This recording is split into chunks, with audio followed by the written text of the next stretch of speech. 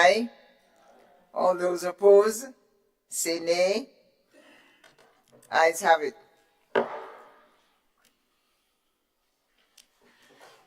Madam President, sorry. Yes, proceed. Madam President, I beg that the minutes of the proceedings of the ceremonial state opening of the second session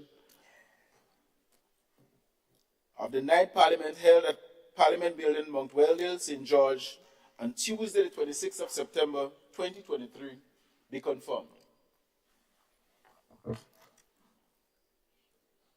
Honorable members, the proposal is that the proceedings of the ceremonial state opening of the second Parliament of the second session of the 11th Parliament, held at Parliament Building here at Mount Weldale, St. George's, on 26th September, Tuesday, 2023, be confirmed. All those in favor say aye. Those opposed say nay. Ayes have it. Minutes are confirmed.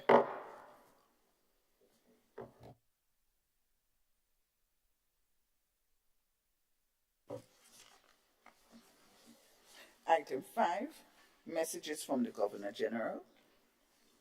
Item 6, announcements by Madam President. Honorable members, I have the pleasure or the duty to report an excuse from Honorable Senator Nolan Cox, who is the Deputy President of the Senate. Due to personal illness, he's unable to attend our sitting this morning. Thank you.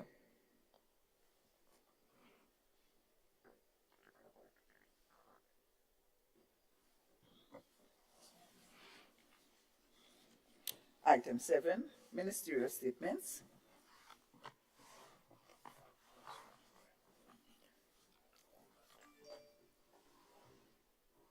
Honorable Senator David Andrew, you have the floor, sir. Thank you, Madam President. I bid you gracious good morning, and to all the staff here at the Parliament Building, colleagues on the other side, and colleagues here, and Grenadian citizens and persons of interest viewing at home and abroad. Good morning to you. I stand to give a brief report on essentially one matter of particular interest, I know, to the Grenadian public and to parents, teachers, and the education system in relation to the fire at the St. Andrew's Anglican Primary School, with a view to giving an update, a status update on where things are. Madam President, before I go much further though, I would like to give a background of that school so we can contextualize the statements I'm going to make, and we can appreciate what that school community has been through within the last 12 to 14 months. Sometime last year, in 2022, around September, October, the Anglican Primary School moved to its new, brand new, temporary location at Progress Park. The facilities did cost in excess of $5 million to have it built. I remember visiting initially after they moved in, and even some of the fans that were, the ceiling fans that were put, I indicated to the project manager and the ministry's team that we had to double some of those fans because the heat was extremely great in that area. Notwithstanding that, they moved in, and within the year, I want to report that this Anglican school has suffered significant numbers of break-ins and vandalism. Almost 9 of them within the period. Some less severe than others. Some like breaking the kitchen to steal food. But the school suffered at least 9 break-ins within that period. And within the last term, about 4. since September. About 4 break-ins.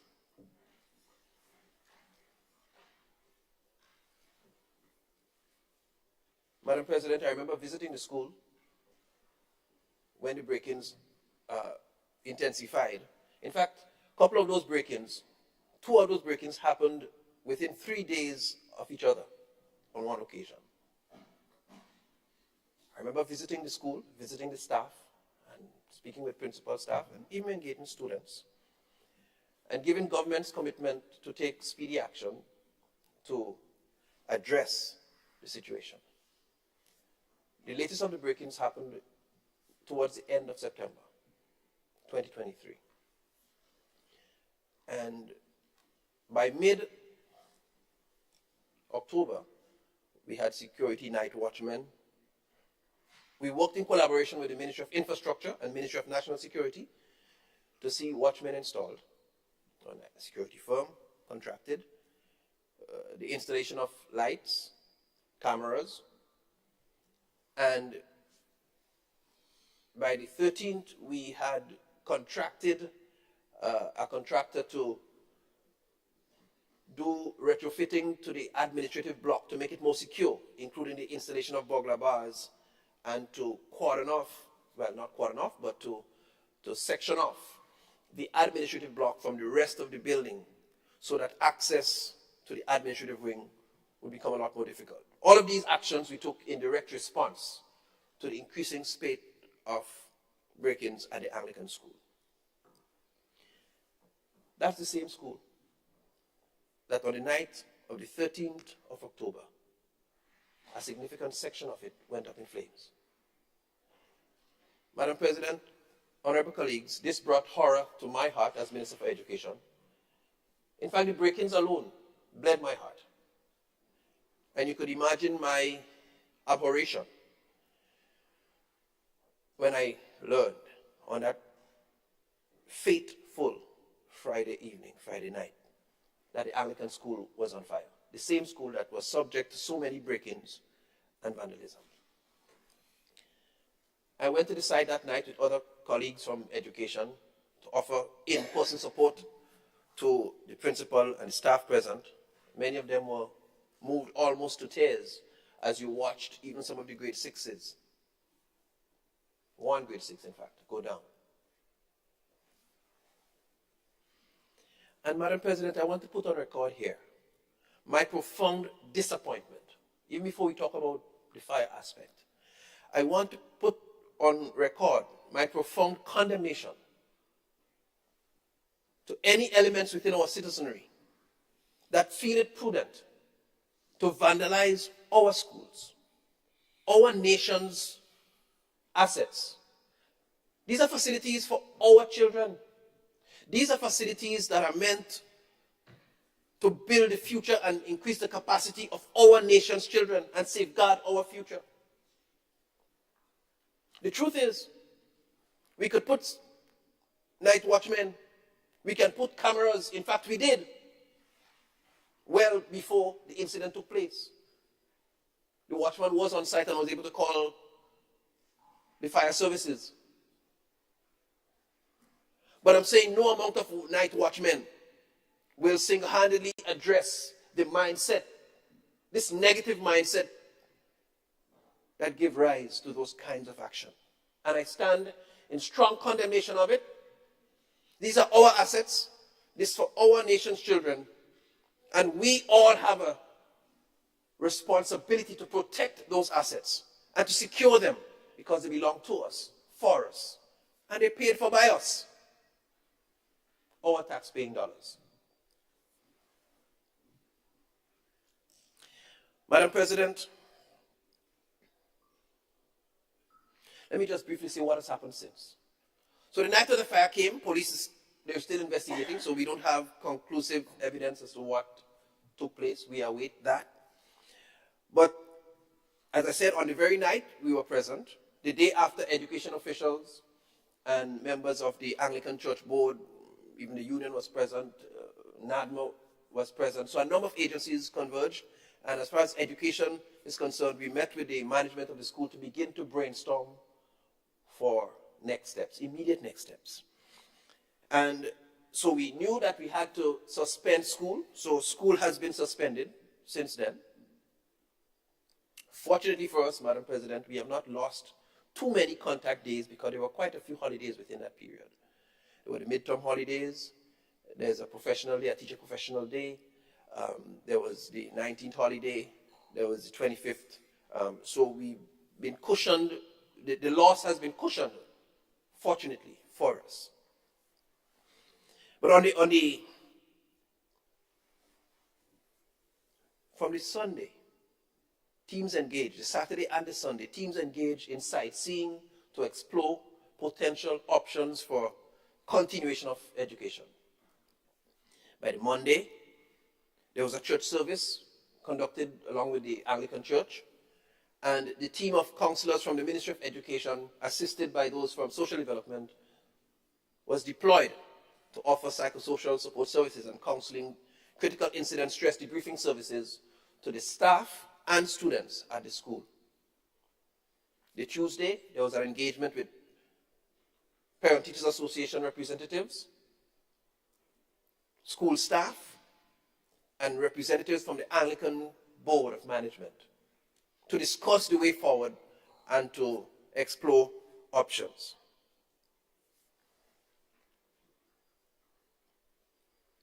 Let me just share with you, Madam President, a little bit of the extent of the damage. So on that fateful day, Madam President, fire destroyed the largest of the 3 temporary structures housing the St. Andrew's Anglican Primary School at Progress Park, the largest of the 3. The 100 by 25 square feet building comprised of 9 classrooms, including 1 grade 6 class, which served as a learning space for 161 students. So 161 students were displaced of the school's 372 population. This building that was gutted was built, we are told, by infrastructure and the engineers, that it came at a cost of over $800,000 when it was constructed prior. The buildings that were not destroyed, the second largest building, the whole facing of it has been damaged and will need to be repaired. Cameras gone, lighting gone, all of the facing of that building has been damaged significantly and will need to be repaired. There was one building, the smallest of the 3 buildings, which housed 4 classrooms, remained untouched or without damage. Madam President, after much consultation with all stakeholders, principal, staff, and collaboration with education officials, and a cabinet approved the relocation of the Anglican school to the Telescope Resource Center. Now let me just talk a little bit about the Telescope Resource Center. The Telescope Resource Center was a center that the Caribbean Development Bank had approved as a suitable location for that very school prior to the construction of the temporary facilities at Progress Park. So CDB had approved it as a suitable location, but for whatever the reasons in the minds of the authorities then, the former administration, it was not considered. Probably there were other ideas had for the facilities. And so we are happy to give consideration to it in this time of crisis when we have very limited options. We are happy to revert to a facility that the CDB has approved, that we have looked at as ministry officials, that the engineers from infrastructure have looked at, and we agree it is a suitable. There are 9 spaces and a huge space that can be partitioned into an additional 4 class spaces. And so, Madam President, the plan is to relocate the school. At present, the school, the multipurpose, not multipurpose, the resource center at Telescope can house up to 75% of the school population with immediate retrofitting and dividing of the areas available, and we'd have to make accommodation for the other 25. The plan is, Madam President, to have the one building that was not damaged relocated to the multipurpose, to the compound of the multipurpose center, and that we believe will be able to house all the students. The engineers have already looked, they've assessed the site, and they gave us good word that it's feasible, it's possible, and all of these options, I have good news to bear. One, they reduce, because of paramount importance to us, Madam President, is reducing the loss of instructional time. In this matter, there are no easy fixes, but the priority for us in education is to ensure that we reduce the loss of instructional time. We want to reduce to as short a period of time as possible the delay in re-engaging the teaching learning process. And so we are confident that that option is cost effective, because we understand that the retrofitting of the center, the moving of the resource center, yes, the moving of the building from Progress Park to Telescope on the same facility, and the installation of air-conditioned machines, the construction of that building, and all of that will take place in a shorter period of time and at a cost of roughly $200,000. Now, if we go to consider reconstructing on the temporary site, the estimate is approximately $1.5 million. So we are confident that this strategy will see us in the shortest period of time get all the students back in class. Let me go further to say there is an interim plan which is to have, as of Monday 30th,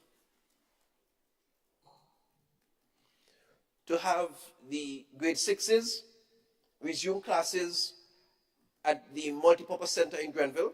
There are 2 outfitted classrooms there available, and so as a temporary interim measure before we transfer the school, do the retrofitting within the next couple of weeks. And I can't give you an immediate time frame because we have not engaged a contractor officially, because we only got the approval in cabinet after doing all the analysis this week. So in the interim, the grade 6s will be at the multipurpose center in Grenville, and the grades 4 and 5 will be housed at the pavilion at the park. Well, that was one of the options that came up in consultation with the teachers, but we know that cannot be a long-term solution, because the park is a place that is frequently used, and there's going to be increasing sporting activities, and when the stadium gets repaired and the Carifta Games coming next year, it's not a feasible option to keep it there in any long-term viewpoint. And so they're going to be housed there. The other students, unfortunately, we will not be able to house them physically at the moment. We hope that whatever facilities we can use to engage them online can continue, while we admit that there will be challenges there, but we look towards minimizing the time that they spend at home without contact, and we are going to engage this plan. Now, let me say that other options were considered, Madam President, including reconstructing on the same site. That's going to be more costly, it's going to take more time, and it leaves us with many persons to face the trauma of going back there. There were persons that we engaged, teachers and individuals on the school plant, when they walked onto the site after, they still shake.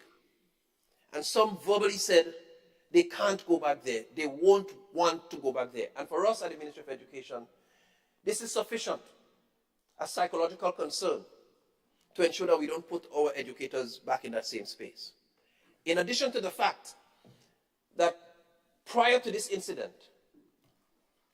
that location, in fact, from my visits with the school community, They complained about the heat. They complained that the water was hot. They complained about the susceptibility to flooding. They complained about, of course, the security issues because it's an area that's popularly frequented, given the nature of sports and stuff in the area. All of these concerns will be alleviated with the relocation plan. And so, Madam President, I want to reassure every parent, every guardian, every educator. Thank you, Madam President. I just beg for 1 minute to wrap, with your permission.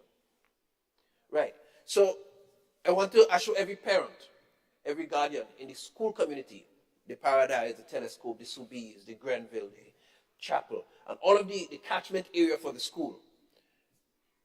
Even this evening, we have a meeting planned to engage the parents because the single most important concern is our children and making sure that in the shortest possible space of time, they re-engage the teaching learning process. We will continue at the Ministry of Education to make the decisions that we believe are in the best interest of our nation's children, however tough, however difficult.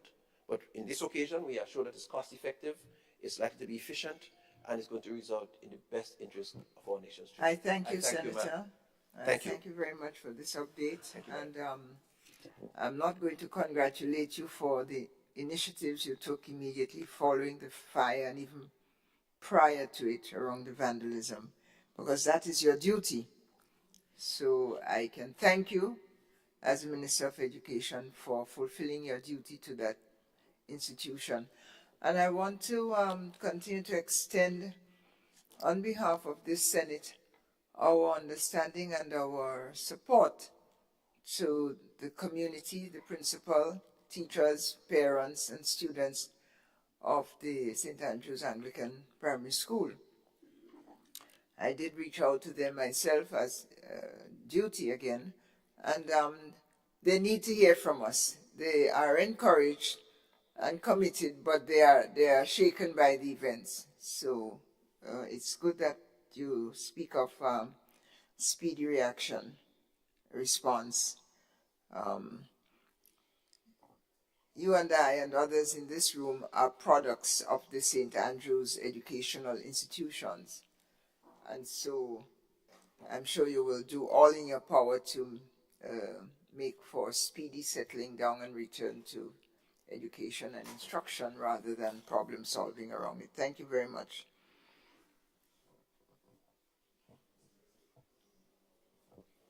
Senator Sinclair. Thank you, Madam President. Greetings, welcome. Yes, and yes, I was a little bit late this morning, and I had to stop off and check an important project, which we'll give some update on to the nation soon. And good morning to the rest of the members, colleagues in this honorable house, and morning to, of course, on the outside following this important event.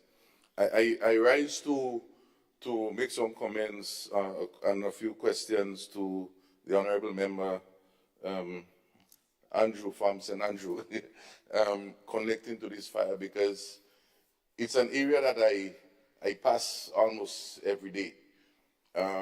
So it means a lot. I mean, I have friends who taught there, different ways, students, parents, etc. But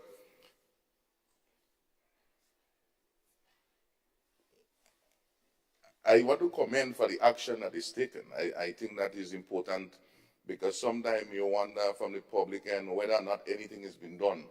And I think this report may be late in coming in terms of the amount of details. Of course, I guess some of it, as the members say, would have wrapped up in the sitting of the cabinet a few days ago. But this serial vandalism, to me, I think that more could have been done earlier. Bearing in mind once, twice, if it happened to our homes, we would take some more swift action. I was happy to hear that security was put in, but that happened after about 6 or 7 or 8. You know, we have a police force which is very quick and could understand the patterns of behavior and so on. And I thought that we shouldn't get to that point. It's very sad that we get to this point, but it shows again what our society is made of. Arson is the biggest, the largest crime that anyone can commit, even more than drugs and guns. And when you have that taking place, if it was arson, I don't know, because we have no other conclusion yet. Hopefully not. But the fact there were break-ins and vandalism, I mean that it's highly possible that that would have happened. And I commend the team that would have taken those actions. I think it's a very good action because the issue of flooding has always been a concern for me since this building was even established there. That was my main concern. The issue of traffic, you know, is also a concern. And so my follow-up question for some more clarity, Madam President, is one in the relocation process. I know, for example, there will be added transport in the case of some persons coming down from the Paradise Lafayette side to go into Telescope. How that would be organized, because that would be an added cost for the parents. Of course, sometimes you have to have sacrifice. And of course, in the interim, since then, have we beefed up security to protect what is left? Because if you look at probabilities, we need to ensure that there is continued security to secure what is left, such that, as the minister mentioned, which is good, said it a colleague, that we're going to relocate some of this and add it to that secure compound in Telescope. I think it will be good for Telescope, now that you have two primary school and a secondary school also in interim. It beefs up the whole morale and other opportunities, I think, in that community. So I really wanted to comment on this because it's a matter that is dear to me, even if I didn't go to that school as a primary, because I pass there every day. And I know the troubles that the parents and teachers have been going through for the last maybe 15 years, 20 years, since the school got burnt. Burnt also. Again, there was a burning. I think that is why the Anglican school originally had to build that annex outside of Grenville and then relocate now. So there seems to be something. And it tells us maybe more from a Ministry of Education and from a national security standpoint, what do we do as a nation to secure our valuable assets? And maybe I think that is the bigger picture we need to look at. Thank you. Thank you, Senator Sinclair. Senator Andre Lewis. Did I miss over here? There's some big heads in this room, and I think they stand in the way of the microphone.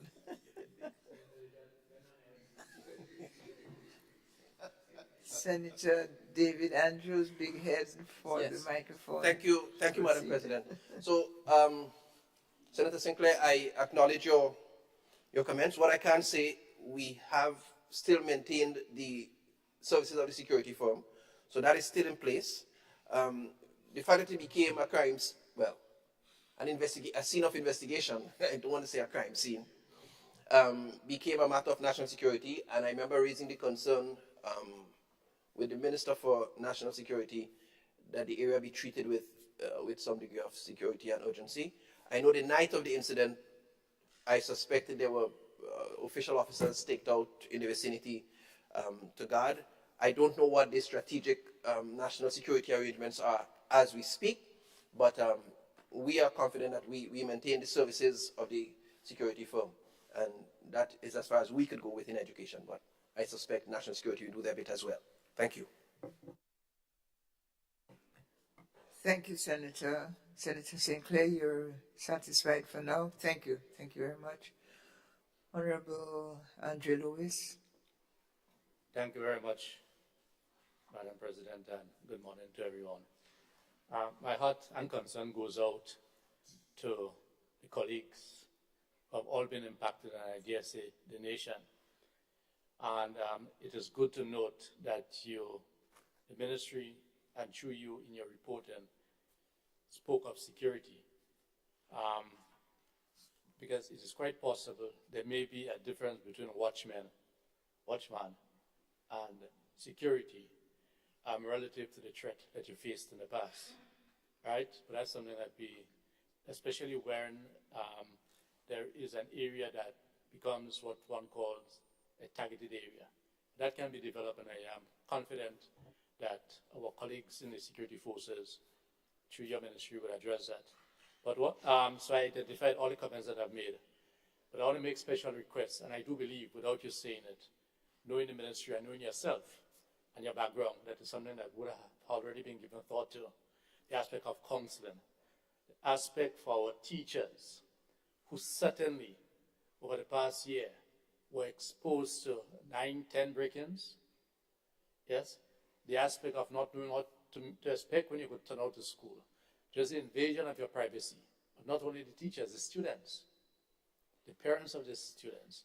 So it will be necessary, and without you saying, I would expect that to have been done, to have engagement with the necessary stakeholders, to offer the counseling that will be required,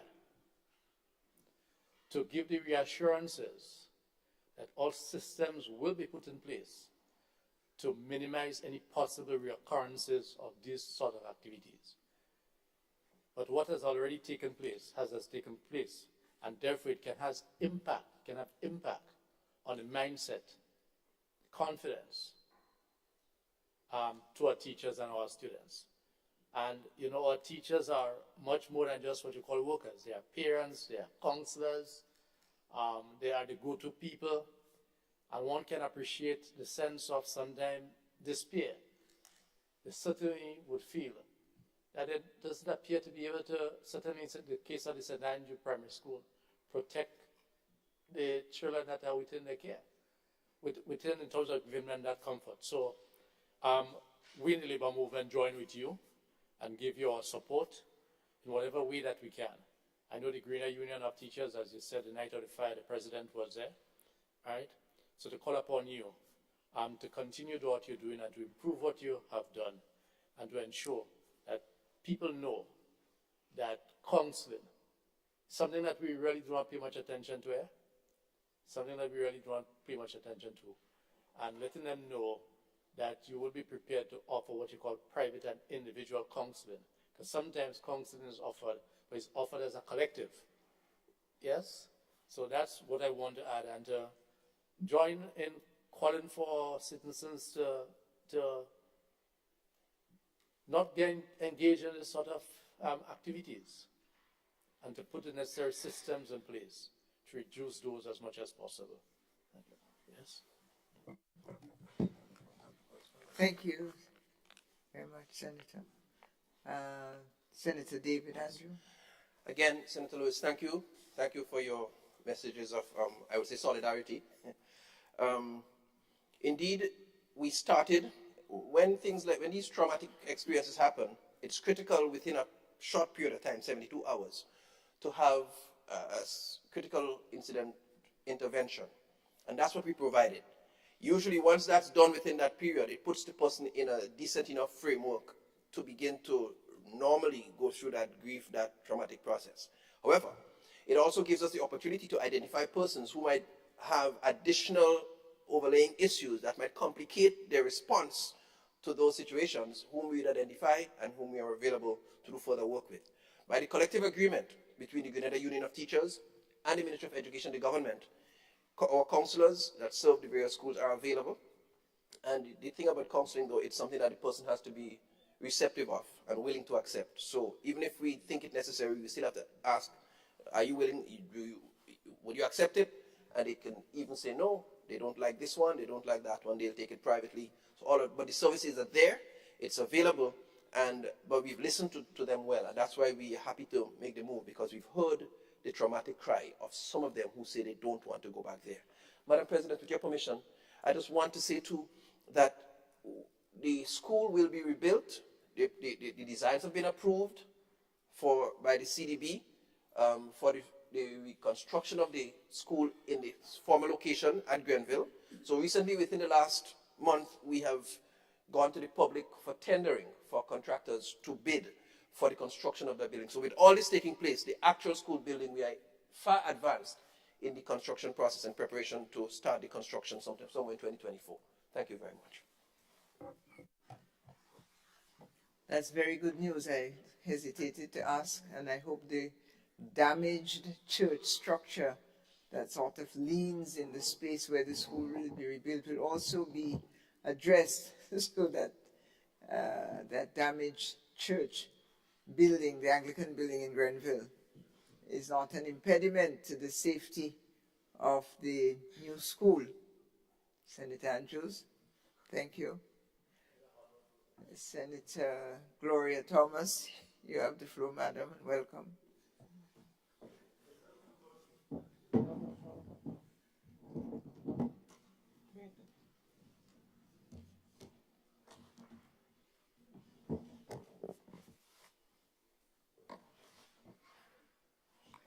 Thank you, Madam President. I rise to present this ministerial statement to this honorable House. Pleasant good morning to everyone, and pleasant good morning to the viewing audience. Madam President, this update is on some of the achievements of the Ministry of Social and Community Development, Housing and Gender Affairs. Having responsibility for social development and gender affairs, my presentation will focus mainly in these two areas. Madam President, I take this opportunity to speak on the parenting program. Our parenting program continues. The education and sensitization program through the delivery of prenatal sessions to pregnant parents have been well received over the past months. To date, 90 pregnant mothers participated in the program in the various locations: Carriacou, Mount Carmel, Woburn, Guave, St. David's Medical Station, and St. George's Medical Station. Currently, officers are in the field delivering another program cycle.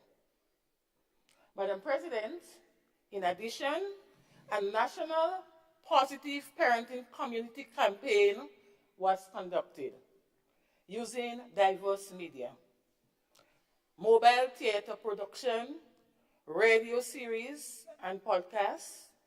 The campaign was a community development initiative that promoted positive, gender-responsive parenting messages for parents and guardians in social media, including audio and visual. Madam President, we recognize that popular theater has been very effective in getting the messages to parents and the public in general. And so we are in the process of going nationwide with popular theater to promote awareness along with our traditional small group sessions, which encourages interaction.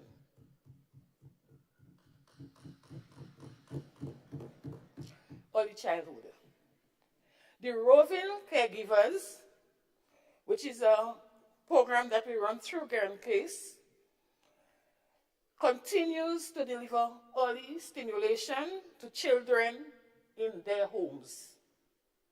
Madam President, the program offers stimulation to children ranging from 0 to 3 years to families in the comfort of their home.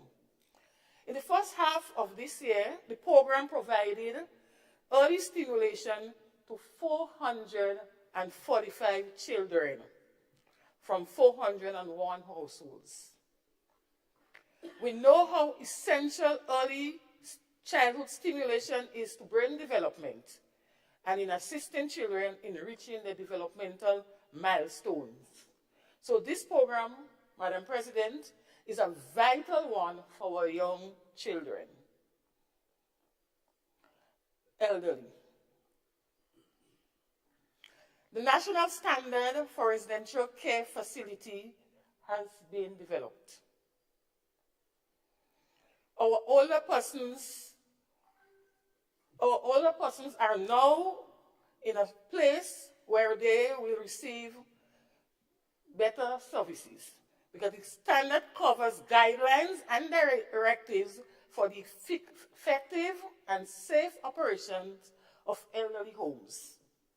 Madam President, the following areas are covered in the standards: general registration, inspection and licensing, health and well-being, the provision of effective services, responsive workforce requirements, the provision of safe services, pandemic response, leadership, governance, accountability and compliance, use of information, monitoring and evaluation.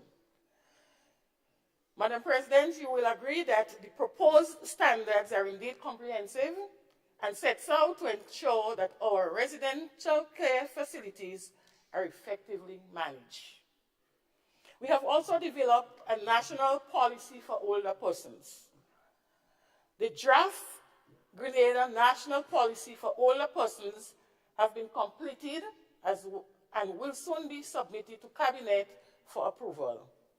The key policy areas that are a major focus in the document are health and well-being, food and nutrition security, transportation, housing and physical environment, welfare and social security, economic security, recreation and social inclusion, disaster preparedness, legal protection, research and data sharing, legislative framework, and institutional capacity. One will agree that this policy will certainly assist in improving the quality of life for older citizens. Geriatric program.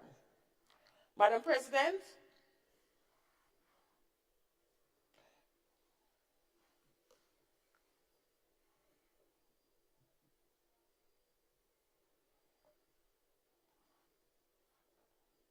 get back my pic, sorry. Geriatric program. Through the management of GrenSave, we have in place a geriatric program, and the elder receive services at their homes, which look after their daily living and their general care. Also, there is a small geriatric program that is administered through the Ministry of Social Development, but this is only selected parishes. And that was based on the needs identified. Psychosocial support. During the month of October, we observe Mental Health Awareness Day. A number of initiatives were undertaken to create greater awareness among the populace of the importance of good mental health, as this is becoming a concern, an increasing concern in today's society. During this month, a billboard on mental health was erected at the Grenville bus terminus as a permanent reminder to everyone traversing that area that mental health matters. The number of persons that are requesting psychosocial services continues to rise. The reality highlights the need for national interventions that promote positive decision-making, mental health support practices, and the need to strengthen our coping mechanisms. Standard operating procedures for gender-based violence. The main objective of the Standard Operating Procedures, SOP, is to facilitate a more coordinated approach to addressing gender-based violence between the health, social, justice, and the police sectors by providing service delivery guidelines for each of these essential services. Madam President, training was conducted to these related sectors over the last 2 or 3 months, and now these key players have a better understanding of their roles and responsibilities. We've been involved also in family law. We have the Child Protection Reform under Spotlight as well, the Maintenance Act for Children, Status of Children Bill, marriage, Special License Amendment Regulations, sexual offense reform, and the list goes on with the number of legislation and adjustments that we've been making over the last few months in the interest of better governance. We also had the victim rights legislation being addressed, family law, non-marital union reform, and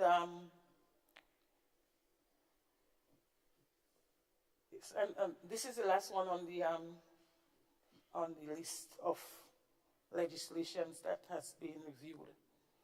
We have seen, Madam President, the seed recertification process has been completed. This process was conducted to facilitate the reapplication of the assessment tool to determine eligibility. If the beneficiary household living condition improved and surpassed the threshold, the household graduated out of the program. On the other hand, if the household living condition remains the same or regress, then the family was deemed eligible to remain on the program until the socioeconomic condition improves. This graduation process created the fiscal space for the inclusion of new beneficiaries. In addition to the recertification, a program audit is currently being conducted to determine the existing gaps and make recommendations for further program improvements. This very important process is conducted by the Audit Department in the Ministry of Finance. The Audit Department is an independent unit that has no direct working relations with the SEED program, which therefore facilitates an objective and transparent review process. The development of the Grenada Living Condition Index. The SEED program, through the technical assistance from the World Bank, has begun the development of a new assessment tool. The Grenada Living Condition Index is being redeveloped to reflect the current socioeconomic landscape, which result in more accurate household assessments. The GLCI, by design, is a scientific assessment tool that objectively assesses households based on several indicators. This process significantly reduces the need for subjective human judgment and human error. A pilot will be conducted during this quarter of this year to inform full implementation in 2024. Madam President, the SEED benefit card. In 2024, beneficiaries will receive a benefit card which will enable them to receive benefits via the banking system. Our initial plan was to have this card issued by the end of this year, but the bank was undertaking an acquisition of the First Caribbean Bank and so requested some more time as the human resource was a bit stretched in dealing with the major undertaking. So at one point in time, they just had to place the beneficiary card on hold to go ahead with other engagements. So that is why the card is not being rolled out this year as promised. Madam President, we saw the need to improve the current payment mechanism, which leads to long lines and have limited alternative options. This card will enable beneficiaries to receive cash transfer directly to their bank account. The card will also include features for doing shopping at the various points of sale. ATM withdrawals and deposits are also included. SEED beneficiaries to date, 5,246 individuals. We have 7,483 households, elderly households. We deceased persons who had to be removed, 278. Students who graduated from school, 540. School dropouts, 82. Persons migrated, 120. Internal migration, 38. Institutionalized persons, 3. Miscellaneous, 45. Madam President, the number of persons who exited the program by constituency are as follows. St. Andrews Northwest, 139. St. Andrews Southeast, 109. St. Andrews Southwest, 77. St. Andrews Northwest, 91. St. Patrick's East, 77. St. Patrick's West, 53. St. David's, 105. St. George's Northeast, 68. St. George's Southeast, 62. St. George's South, 67. Town of St. George, 32. St. John's, 95. St. Mark's, 63. Madam President, a total of 607 households were added to the SEED program from June 23rd to July 28th, 2003. 499 were new households, while 108 were reinstated households. Money spent on the program for the first half of this year, $9,281,700. Our priorities for 2004, full implementation of SEED new targeting tools, implementation of tools, benefit card, continue the development of SEED empowerment framework, conduct training and public sensitization on the amendment of the Child Maintenance Act, conduct training and public sensitization on the Child Maintenance Act, just to say that. Formulation of a licensing authority for homes for the elderly, development of a child care policy and action plan, implementation of the probation policy and procedural manual, implementation of a gender-responsive masculinity program, implementation of a revised gender equity policy and action plan, establishment and operationalization of the National Gender Equality Commission.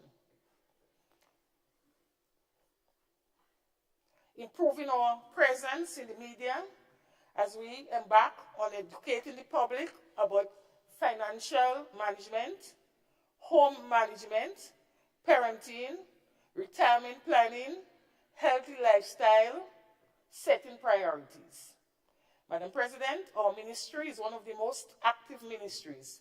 We continue to serve a very diverse clientele. We pledge to continue to provide services to meet the needs to the best of our ability. And so we continue to serve. Thank you. I thank the Senator, Ministry of Social Development, Gender Affairs. Thank you for the update. Some rather interesting statistic on the SEED program. And one other observation from my part, that you say that your ministry is in receipt of an increased number of requests for mental health interventions. I saw the Minister of Health, who is seated next to you, listening intently. He's familiar, I'm sure, with these realities. But on my end, I find it quite interesting to hear that. I don't know what occasions it. If there are more mental health incidents or more mental health awareness and awareness that help is available. So I think you could tease that out more for us and give us more of the good news that might be embedded in it. It is the month of October, so perhaps that is a factor as well. But Thank you for the update. And I don't know if it's my place to say so, but I think these things are published, gazetted. But I think we may be able to go beyond and make sure that they reside more in the public domain. Even the report from Senator Andrew about what the school has been doing. I'm a citizen in the parish, and I'm concerned, what is the solution? And if you go to the resource center in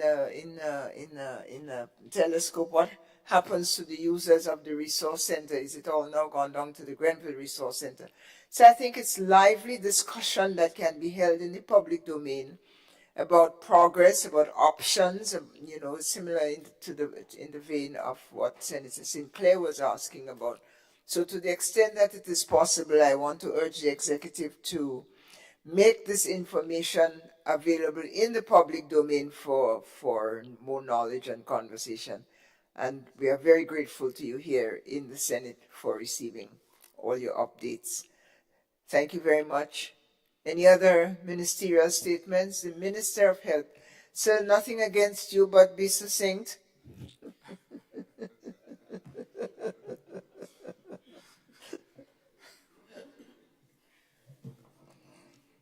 Thank you, Senator.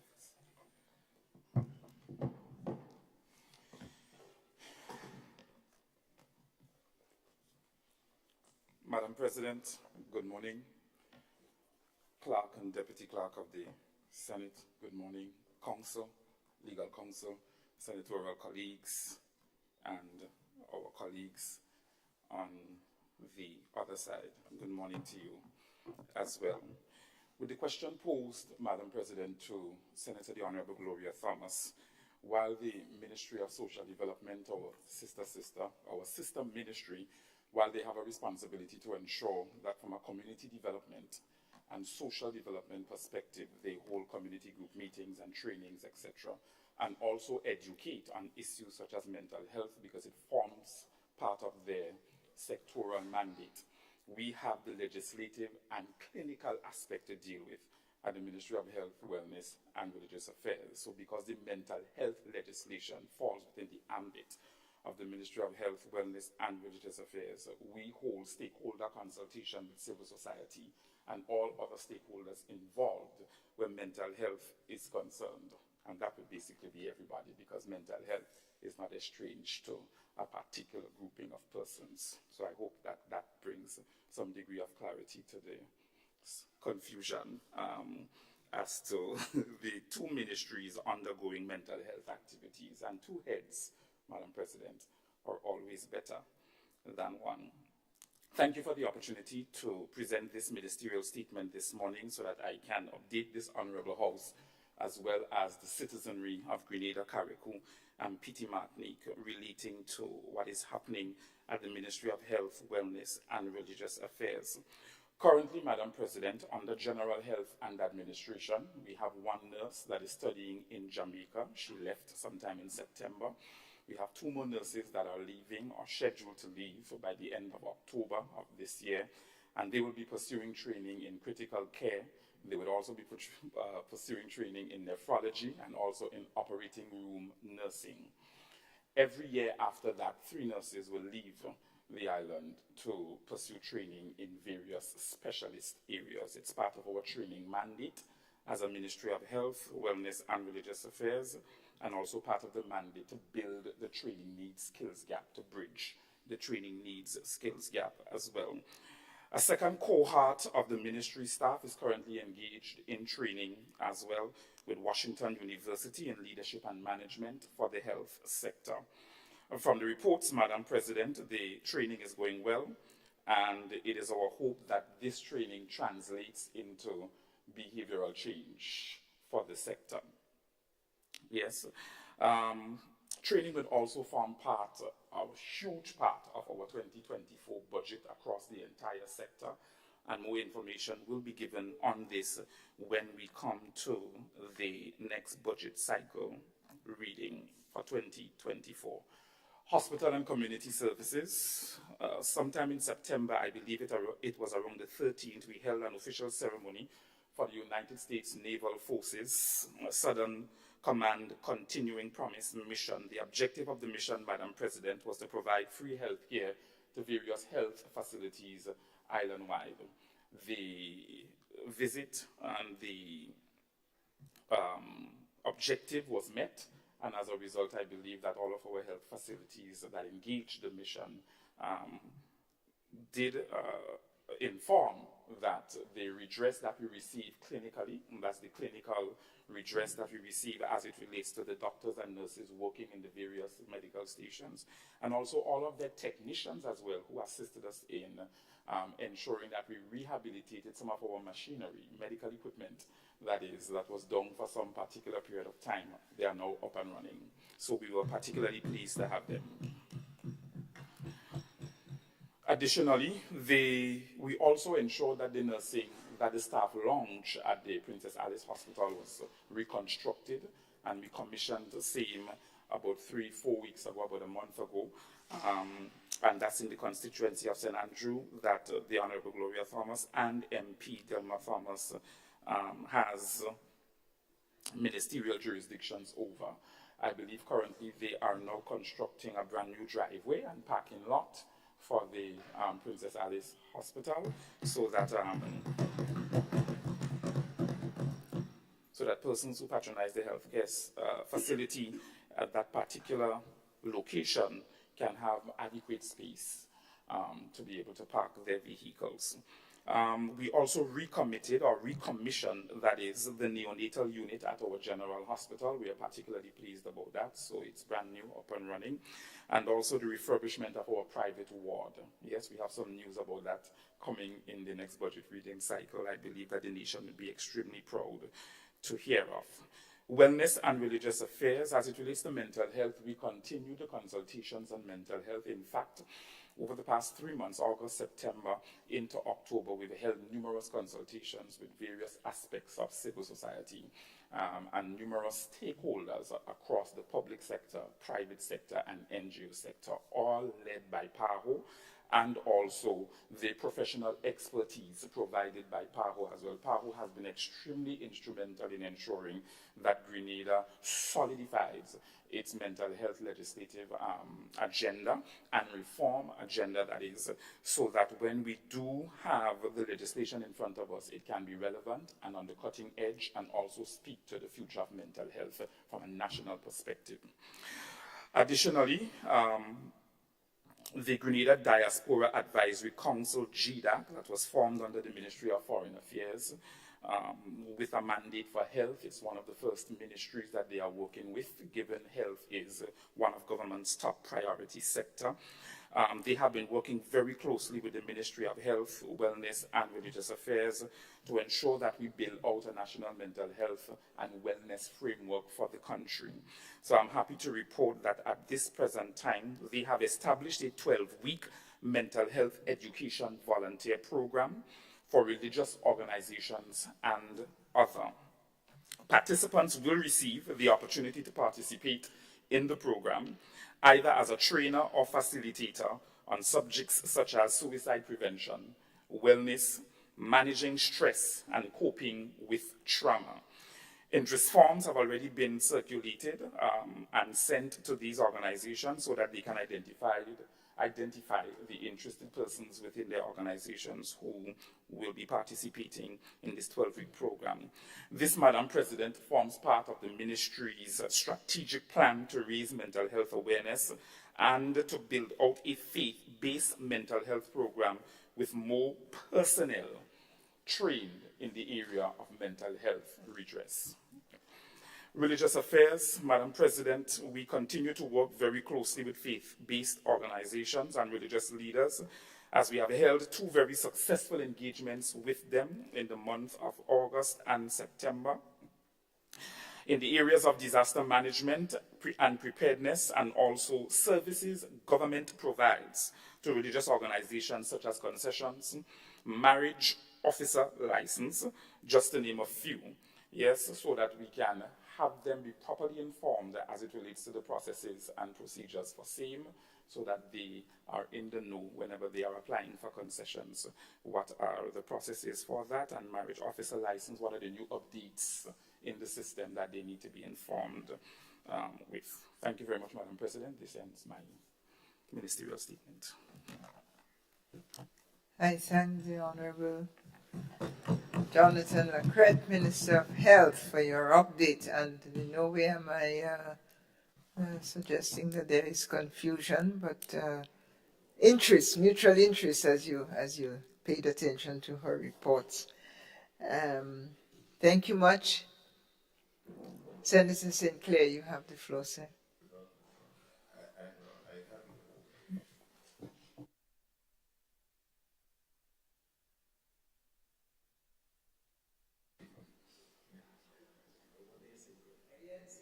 St. Clair, having been conceded.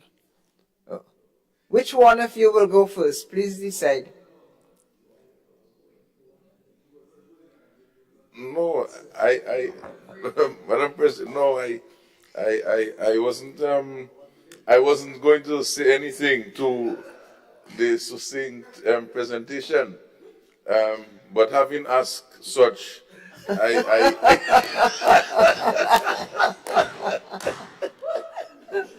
Observations well, notwithstanding. sometimes let sleeping dogs lie, but no, but what I want to say that from a general statement that it's good to be getting this type of reports. That is what I was going through my head as I listened to Senator Lacrette, that this information, we need to be bringing it out, and we need the public to understand that, because some of this information that we hear in there, you're not hearing it on the news, you're not even getting it from GIS, you're not even getting it in WhatsApp, you're not even seeing it on Facebook.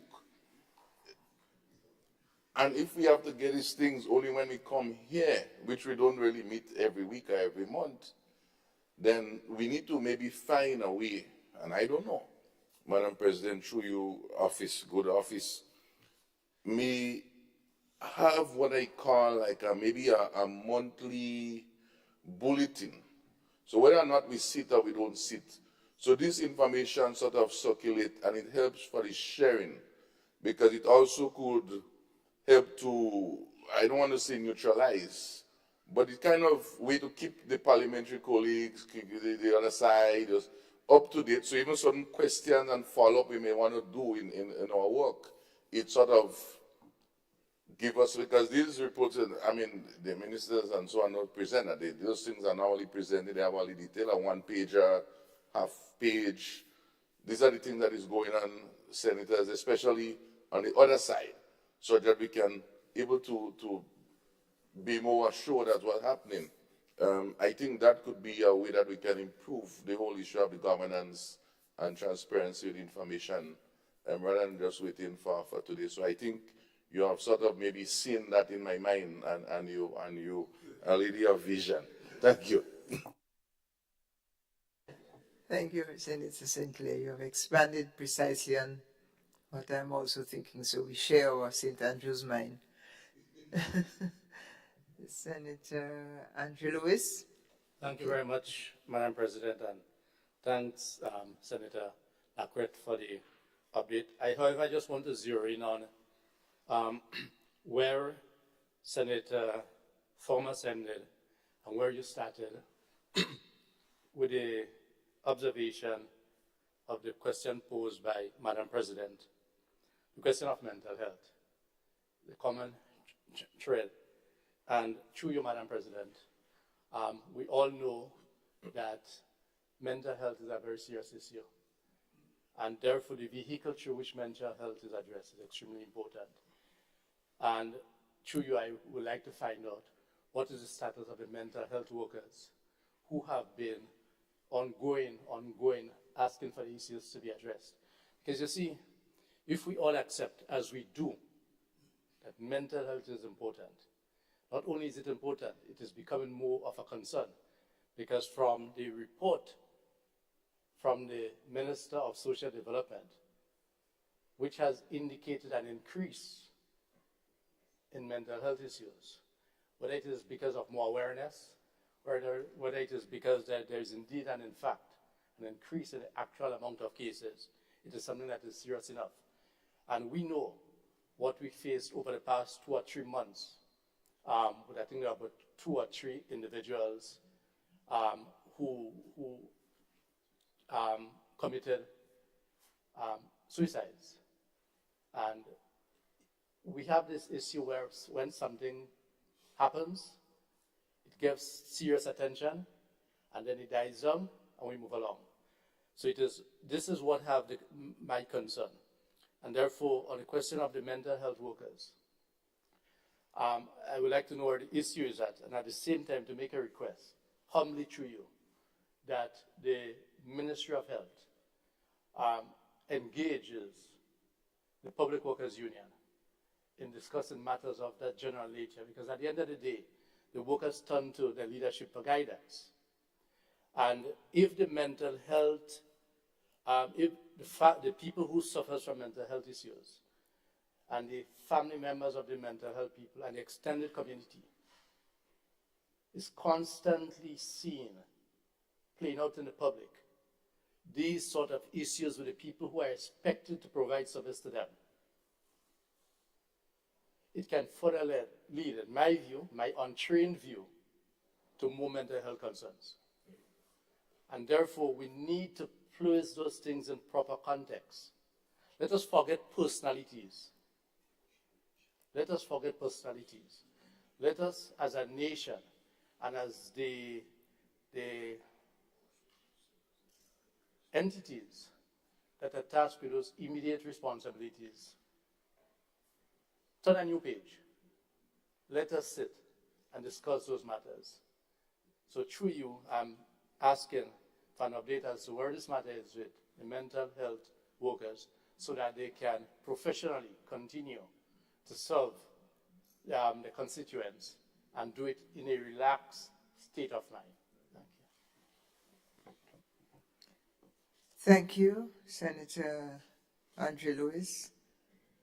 The distinguished Minister of Health, Senator Lacrette. Madam President, through you to Senator Sinclair, and this is on the lighter side. I don't know if the senator is still operating with a black and white television, but we now have Panasonic, we have TLC, we now have Samsung, and they all touch screen. And once hooked up properly, you will get the local news on every front. Yes, once hooked up properly. But I believe that everything that I spoke of that we did for the past 3 months and is continuing to do, we have it on our social media page, Ministry of Health, Wellness and Religious Affairs, and also GIS captured all of the events, that is the consultations that took place over the past 2 to 3 months with mental health and PAHO and the visiting consultants, etc. And everything that we do is always captured on our social media page, as well as GIS and or MTV and GBN as well. As it relates to the mental health workers, I want to state unequivocally, Madam President, I do not think at any particular time, myself as the policymaker, my 3 permanent secretaries, as well as the hospital services administrator, that's Father Mark at the Monge Psychiatric Hospital, has ever given our mental health nurses the notion that we don't care. Unequivocally, at no given time, have we ever given them the notion that we don't care. And the union and the Ministry of Health has always had an excellent negotiating and industry relationship. Always. We've never had that kind of industrial action taken where health is concerned, at least for the past 16, 17 months that I've been in office. In fact, coming into office, we've held numerous discussions amongst many, regarding many issues that workers are facing health and occupational health and safety, and we've come to amicable resolutions. So I was absolutely flummoxed, Madam President, when the first action of the union was a strike action. Nevertheless, the union wrote sometime last week informing us that the strike has been suspended temporarily and requested a meeting with the Ministry of Health, Wellness and Religious Affairs. That meeting took place last week, Friday, and everything has been resolved. We have said to our mental health nurses that everything that they requested is in the 2024 budget, and they will be properly taken care of, Madam President, thereafter. And lastly, Grenada shifts moves to St. Patrick East and West this afternoon. The Honourable MPs, both Cornwall and Andal, will be there, and also the St. George's caretakers / MPs as well. The torch will be passed to them, because on November 12th, 2023, the St. George's Grenada shift will take place. And on that day as well, I believe I will have 20 of my ministerial colleagues from across the entire Caribbean, from Turks and Caicos to BVI, Ministers of Health here on island, partaking also in the Grenada shift event for the final shift for the year 2023. So for those of you who are in the St. Patrick East and West area this afternoon at 4:30, we are going to be in St. Patrick, and we are going to be engaging in physical exercise for our mental health and well-being.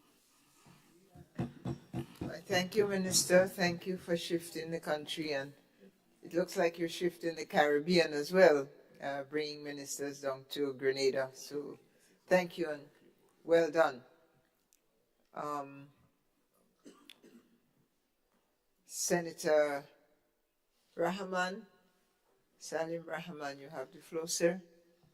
Pleasant good morning to you, Madam President and colleagues, and those listening at home and abroad. Just wanted to ask a clarifying question to Senator Lacrette with regard to the mental health data, as to whether they have the percentages according to gender. What percentage of men and what percentage of women? Because some of the things that affect men are a little bit different from what might affect women. Men traditionally are seen as the provider of the home, and if they don't fulfill that role, oftentimes they come under additional pressures from family, society, even within the home.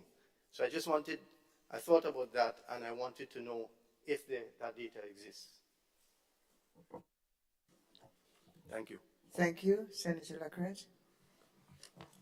Senator, is that current data as it relates to the persons that we now take care of at the psychiatric unit, or general data public? General data within the last year, let's say. Okay, no, Madam President, not at this particular point in time. It's going to form part of the legislation as it relates to what data system do we put in place to capture the persons who have challenges with mental health and wellness. One of the things that we're finding is that not just Grenadians, but Caribbean people, we hide well. And because of the kind of close-knittedness of our communities, we really don't want people to know what we're facing or going through. In our local parlance, water has to be more than flour for us to come forward to say that we need help. So when we came into office and we had a 47% increase in the need for psychosocial, I think I've quoted the statistics numerous times. One of the things that jolted us into the reality that if we don't batten down and clamp down on this mental health issue now, we're going to have a greater problem on our hands in the next 3 to 4 years, because people are still suffering from the effects, the adverse effects of the pandemic. And because we don't talk, we talk about everything else. We mind all other business, but when it comes to our mental health, we do not pay particular attention to it. So when we came into office, we had a 47% increase for the need for psychosocial assistance, especially amongst our male population. And that's boys ranging from 16 to 18 years, men in their 30s, men in their 40s, etc. Especially those men who lost their jobs in the tourism industry. Yes, because those industries took a serious hit as it relates to the pandemic.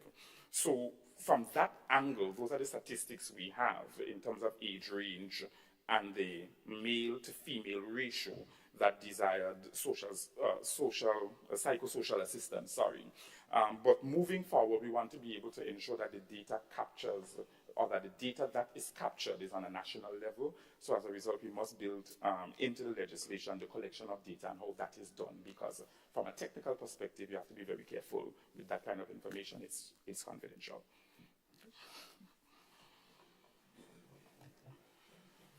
Thank you, Senator Lacrette. Data, such a very valuable category for the effective conduct of public policy and public governance. So thank you for raising that, Senator Rahman. And years ago, as an academician, I focused for Grenada, for good analysis and policy making for Grenada. Our matrix ought to be the composite of region, and I heard some of it this morning, what happens in this parish, this constituency. We must have a regional understanding. We must have a social strata understanding, which takes in class, age. We must understand our reality according to those categories, and of course, gender. Imperative. And so we cannot hope to report adequately as a country on the Sustainable Development Goals if we don't, in fact, have the data managed and understood to shape our reality accordingly. So I thank the Minister of Health for insisting on an expansion of the analytic categories for 2024, and I suspect so perhaps will be the other ministries. Is there a request for the floor? Senator Andre Lewis, you have requested, you have been granted. Thank you very much, Madam President. I just have a follow-up question based on what I thought I heard from the Minister of Health, Senator Lacrette. As we continue, I say we collectively, to address the challenging issues of mental health, etc., recognize that there's an activity in St. Patrick, East and West, yes, but you went further to say that MPs and caretakers will be addressing, I think, some upcoming issues. For our information, I'm aware, I don't need names, I'm aware of 15 MPs, yes, members of parliament. So for my own information, if I can be assisted with the identification of caretakers from our end here, please, thank you. Caretakers, Senator. Madam President, I said that Grenada ships moves to St. Patrick East and West this afternoon at 4:30 p.m. MP Cornwall and MP Andal will be present because wherever we have the shifts in whichever parish, we will ask the MP, caretaker/minister, yes, that is in office at that particular point in time to be present because we have a symbolic passing of the torch. So wherever the shift is taking place, the torch is passed to the next MP/caretaker or minister that's in government at this particular point in time, so that it symbolizes your parish is next. So that's why all of the St. George's ministers or MP/caretaker, because I am the caretaker for St. George Northwest for the National Democratic Congress, but also Minister for Health. So we will be present to receive because it comes to St. George's on November 12th. Yeah, I hope I've provided. Senator, you are invited. Well, are you not the president? No, can I? No, you see, Trio, see, this is the House of Representatives. This is the Senate. And language is important. And bear with me, my colleague. I am not aware. If there is, please let me know. I know you went further to explain. I'm aware that there are 15 MPs. And so to go further, to indicate that a party, as we speak governance, is putting in place at this present time caretakers, and speaking of caretakers, to address governmental issues, parliamentary issues.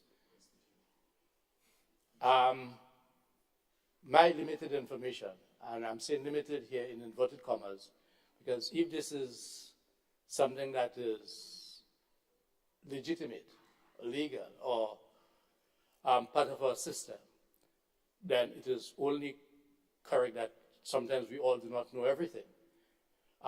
So I will be very much pleased to get, at least in the next sitting, the list of the caretakers. No, I'm serious, so that one can know the list of the caretakers. As the minister has indicated, it's apparent that in some constituencies, if not all, they are caretakers. And I don't know from which side, because when I speak here, I do not speak of party. Yes? So I would like to know the caretakers going forward. Thank you very much.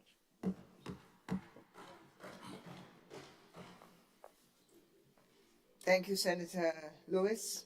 Senator Lacrette, you have requested. Madam President, I would like the Hansard to record and omit my previous statement and to record this new statement. This afternoon, Grenada shifts moves to St. Patrick East and West, and ministers of government will be present to facilitate the mental health and wellness activity that will be taking place in St. Patrick East and West, including the ministers for St. Patrick East and West. Thank you, Senator Lacrette, and I instruct the Hansard recorders to comply with the request for amendment. We continue.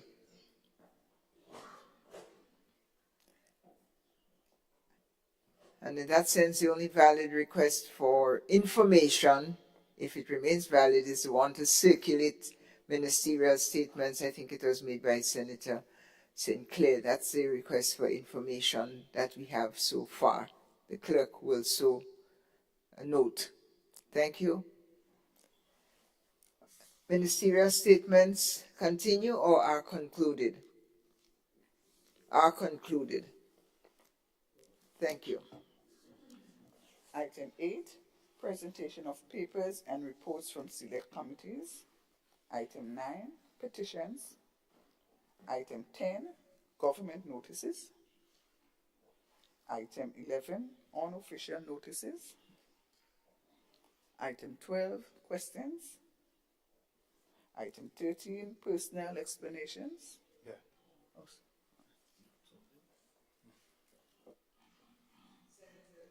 Senator Rahman. Thank you, Madam President. By your leave, I stand to say a few words. As always, I begin in the name of God Almighty, the merciful, the creator of everyone and everything. It is with a heavy heart that I bring to your attention and the members of this honorable house the loss of innocent life on a disturbing scale in the ancient land of Canaan, also known as Palestine and Israel. This October month, the world has witnessed and is still witnessing a disregard for human life. Only yesterday, we attended the ceremony to mark the loss of 24 Cuban lives in Grenada in 1983. And only last Thursday did we attend a memorial service to bring healing to our nation for October events that took place 40 years ago. Madam President, loss of life today is all too common. So far, in this month, 8,116 human beings have been killed. In order of numbers, they include over 6,500 Palestinians in Gaza, at least 1,409 people in Israel, 104 Palestinians in the West Bank, 57 people in Lebanon, 28 medical staff in Gaza, and 24 journalists. Source of these numbers are from Al Jazeera. Madam President, with over 2,000 children killed in Gaza, parents are now writing the names of their children on their children's forearms and their legs, so that if and when their children are killed, the parents can identify their children among the dead. The time to stop the killing is now. As human beings, as part of the human fabric, we say enough. Enough. What is the value of one human life? Is not all human life still sacred? Did we not read somewhere that thou shalt not kill and thou shalt not steal? Have we forgotten that all Abrahamic faiths believe that we have to account for our deeds one day? Madam President, looking forward, I ask for the following three things. I ask our government to do all within their power and influence, within CARICOM and wherever possible, to keep calling for a stop to the ongoing bloodshed, to do whatever you can at the level of the UN and other areas of diplomacy to save lives. Madam President, if we can save one life, it is as if we can save the whole of mankind. Hope in peace as opposed to conflict, in life as opposed to death, is a cornerstone of our humanity. It makes us human. 2, I ask for our people of our country, to pay attention to what is going on in your world, to do your research, and to strive to be in the know, and to strive to be an agent for all that is just. Not because we are a small island and limited in numbers, we can't make a difference. No longer do we sit in distant corners of the world, only as observers. And finally, with your permission, Madam President, I ask in this House that we stand for a minute of silence for those who have been killed and for those who are being killed, beginning now.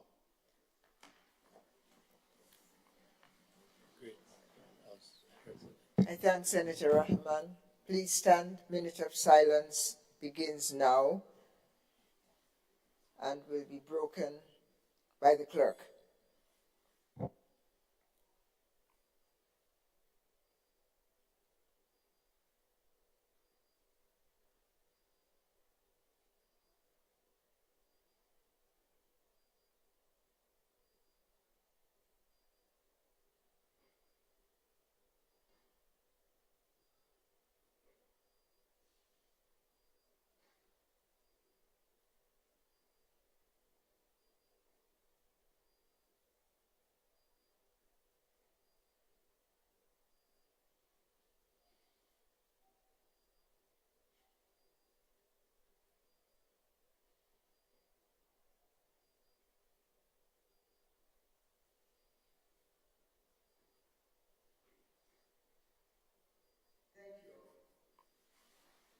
Thank you.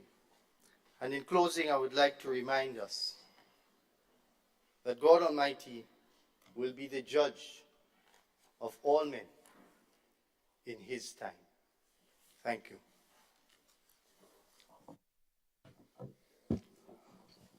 Thank you, Senator Rahman. Thank you. Intensely. Senator Andre Lewis, you have the floor. Thank you, Madam President. I just wish to consciously associate myself with the sentiment, strong sentiment raised here by my brother. Yes. And just for the record's sake, just to place on the record that yesterday also, we gathered at the Center Cemetery to pay commemoration and homage to the Huey Grenadians, combatants and soldiers who lost their life defending homeland Grenada during the American invasion. Just wanted to place that on record because my brother mentioned they paid up tributes to the Americans. I just thought it was necessary to record that we did lose brave men and women defending our homeland from the very set powers that are aiding and abetting what is taking place in Palestine.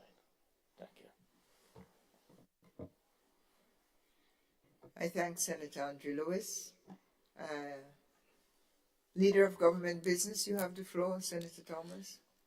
Madam President, I also stand to endorse the statement made by Senator Salim Rahman.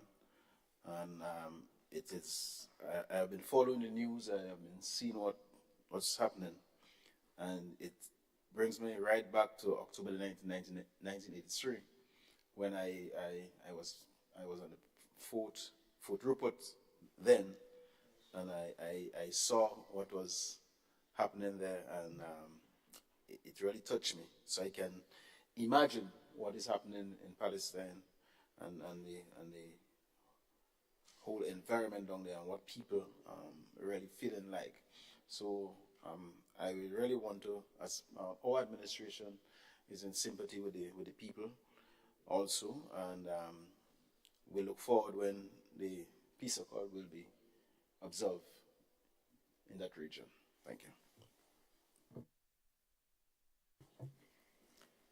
I thank the Leader of Government Business in the Senate, Senator Thomas. Other statements? Thank you. Item 14, motions. Leader of Government Business in the Senate. Thank you, Madam President. Whereas debate and the gracious address delivered by the Governor General on the occasion of the ceremonial state opening of the second session of the 11th Parliament on Tuesday, the 26th of September 2023, was deferred to a date to be announced, be it resolved that the said address be now debated by the Senate.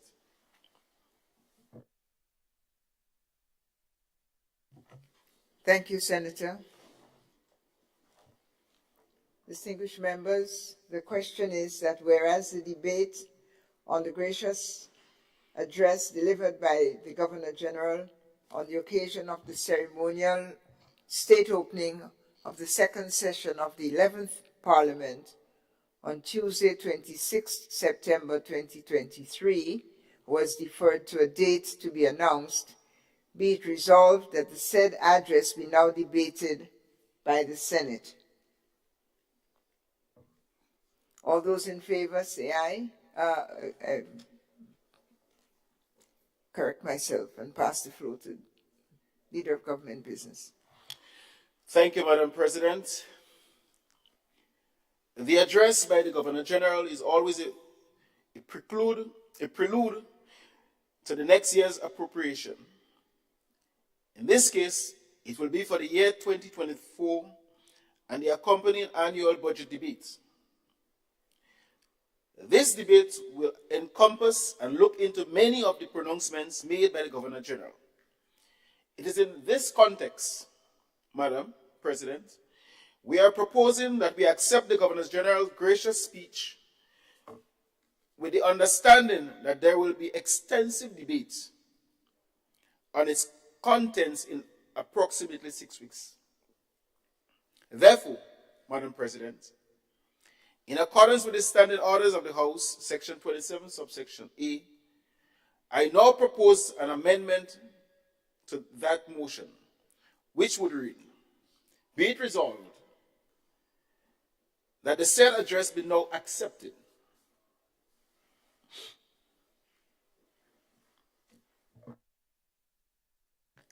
Thank you, Senator Thomas.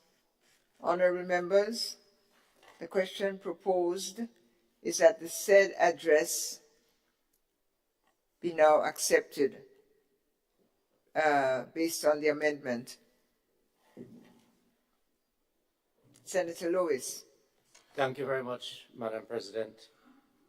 And I'm seeking the blessing of my colleagues on the other side, given the fact that we are not too far away from the budget, and the fact that the Gigi's short speech were only delivered in September, that we seek to do a deferral so as to allow, if we need to do further examination, rather than just accepting, which may prevent a further debate on the presentation.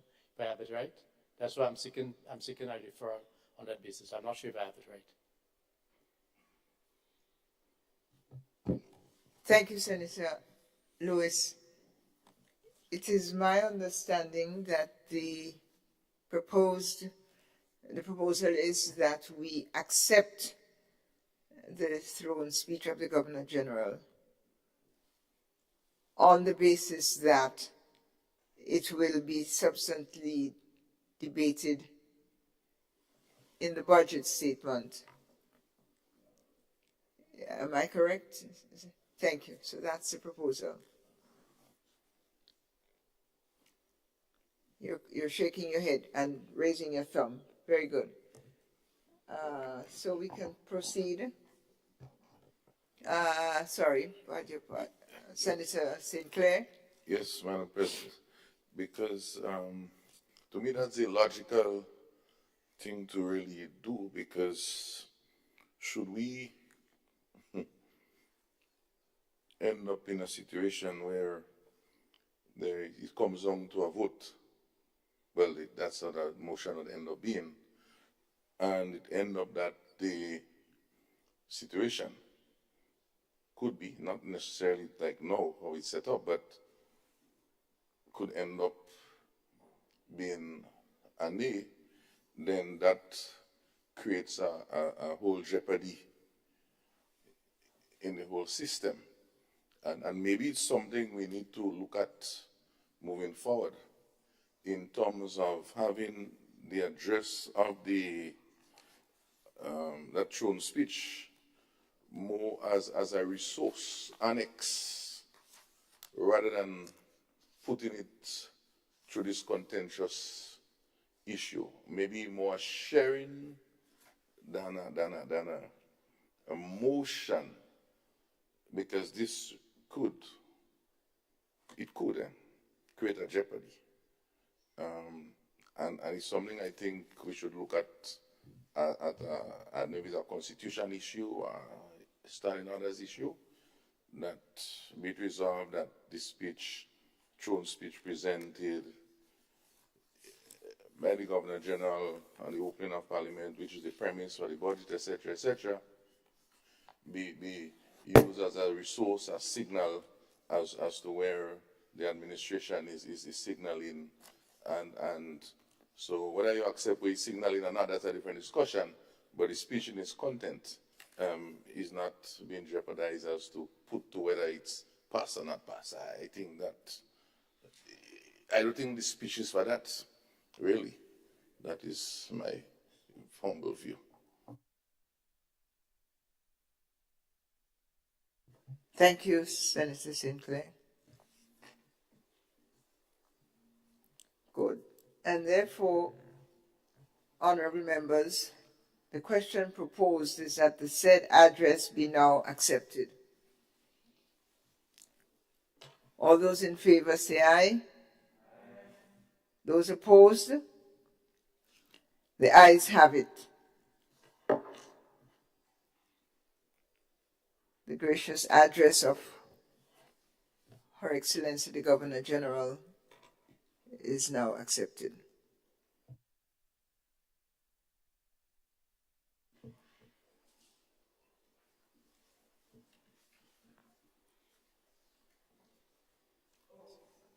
Sorry, thank you. Honorable Leader of Government Business.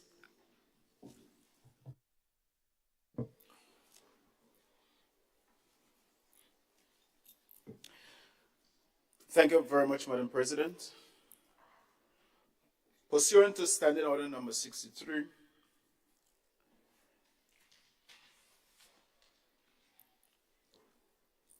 whereas Standing Order number 63, subsection 1A, the Committee of Selection of the Senate revised standing orders provides for the appointment of a committee to consist of the President as chairman and 2 other senators to be known as the Committee of Selection.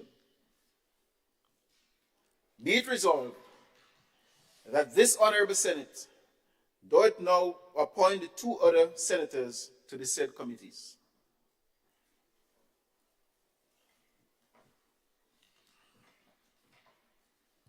Thank you, Senator Adrian Thomas.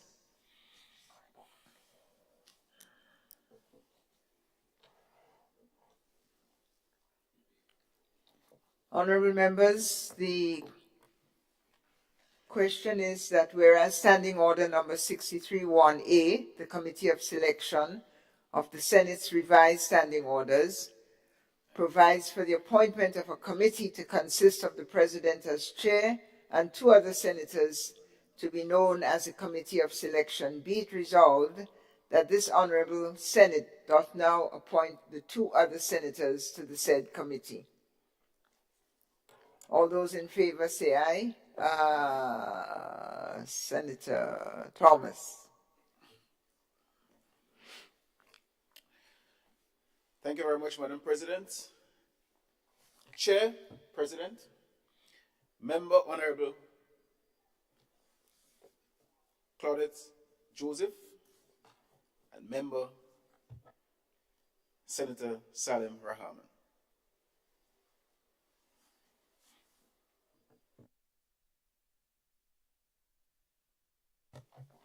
Honorable members, the question proposed is that the committee be comprised of President as Chair, Honorable Senator Claudette Joseph, and Honorable Senator Salim Rahman.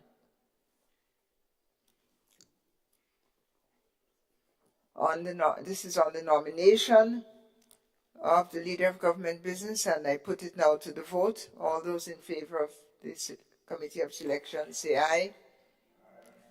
Opposed? The Committee of Selection as composed is now composed.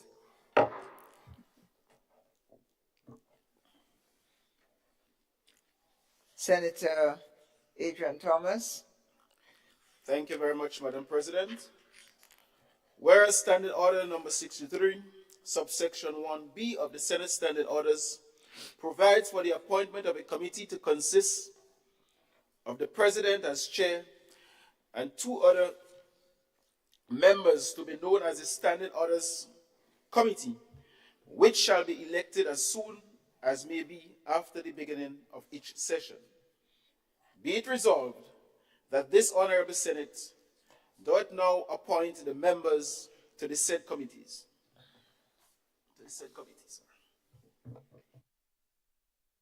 Thank you, Senator Adrian Thomas. Distinguished members of the Senate, be it resolved that this Honorable Senate doth now appoint the members of the said committee. All those in favor say aye. Aye. Those opposed?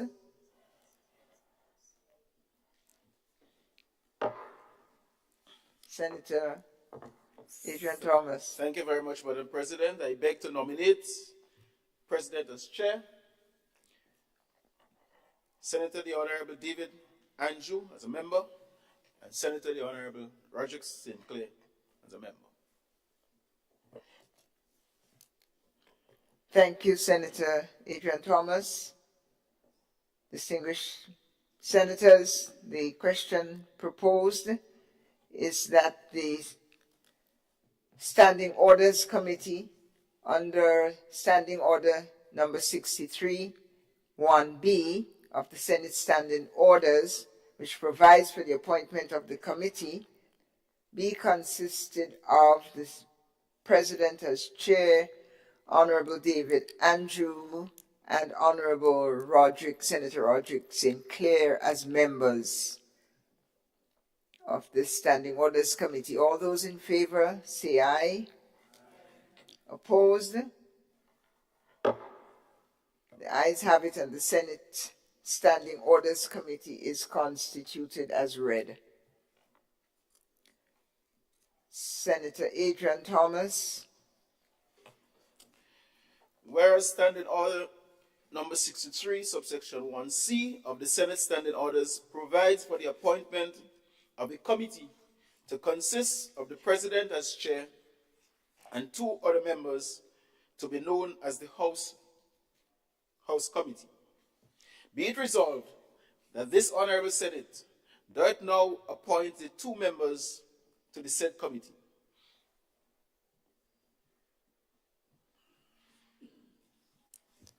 Thank you, Senator Thomas.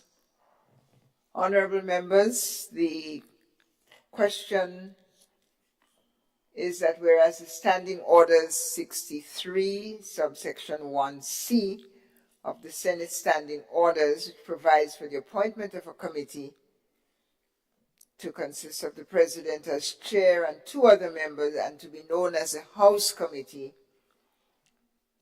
be now constituted. All those in favor, Senator, hold the vote. Senator Thomas, continue, please. Madam President, I beg to nominate the following. President as chair, Senator the Honorable Gloria Thomas as a member, and Senator the Honorable Nolan Cox as the other member. Thank you, Senator Thomas.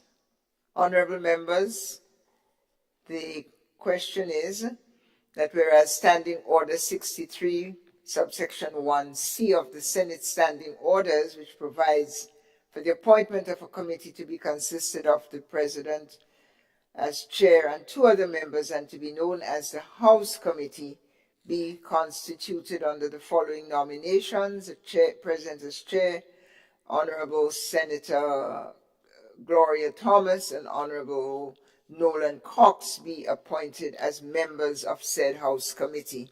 All those in favor say aye. Those opposed say nay. Ayes have it. Senate House Committee is constituted.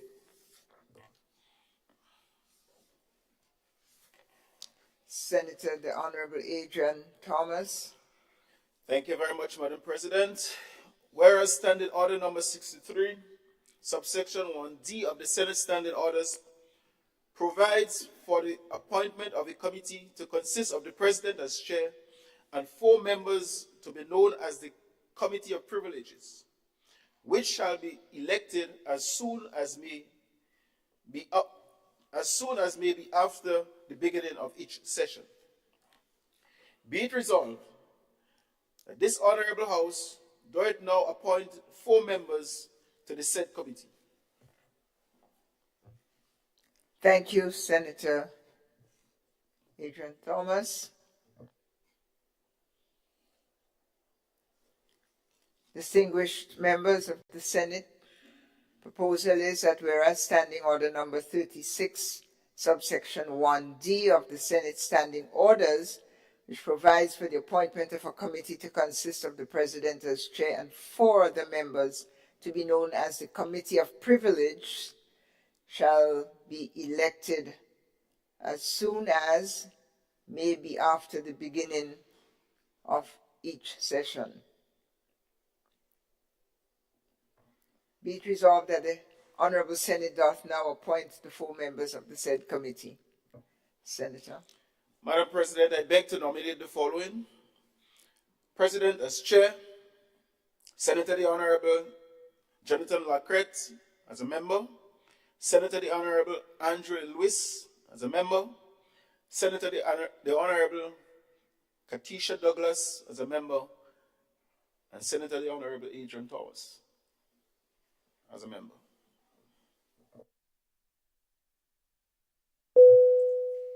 Thank you, Senator Adrian Thomas. Distinguished members of the Senate, whereas Standing Order number 63.1D, subsection 1D of the Senate Standing Orders, provides for the appointment of a committee to consist of the President as chair and 4 members to be known as the Committee of Privileges, which shall be elected as soon as may be after the beginning of each session. Be it resolved that the Honorable Senate doth now appoint the 4 members of the said committee accordingly. President as chair, Honorable Senator Jonathan Lacrette, Honorable Senator Andre Lewis, Honorable Katusha David Douglas, and Honorable Adrian Thomas as per nominations. All those in favor say aye. Opposed say nay. The ayes have it. The Committee of Privileges is now constituted.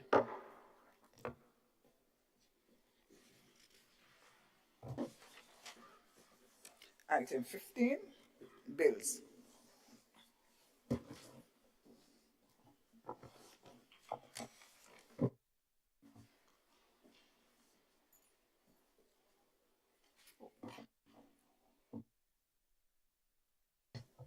Senator Claudette Joseph.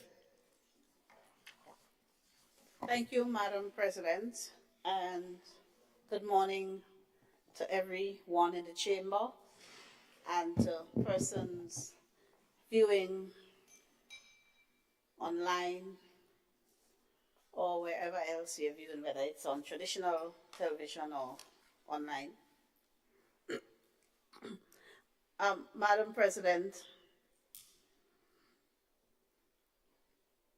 oh well, I guess I beg to introduce the first reading of a bill shortly entitled the Licenses Amendment Bill 2023.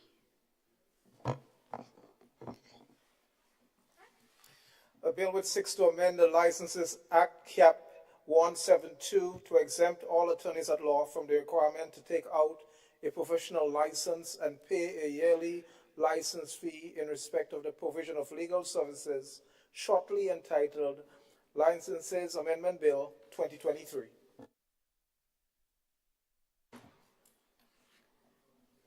Madam President, I beg to move that the relevant standing orders of the Senate be suspended to enable the bill to be taken through all of its stages. Honorable members, the question is that the standing orders of the Senate be suspended to allow the bill to be taken through its 3 stages. All those in favor say aye. Aye. Opposed say no.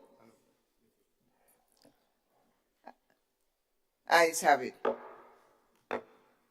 Thank you, Madam President. I beg to move also, Madam President, for the second reading of the bill. Madam President, this is a fairly straightforward bill tabled before this Honorable House, and it seeks to amend the Licensing Act, number 172, or Chapter 172 of the 2010 Revised Laws of Grenada by exempting attorneys at law from the requirement of the Act to take out professional license and to pay a yearly license fee in respect of legal services. Madam President, the bill contains in total 5 clauses. Clause 1 seeks to provide for the short title of the bill, and that is the Licensing Amendment Bill. Clause 1, subsection 2, seeks to provide for the Act to come into force on a date as may be appointed by the Minister in the Gazette, and the Minister there means the Minister of Finance or the Minister for Finance. Clause 2 seeks to amend Section 2 of the Principal Act to insert a definition of the term minister, which is currently omitted. Clause 3 seeks to amend Section 5 of the Principal Act to exempt all barristers, solicitors, and attorneys at law from the legal requirement of taking out a professional license and paying a yearly license fee in respect of the provision of legal services. Madam President, for the benefit of this Honorable House and the general public, the Licensing Act currently covers all licenses issued by the state, save and except a few licenses specifically named therein, including liquor licenses and licenses relating to driving and so. So those types of licenses issued by the state for which there are specific bits of legislation, they are exempted from the Licensing Act. And everything else, all other licenses from licenses relating to animals, selling food, to attorneys at law, professionals, accountants, architects, engineers, and so practicing. So the Act covers the need to go through the relevant procedure and pay the relevant license fee to obtain licenses from the state. And by Section 5 of the Licensing Act, attorneys at law are required to procure a license to practice as such, except in instances where they are acting in the sale of property on behalf of their clients. That's the only exemption that they enjoy currently under the Licensing Act. But, Madam President, in 2011, the Legal Profession Act was enacted by the Parliament and came into force some 2 years or so later, with the exception of a few sections. And a couple of the sections that were not brought into force relate to the issuance of practicing certificates for attorneys at law and the conditions to be applied for attorneys at law to have their practicing certificate issued and renewed. And among the conditions that apply for attorneys at law to have their practicing certificates issued and renewed are the provision of professional indemnity insurance and application to the General Legal Counsel through the Registrar of the Supreme Court for the issuance of those licenses. Once, as I said, professional indemnity insurance is in place, and also the requirement for continuing legal education so that attorneys at law may be always up to date with the changes and improvement in the very dynamic field of law. Those sections were in abeyance and were brought into force only in September of this year, so that attorneys at law now, under the Legal Profession Act, are required to pay a fee, a licensing fee if you want to call it that, a fee under the Legal Profession Act, so that their practicing certificate might be issued. So they pay the fee and they comply with the other requirements, provision of evidence of professional indemnity insurance, and evidence of continuing legal education. And there's a system there broken down in credits. So it means now, as it stands, there are two bits of legislations under which attorneys at law are required to pay license fees.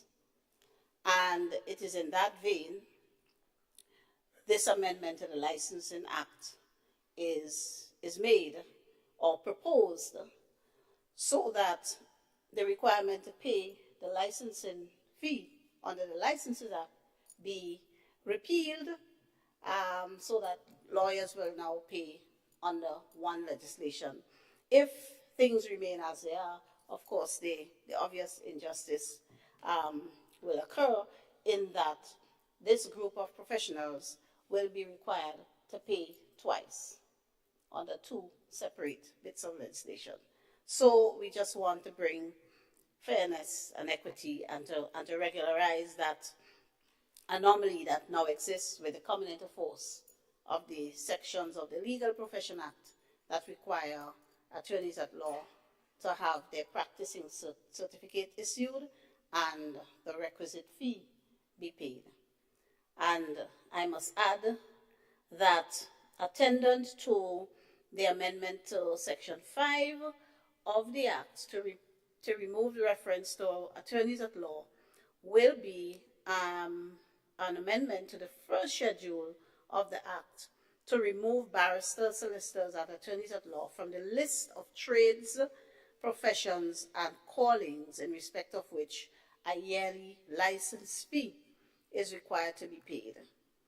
So this is the simple amendment that is being proposed, which I commend to this honorable House.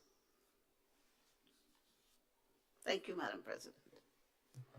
I thank Senator, the Honorable Claudette Joseph. And the floor is open. Senator Rahman. Thank you, Madam President. I would like to ask Senator Joseph a clarifying question. What she says makes sense to me, that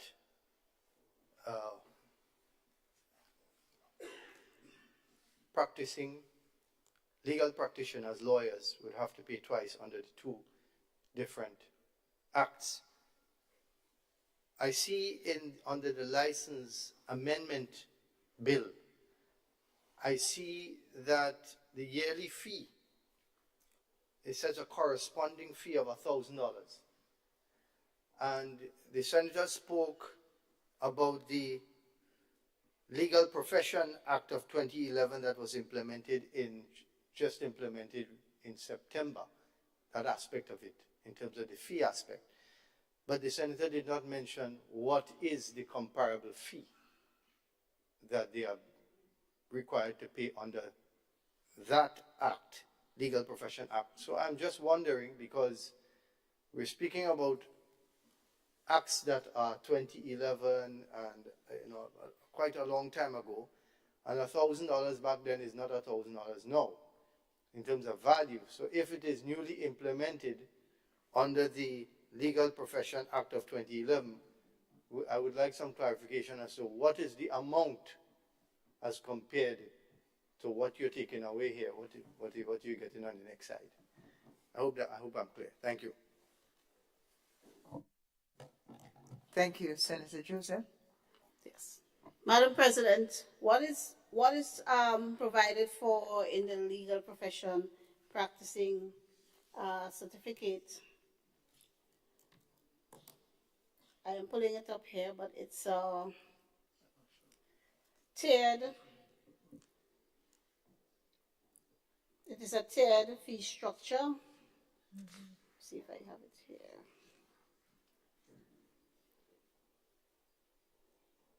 One second, I'm putting it up here on my device.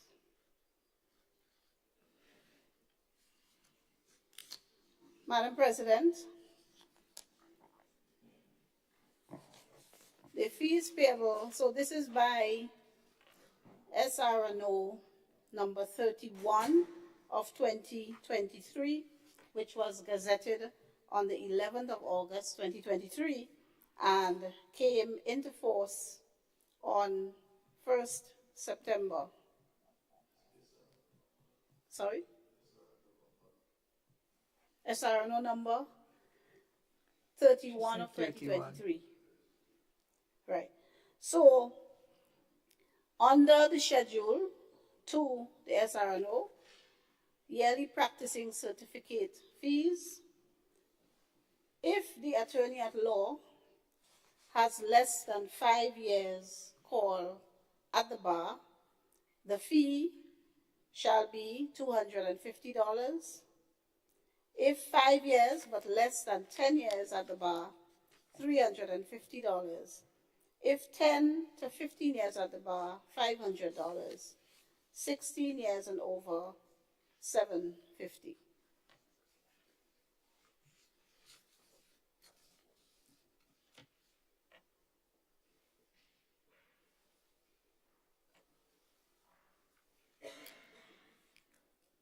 Thank you, Senator Joseph. Senator Rahman, are you satisfied? With the answer, yes. With the figure, another. It's another issue. So I mean, I understand the rationale for the grading system. It makes sense, but I really feel that legal profession is a profession that, I mean, we have brokers that have to pay a fee, and we have so many other people that have to pay fees.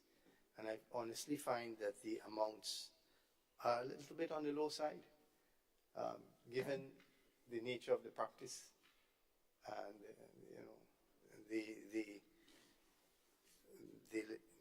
the opportunity for success in that particular profession. I find the fees to be low, but if that is what has been agreed upon, and the government is putting forward this, then I suppose it is fine by them. Thank you. Thank you, Senator. Of course, it's before you if you feel to amend the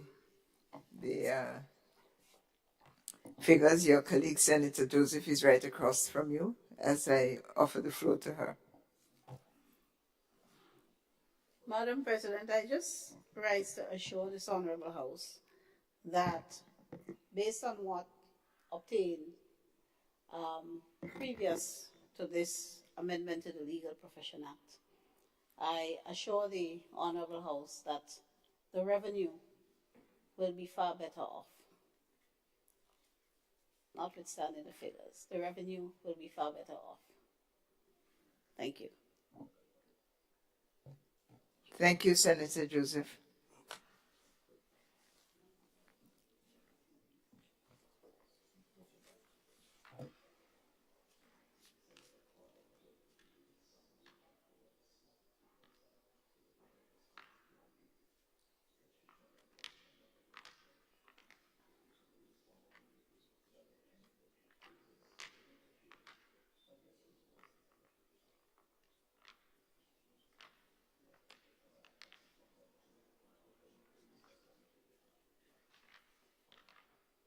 Senator Franklin, you have the floor, sir. Thank you very much, Madam President. Madam President, I was about to rise on a point of order to point the Honorable House to Standing Order 34. I am not sure what has transpired is within the ambit of the standing orders of this House.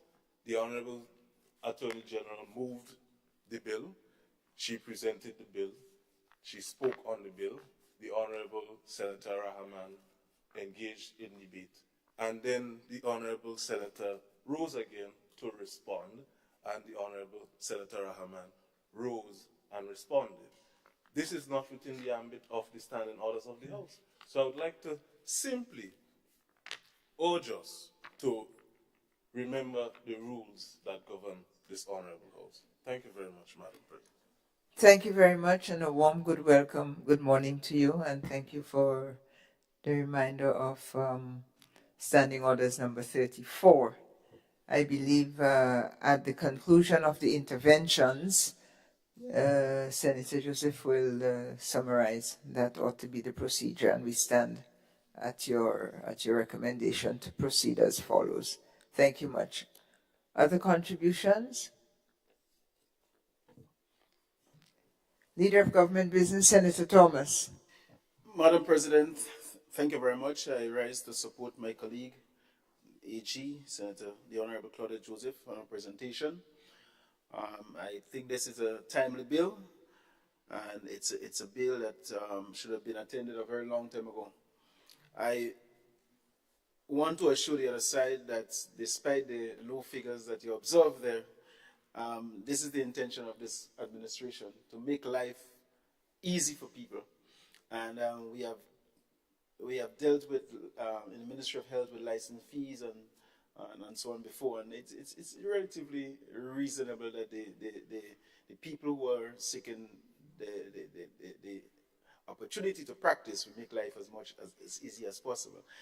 Sometimes we tend to categorize and say, well, who have more should pay more. Yes, this is part of our social system, whereby sometimes people tend to feel that we should have to take from, in quotation marks, the so-called rich to give to the poor. But our objective is to make sure that we make life as easy as possible for people from all walks of life, from the small man to what we call the bigger people. But I know, as Senator Joseph indicated, the revenue generated will be much more than what it appears to be. Thank you. Thank you, Senator Thomas.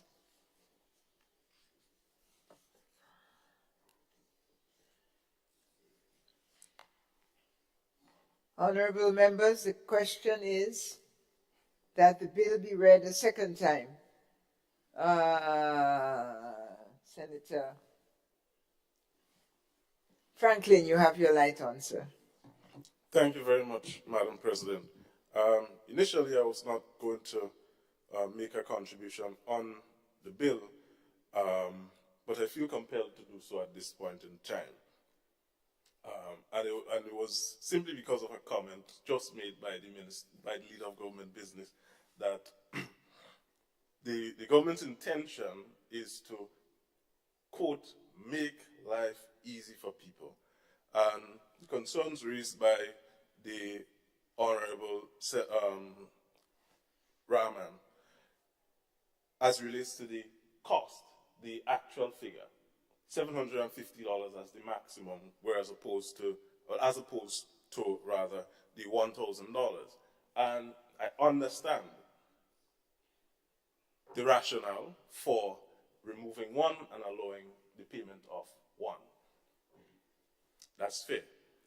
However, questions are being asked on the outside as to why not implement the same tiered approach for other professionals, such as accountants, dentists, doctors, pilots, and more, architects and others, all of whom fall under the scope of the License Act and required to take out a professional license to operate.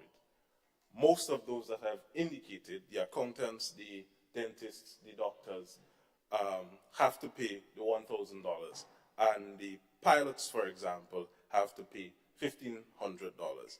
So questions are being asked as to why not implement a similar approach for these professionals, other professionals. And I've just mentioned these specific ones because of similarity in value or close range in value. Again, I understand the rationale for bringing to order, allowing the attorneys, solicitors, and lawyers to pay under one structure.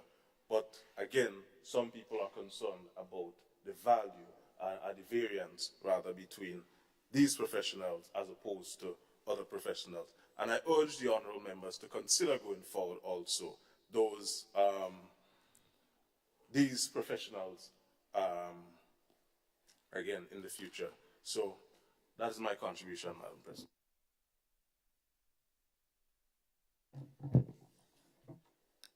Thank you, Senator Franklin. Senator Andrew Lewis. Thank you very much, Madam President, and my good colleague, Senator. The message may be clear. We in the labor movement need to get more people in the cabinet so that workers can get more benefits. If maybe you have a cabinet with a lot of lawyers and you look after your own probably. But through you, Madam President, I'm asking my good colleague, leader of government business, who echoed a comment made by the Attorney General that this move would cause the government to get more revenue. Help me with the maths. If everyone was expected to pay $1,000, and now it comes, I'm going to say, to an average of $300, because it goes from 200, 250 up to 700, right? Help me as to how that will result in more. Now, if it's a case where you're not enforcing, it therefore means that people are practicing, right, without meeting the legal requirements. And so if every time we break the law, just as how we gave within 3 months of coming into office, we allow business people who for years have been collecting people NIS, have been withholding government, the VAT, etc. Gave them a break. And if now we are rewarding lawyers, this is what has been said. It has been said that we are going to, in order to collect from the people who have not been paying, we are going to lower it so that more people will pay. Are we indicating that we are encouraging lawlessness from people who are expected to perform better? And we have to be careful with the messages that we send. If there is a position to lower the fee, you lower it and you stand by your decision, but to advance the reasoning that it will allow for a better collection of revenue, I think it's sending the wrong message, certainly the way I interpreted it. That's a contribution that I wish to make. Thank you, Senator Lewis. Senator Sinclair. Thank you, Madam President, to make some contribution on this important bill before us. Madam President,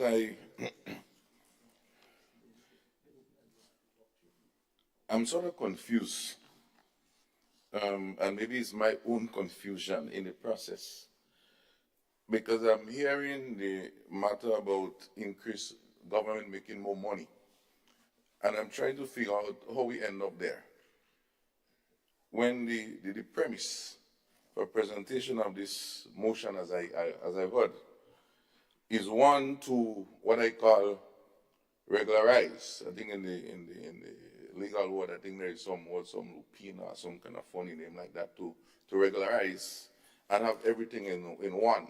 And that stemmed from the very instructive question by Senator Rahman in terms of to get some clarity, of course, notwithstanding the situation.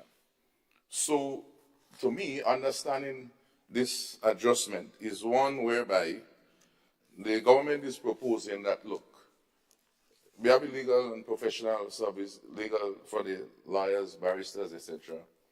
And of course, there is some schedule that exists there. And normally they would be paying $1,000 for this permission or license, if you want to call it that, every year. But what I heard is that, okay, understandably so, rather than having it in both places, clean it up and move it over into this new schedule.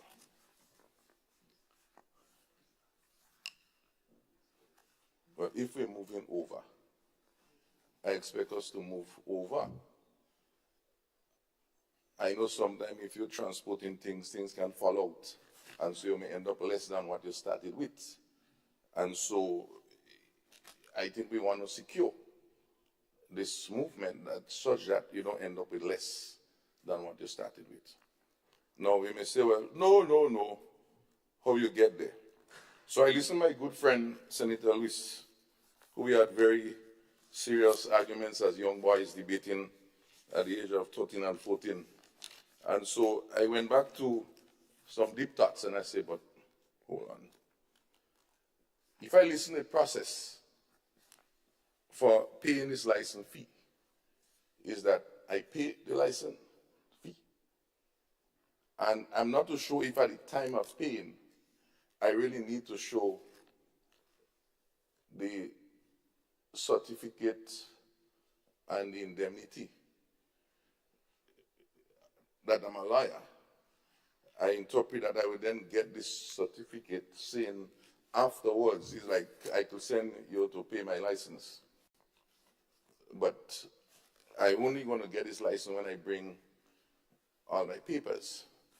So unless there is some sort of hoodwink, where maybe what I call bush lawyers, who are not properly trained persons, going and paying for license that they have no papers, and then by the time they end up there, the government has collected their monies, and they have no real papers, no indemnity, because they were bush lawyers. And so that is the only how I can see we collecting more, as Senator Lewis says. If you had 10,000 lawyers and you're collecting $1,000 every year, well, where the more coming from when you would be charging less, essentially, with this schedule? So the question also arises, because I try to deal with digital at my best. So I actually went on to the GOV, where all the laws are, but I didn't see because this is very current. I know it might have been in our email maybe, the gazetted SRNO, but I tried to pull it there. So I'm not too sure if this schedule of this 75 and 350 and 500 and so on, and this 250 was in the Legal Services, Act. I'm not too sure but I interpret that from Senator Joseph's presentation, this was taken from the schedule. And I guess that would have been negotiated with the members. And so the question is that a new negotiation that arrived at this less than 5 years, 250, less than between 10 and 5, 350, etc.? Or was that something that was there 5, 6 years, 7 years ago, and we just realized we need to implement it? Because I find it's ironical to be saying that you're collecting $1,000, and this was since 2014, if you look at the SRNO pertaining to that particular schedule of license. Why would we want to reduce this when everything else is going up? I think there is an error somewhere, Madam President, in this process. No, I understand the issue about different, you're young and coming up and different stages in the profession. But I've also heard something else, and I could maybe have heard wrong, in terms of persons involved in the real estate sort of component of the legal profession are exempted from this fee. So I see it is more like persons who are dealing with real case matters, right? So, and then you go to a lawyer in those aspects, and you have to pay the government tax. I think it's like 2.5% for preparing a lease or doing a deed and all of those things, right? I'm saying this is the salary of this is now the real salary where the lawyer collects his money, our money. And I'm trying to figure out even all of these fees, as my dear friend Senator Franklin speak about, when you look at the fees that accountants, brewers, real estate persons have to pay. And it's not about collecting more money. We sit in a place, all of us, where there is something called justice. And justice is a very tricky thing. It always asks yourself, when you do it for Tom, how do you tell Mary and Jane you cannot do it? I think that is when you start seeing where justice is. I don't deal with equity. They are two different topics, justice. And so, from one, I think it's kind of morally wrong to be making these adjustments downwards.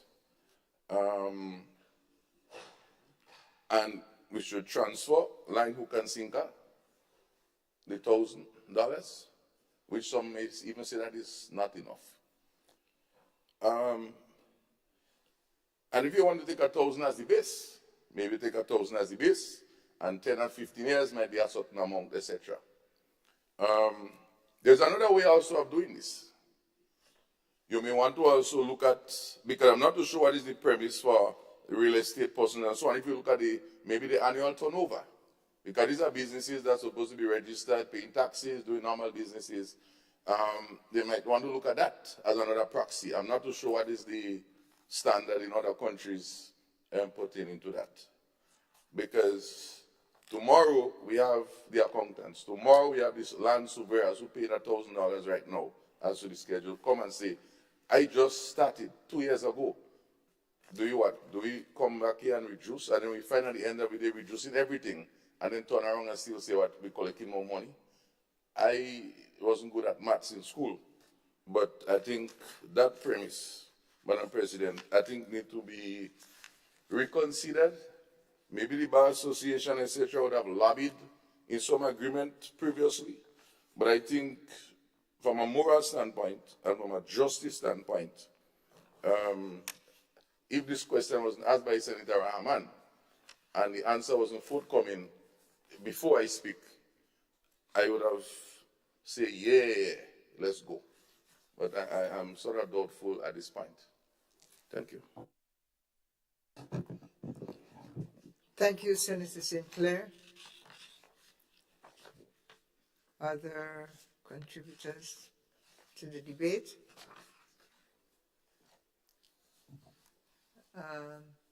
Senator Joseph?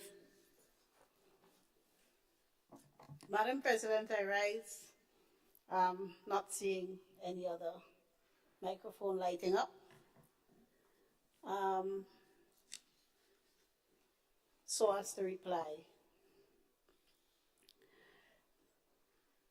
Madam President, let me try to reply and clarify the matters raised by all of the other colleagues of this Honorable House. In 2011, the Legal Profession Act was brought into force, and that was against the background of the recognized need in the public sphere for regulation of this profession. So generally, the Act seeks to regulate the legal profession. That's one. Now, under the Legal Profession Act, there is established the General Legal Counsel. And that council comprises a cross-section of people, including, as chairman, a retired judge of the High Court. In this instance, the current chairman is Justice Roslyn Wilkinson. The Bar Association is represented on the General Legal Counsel. In fact, the Inner Bar is represented. Inner Bar meaning the King's Counsel. Well, previously Queen's Counsel, but now King's Counsel, very, very senior and elevated members of the bar. And that is in the person currently of the Director of Public Prosecution, Mr. Christopher Nelson, QC. The Attorney General is also on the council, and the public is represented on the council. One person coming from the general public, currently Mr. Michael Archibald is that person, and there is also a person representing the religious community. We have Mr. retired banker Roberts, Daniel Roberts. So there's a wide cross-section of persons making up the council, and the charge of that council is to oversee the regulation of the bar, particularly in relation to matters of discipline and professional conduct or misconduct, as the case may be. Now, under Section 26 of the Act, the Council has the authority to issue practicing certificates to attorneys at law once those attorneys at law meet certain requirements. And that's where the scrutiny comes in. So the attorney at law must prove that he or she is an attorney at law on the roll, duly admitted to practice, has professional indemnity insurance, which is something that never occurred in the past. And in fact, in the Eastern Caribbean, where all of the other territories have since enacted legal profession acts to regulate their legal profession, Grenada is the only one with the requirement for professional indemnity insurance. Also, Grenada is the only one with the requirement for lawyers to engage in continuous legal education in order to be issued with a practicing certificate. And I dare say the engagement, both requirements are extremely expensive. I would add that. Very expensive. And the Act in Section 59 permits or empowers the Council to make regulations for the carrying out of its functions. And that includes to make regulations setting out the fees that attorneys at law must pay in order to be issued with a practicing certificate. Now, under the Licensing Act, no such regulatory regime exists. Under the Licensing Act, attorneys at law are named as among many other professions, as I indicated before, and trades, not only profession, but trades and so. And there is no enforcement, there is no sanction for anyone who, well, I shouldn't use a loose term as sanction as such, but as currently obtains in practice, there's no enforced mechanism. There's no mechanism enforced that allows or makes sure that these licensing fees is mandated under the Licensing Act, and that's perhaps something that can be addressed at the government level. But there is no real enforcement of that legislation really taking place. And I mean, that's the truth. On the contrary, with this amendment, you will not be able to practice if you don't have your practicing certificate.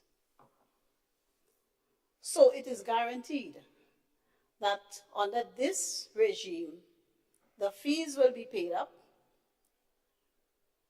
because without payment of the fee, the certificate will not be issued, and without issuance of the certificate, the attorney at law will not be able to practice. And that's the backdrop against which I say that in reality, the revenue will be better off. I'm just stating facts. I'm just stating facts. And as I indicated, the Council, in its deliberations, took a number of things into account.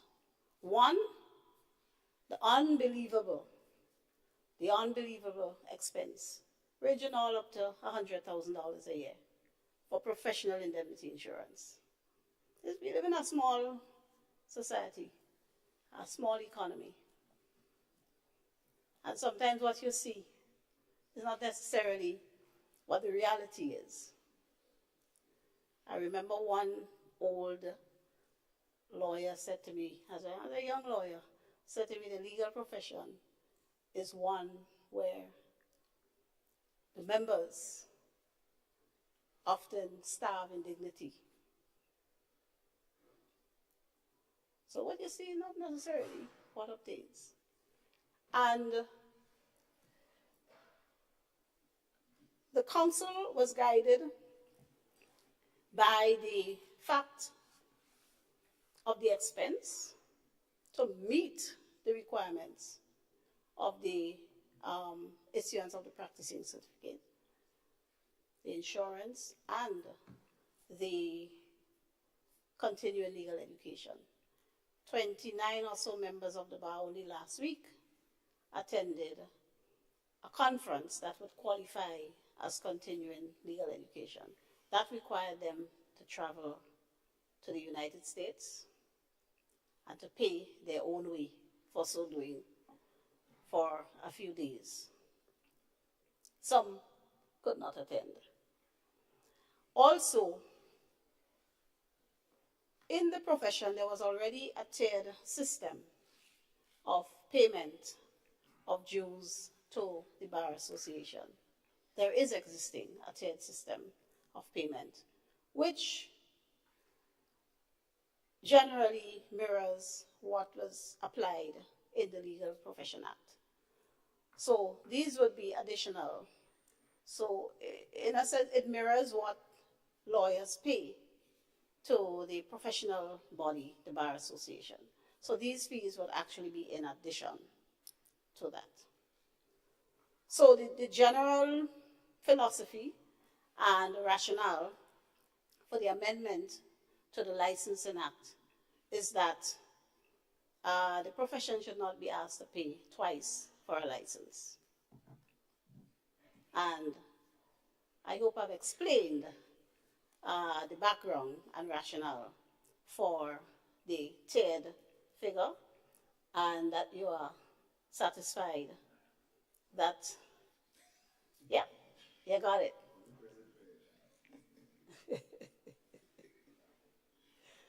So, Madam President, I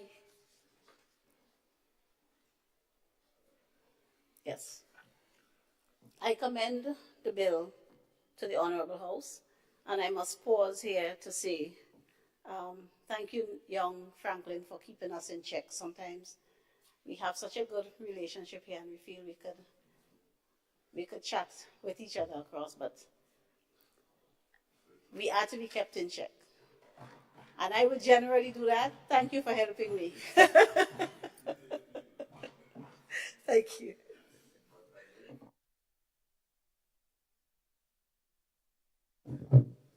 Everything must go through the president, but I'm happy not to have to adjudicate that warmth camaraderie that crosses the aisle. Thank you, Senator Joseph, for your summation. All contributions to the debate concluded. Honorable members, the question proposed is that the bill be read a second time.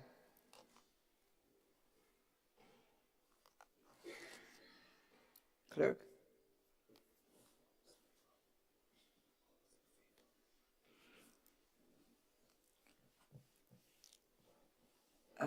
All those in favor of the bill, say aye. Those opposed, say nay. Ayes have it, the bill carries. Bill for enactment entitled Licenses Amendment Bill 2023. Madam President, I rise to beg that the Senate resolves itself into a committee of the House, of the whole Senate rather, to consider the bill clause by clause.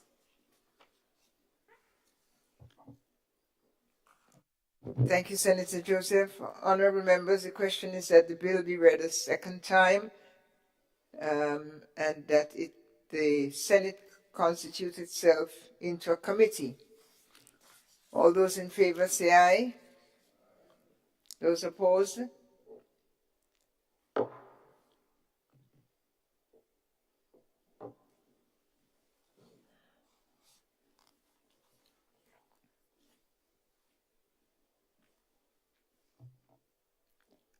The committee is now in session.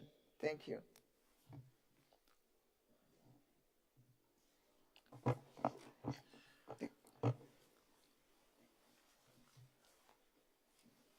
Clerk. Clause 2, amendment of Section 2 of the Principal Act.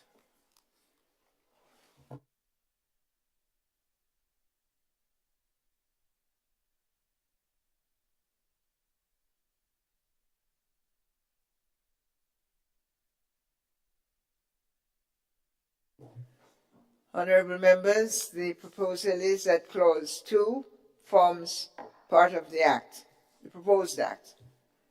All those in favor, say aye. All those opposed? Clause 2 is passed. Clause 3, amendment of Section 5 of the Principal Act. Honorable members, the proposal is that Clause 3 forms part of the Principal Act. All those in favor say aye. Those opposed? Clause 3 is passed. Clause 4, amendment of the first schedule to the Principal Act. Honorable members, the proposal is that Clause 4 forms part of the Principal Act. All those in favor say aye. Those opposed say no. Ayes have it. Clause 4 is passed. Clause 5, repeal of Licenses Act order. Honorable members, the proposal is that there be a repeal of the Licensing Act Order, Clause 5 of the proposed bill. All those in favor say aye. Those opposed? Ayes have it. Clause 5 is passed. Clause 1, short title and commencement. Honorable members, the proposal is that Clause 1, short title and commencement be included in the Principal Act. All those in favor say aye. Those opposed say nay. Ayes have it. Clause 1 is passed.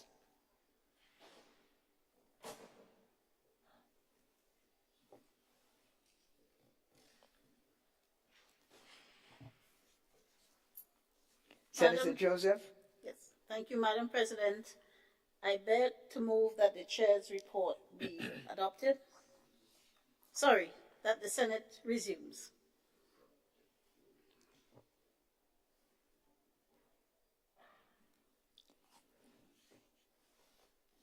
Honorable members, the question is that the Senate resumes and the chair of the committee reports progress on the bill. All those in favor say aye. Those opposed say nay. Ayes have it. Honorable Senate resumes. Honorable members, I have the honor to report that the bill was considered by a committee of the whole Senate, and it was passed without amendment. Madam President, I beg to move that the chair's report be accepted or adopted. Honorable members, the question is that the chair's report be adopted. As many as are of that opinion say aye. As many as are opposed say nay. Ayes have it. Madam President, I beg to move that there be a third reading of the bill. Madam President, just one thing I would like to add in relation to Clause 5 of the bill, repeal of the Licensing Order 20 of 2014. This, I see my learned friend on the other side looking at me and a bit puzzled, so I think I should explain.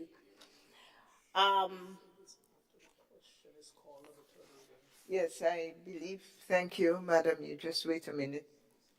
Thank you. Oh, okay. Yes.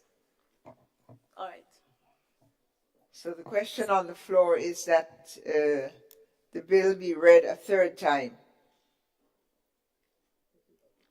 All those of that opinion, say aye. Once the question is called for third time, she could Now you can rise to make your All right. getting. Yeah, just a comment. That there were two identical SRNOs 2014 passed, one signed by the incorrect minister. The minister under the Licensing Act is the Minister of Finance. And so one was signed by the Minister for Infrastructure. That was back in 2014. So basically just tidying up. So the correct one will remain on the books. Thank you. Thank you for clarification, Senator Thomas. Joseph, sorry. Yeah, Senator Sinclair. yeah, actually, I was going to speak when you call the third one, anyways, because now I get so the identical one, but one going to stay on the books, and I'm trying to figure out. I know you made a back and forth, but what I interpret is at the end of the day, should this whole motion be passed, that there will be none on the books except what would be then updated in the legal and professional. Unless they're going to be they don't need to do that anymore, because the SRNO 31 was already done with the schedule for the 750, 500, 350, and 250, which would be the new licensing that they would have to be paying. So they shouldn't be, because if you look at clause 5, speak about the 6 to repeal the licensing order 2014 number 20 of 2014. So this basically zeroes it off.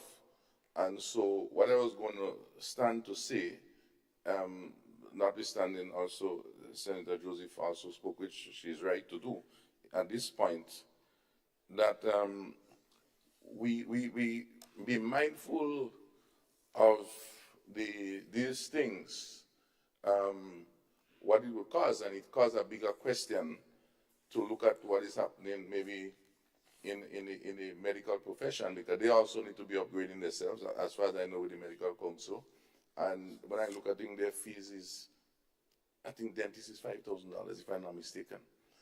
So I think this sort of signal to us to have a review of all of these things. I know it will take a while, but it's something that we may want to look at as a broader picture, taking them categories by categories. That is what I wanted to say, so that this doesn't just end at this point. Because not all some of these persons listed have grouping or organizations that might have all these different, like legal counsel and all these different councils to which they belong to. I think the surveyors may have one, the medical services may have one. So I say this as a broad statement moving forward as we try to clean up, because I do appreciate what is happening, but it's just the justice that I'm concerned. Thank you, Advocate for Justice. Thank you. Senator Joseph?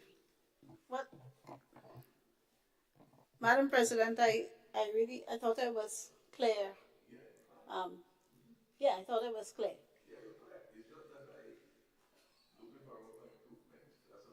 Well, in relation to the SRNO 20 of 2014, well, this is the best improvement we can offer at this time. Okay. Well, Madam President, I think there's much more I can add to what I've already offered to this Honorable House. Thank you. So we have completed the debate, and our question is that the bill be read a third time, and this time that it be passed. All those in favor, say aye. All those opposed? Bill has been read a third time and passed. Bill for an act shortly entitled Licenses Amendment Bill 2023.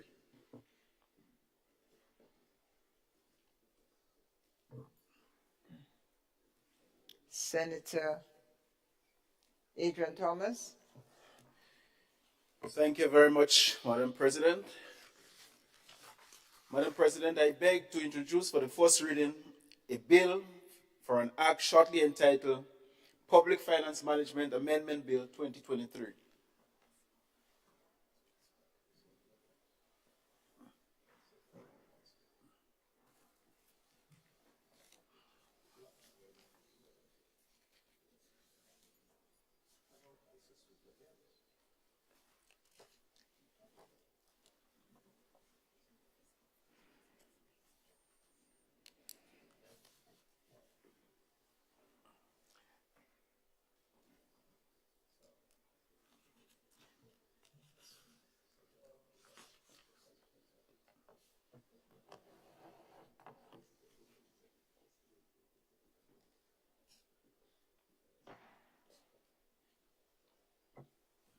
Yes.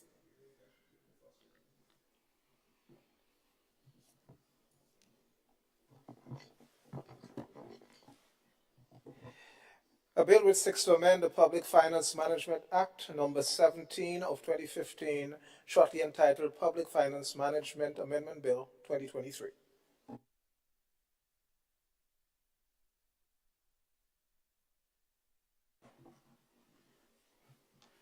Madam President, just excuse us for 1 minute as I consult with the leader of government business.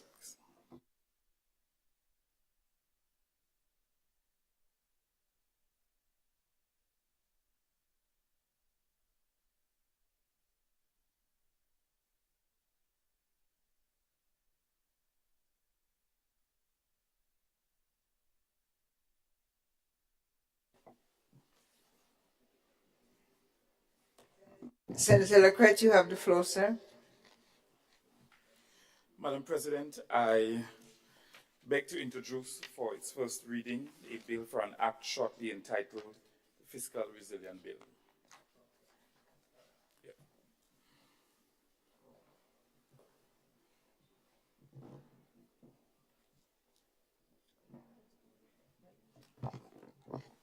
A bill which seeks to repeal and replace the Fiscal Responsibility Act number 29 of 2015 to strengthen the rules-based fiscal policy framework, shortly entitled Fiscal Resilience Bill 2023.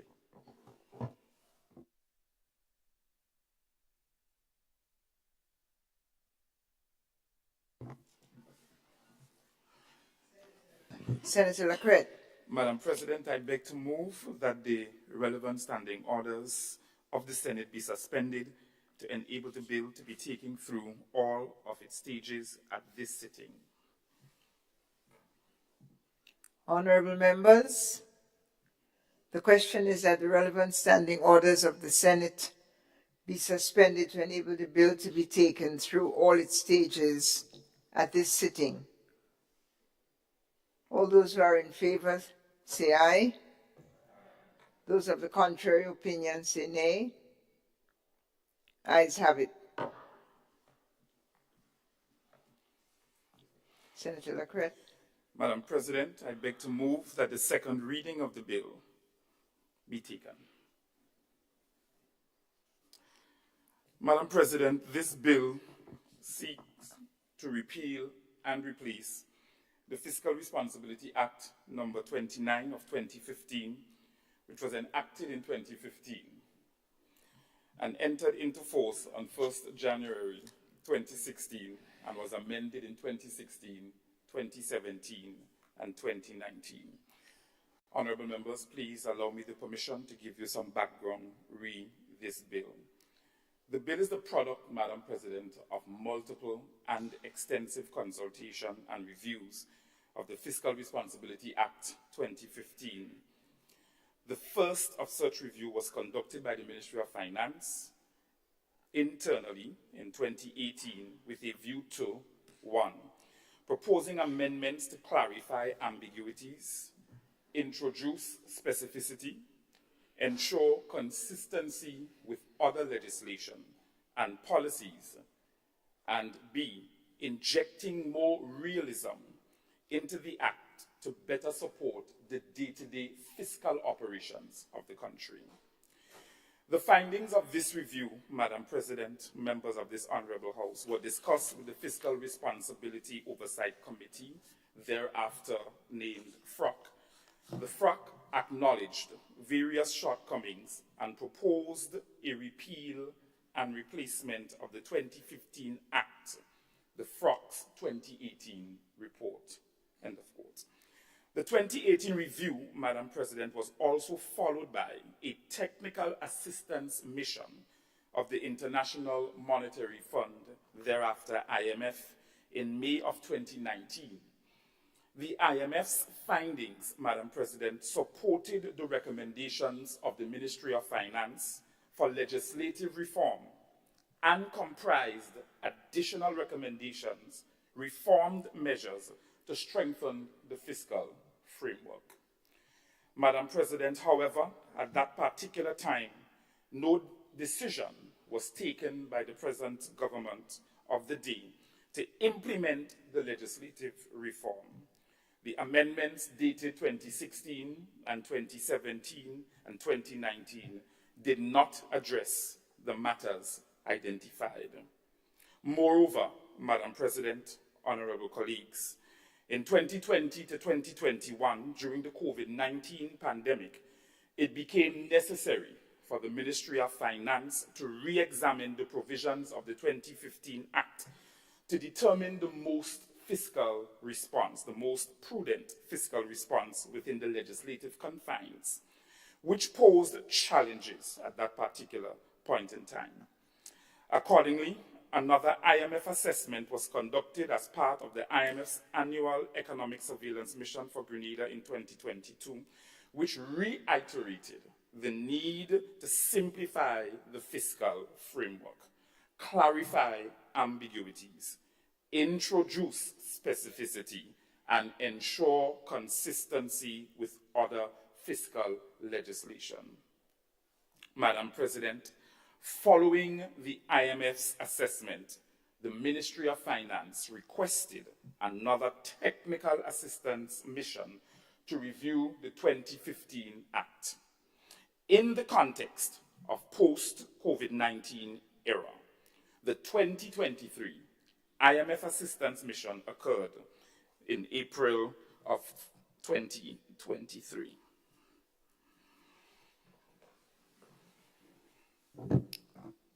I thank Senator Lacrette introducing the proposed legislation. And the floor remains open now for further debate.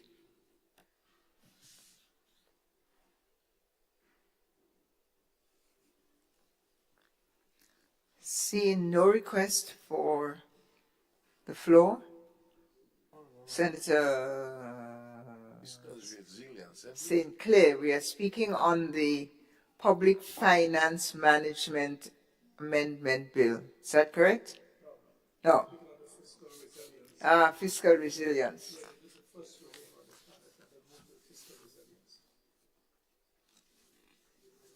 I thought, yeah.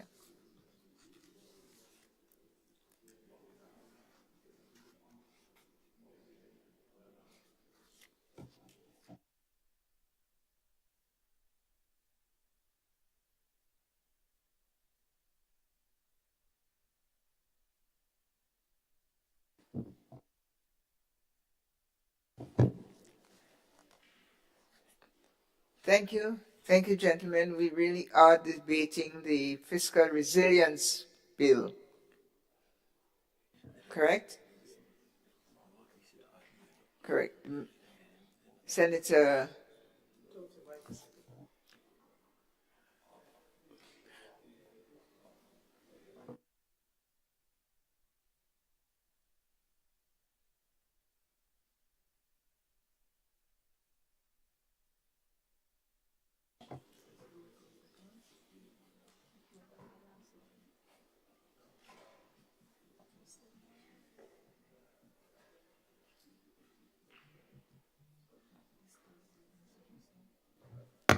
Thank you, Senator Lakreti. You switched onto this very important fiscal resilience bill. It's before you. Please Yes, proceed. Madam President, we started with the Public Finance Management Act first, but legal counsel did advise us that this bill be read first because the fiscal management, the finance management bill, precedes the fiscal resilience. Yes, as a result, we went back to the fiscal resilience. But I just wanted to highlight one or two of the clauses that are due for amendment under this bill. The bill seeks, Sorry to interrupt you. I just want to be clear that all members know now which bill we are debating. Yes? Fiscal resilience. Fiscal Resilience Bill 2020. Senator Lewis? Yes, thanks. I'm clear now, but just as a matter of observation, even if these changes are decided on the other side, I think the proper thing to do is to bring it to the attention of the President so he can so direct us. Because what you had identified was the other bill. Yes? Yes. Just an observation.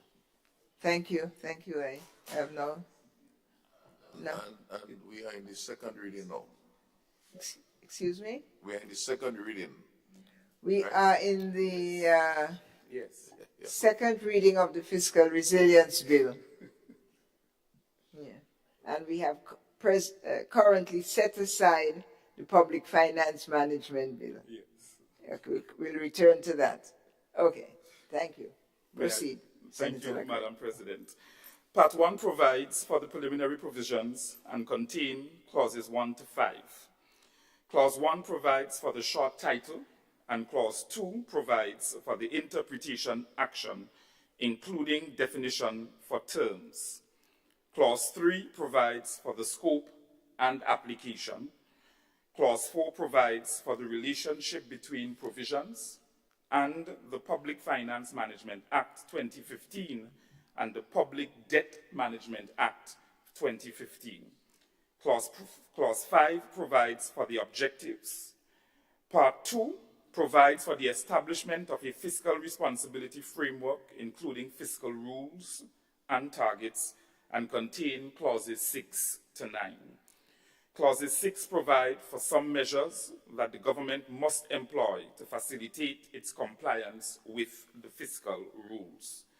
Clause 7 provides for the fiscal rules relating to wages and the primary balance to effect the management and minimization of public debt obligations.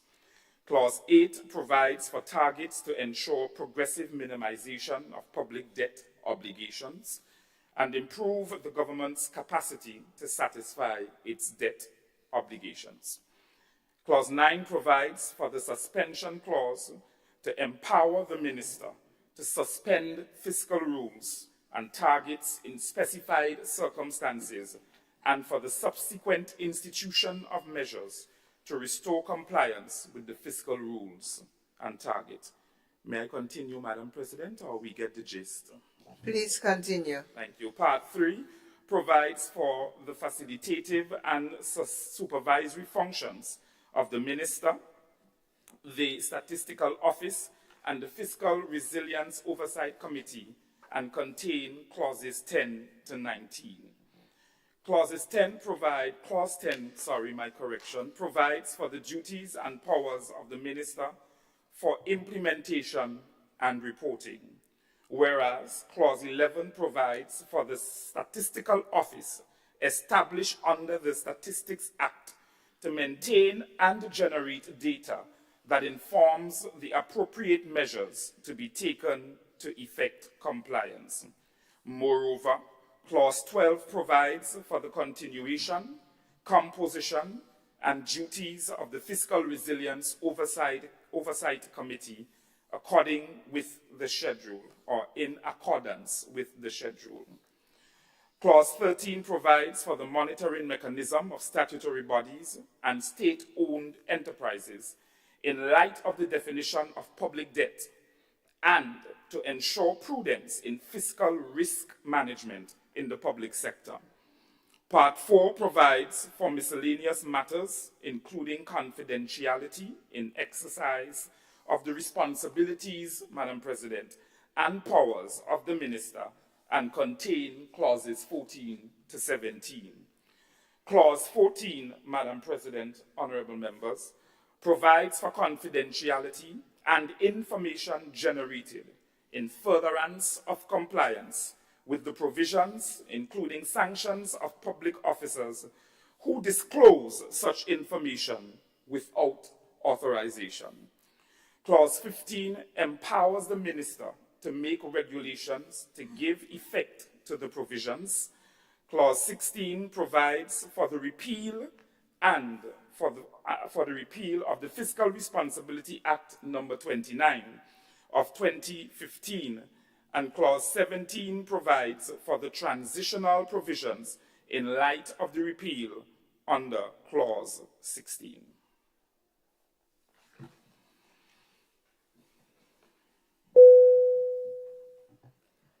Thank you, Senator Lacrette. Floor is open for the debate.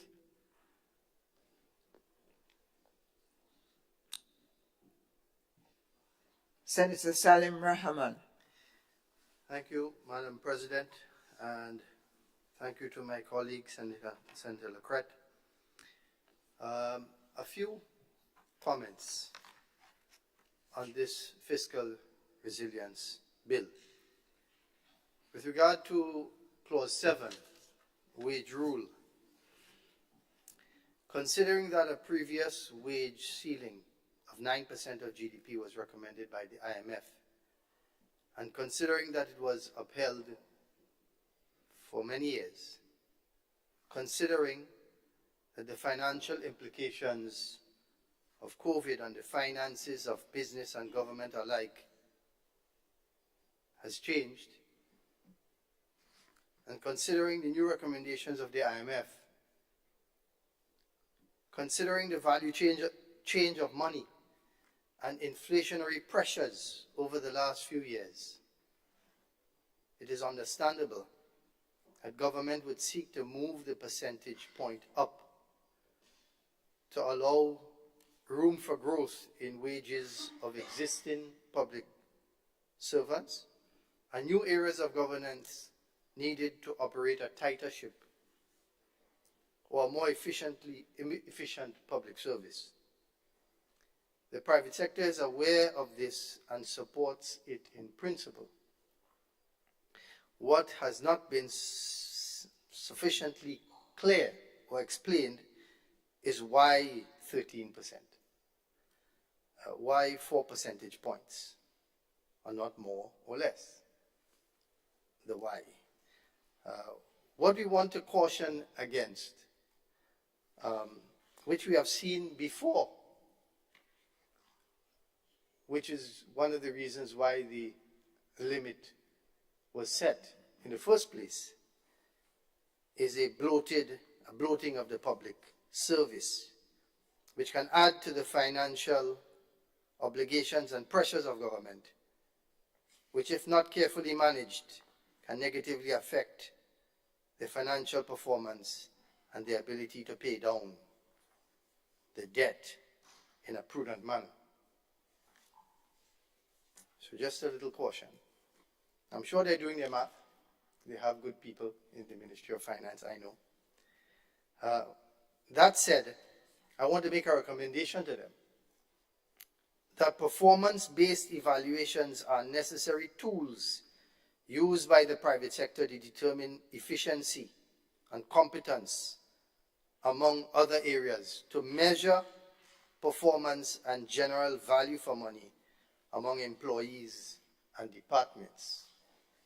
Efficiency is the name, is the word. Such evaluations should be budgeted for once per year and used in the wage negotiations going forward, ensuring that as government gives more, it ensures that it has greater efficiency, value for money. Moving forward to clause 8, page 10, section 8, subsection 1. I see that we know that government has committed under the Act to bring the public debt down to 60% of nominal GDP by 2035. That's a good thing. I also note that for many businesses, 60% debt is simply not sustainable. So coming from the private sector, I know public sector debt management is a little different. They're allowed to take on more debt and they can handle more debt. And the financing many times is more concessionary. I want to re-emphasize the importance, and the Prime Minister mentioned it, of ensuring that the government seek debt that is new debt that must be as low as possible, concessionary financing. Because the debt figure that we have is quite high, and ideally I would like to see our national debt under 50%. I think I said so before. In many businesses, we can't exceed 40%. It's dangerous to exceed that 40% mark, regular businesses. So to seek better terms to negotiate more favorable rates on existing debt. I also noticed on subsection 3 that they intend to reduce debt as a percentage by 1.5 points per annum to 2035. If they can increase that to 2%, that would be 22 points. So that's a challenge for them. And finally, my last 2 points is that perhaps, we have the EC dollar. And so the strength of the EC dollar is also not only dependent upon our performance, our fiscal performance, our fiscal responsibilities, but the others within the territory of the OECS. And so perhaps the OECS should have a department or an office to seek out and to be responsible to write for project funding for the region. I don't know that that exists. Everybody's kind of doing their own thing. But just an idea, in order to ensure the maintenance of a strong EC dollar, a combined debt management strategy for the OECS states. So writing in a timely manner for these opportunities, grants, and other things that may come up from time to time, looking at it strategically from the region of the OECS to make sure that we get the very best of what is on offer. And locally, to strengthen the GDB or local bank so that they may invest in segments of the economy, small businesses that can't really go to the bank or the credit union to get a loan easy because they're high risk. I noticed that in past years, I must commend the GDB for doing a very good job in terms of their collection in lending to small businesses that are considered high risk. When compared to other institutions within the region, our GDB, or government's GDB rather, is is doing quite a good job. So to strengthen the GDP, by even looking at profits from stable statutory bodies. Statutory bodies are like children to government. And they do well here. Some children do better than others. But government has an oversight that they can perhaps take when it is needed and utilize that in GDP programs to assist small and vulnerable businesses. So these are my comments with regard to the fiscal resilience bill. I think it is good, and I hope that the government can manage their wage bill, and so that it doesn't put additional pressures to reduce the debt as they intend to reduce it. I thank you. I thank the Senator representing business and for his reading, comments, and of course recommendations to the government, especially regarding the wage debt matrix or interaction. Thank you, Senator Rahman. Other contributions?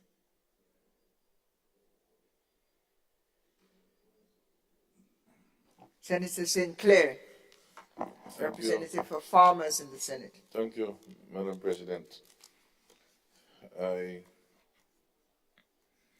contribution towards this fiscal resilience bill 2023. In essence, as presented, is repealing the previous Fiscal Responsibility Act. And of course, my research would have shown that there have been several calls for reviewing this, and as presented by Senator Lacrette, in fact, there were some, I would say, maybe minor amendments that took place in about 1 or 2 years after it was initially passed and adopted. My reading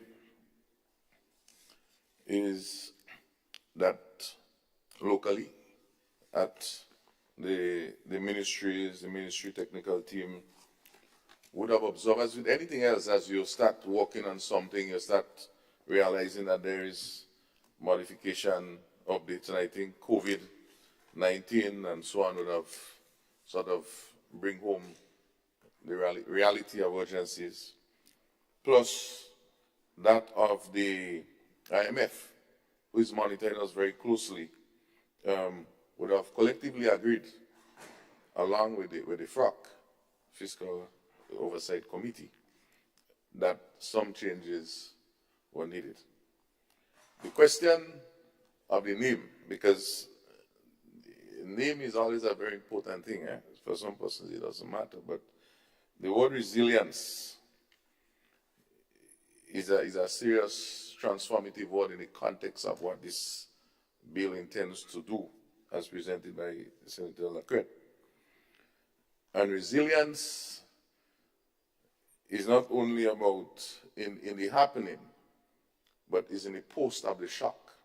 What happens after that event? How do you stand up and continue to function?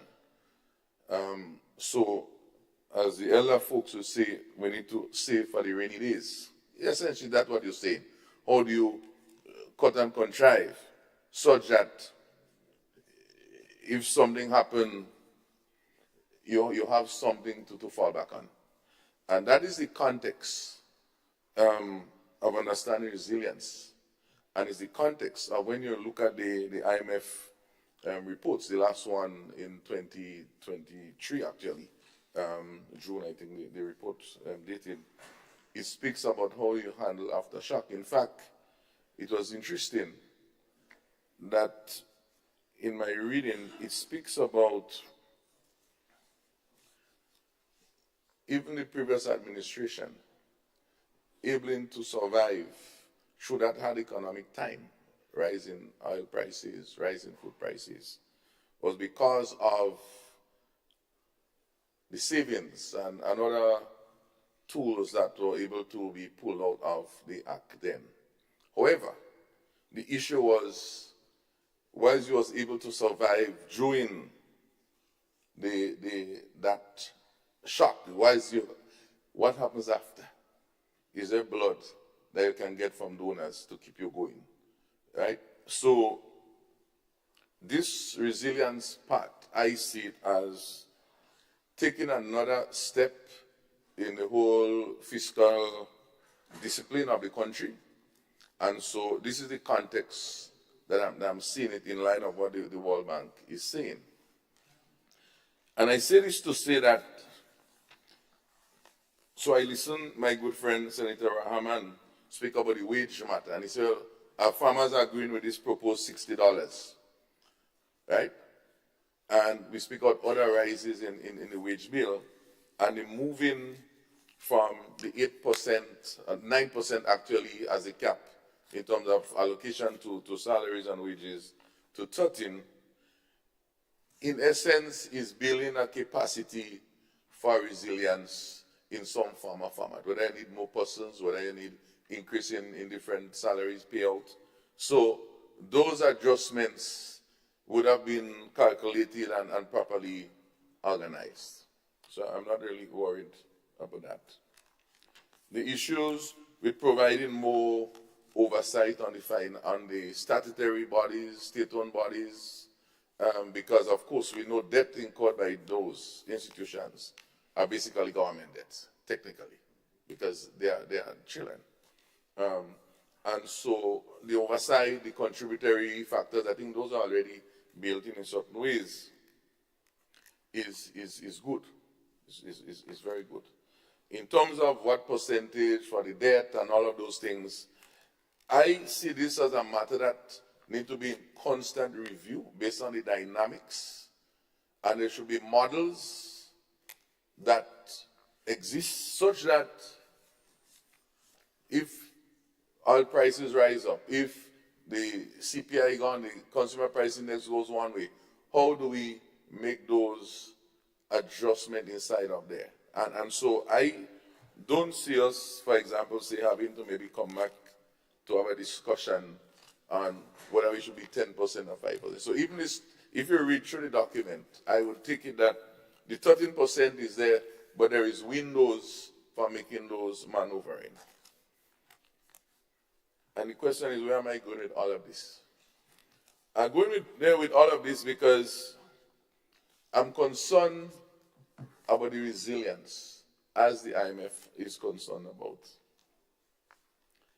And so, my read, Madam President,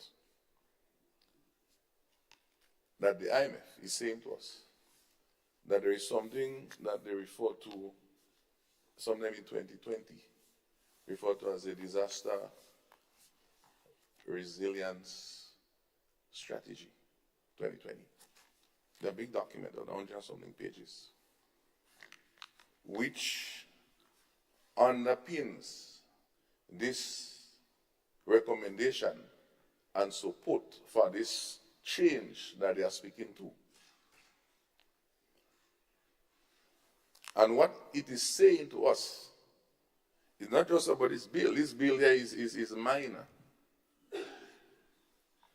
Is the components of this resilience strategy, which is a big document between the IMF and Grenada, that you can keep going such that you could stand up to the pressures. And this is my concern. And it's a concern because it has bearing on how the budget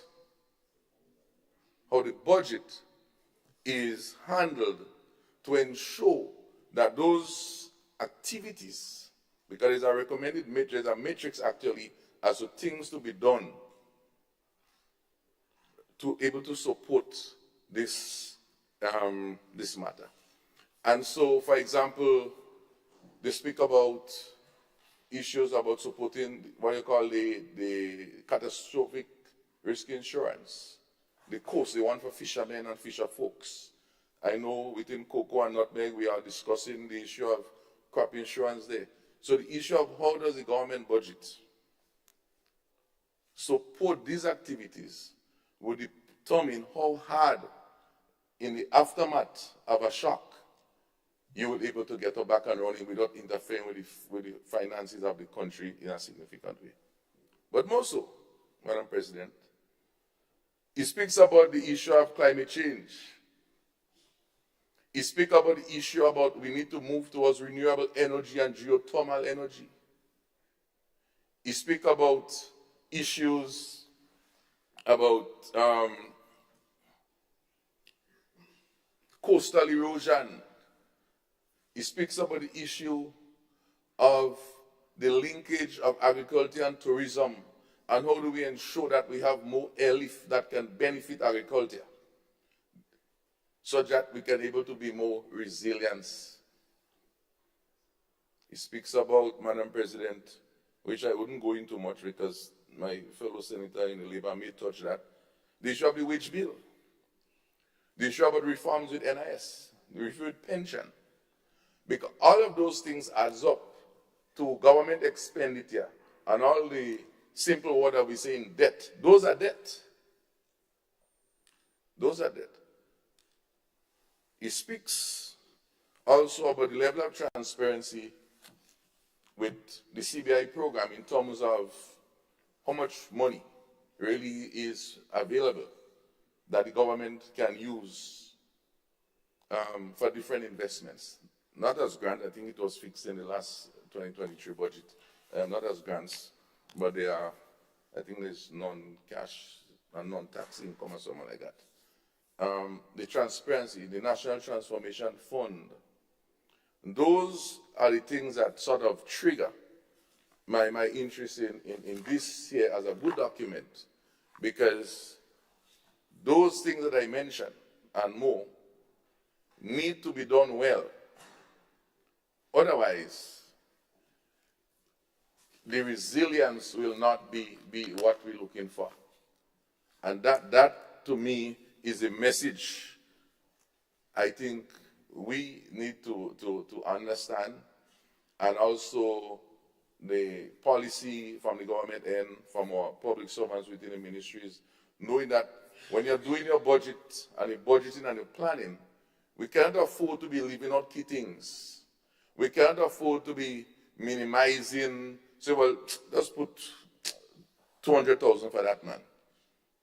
But when we put 200,000, when really we should put in 500,000 to build that maybe climate smart resilience, such that the farmers could have access to more irrigation, and maybe we could reduce pre-elasticity, which is a shock too, in terms of the investment. All of those things, how do you stop that? How do you reduce that? How do you help maybe with agro-processing? So that you know that persons will be able to have value-added products, they may be able to store it better. All of these things is what build resilience and reduce the impact. And so I'm saying this, that once we may go through and feel this is okay, that disaster risk strategy that within the IMF and of course Grenada, I think we need to look at that very seriously and how it will support. And I think as a nation, there should be some sort of level of public education in that context. Because all the citizens, all the businesses, institutions need to understand the role they play in reducing that impact. Because the more we could do for ourselves, it reduces the stress on government and government systems. And this is the message I want to communicate in this short contribution towards this. There has been generally a favorable discussion by all that there need to be some modification. The transparency part, the accountability part, the resilient part is my main interest, because how do you stand up after? And so with this, Madam President, few words, I make my contribution, and I will speak maybe on other matters as they may arise later on this matter. Thank you. I thank the Senator for farmers and fishers and for your contribution on the centrality of resilience for sustainability.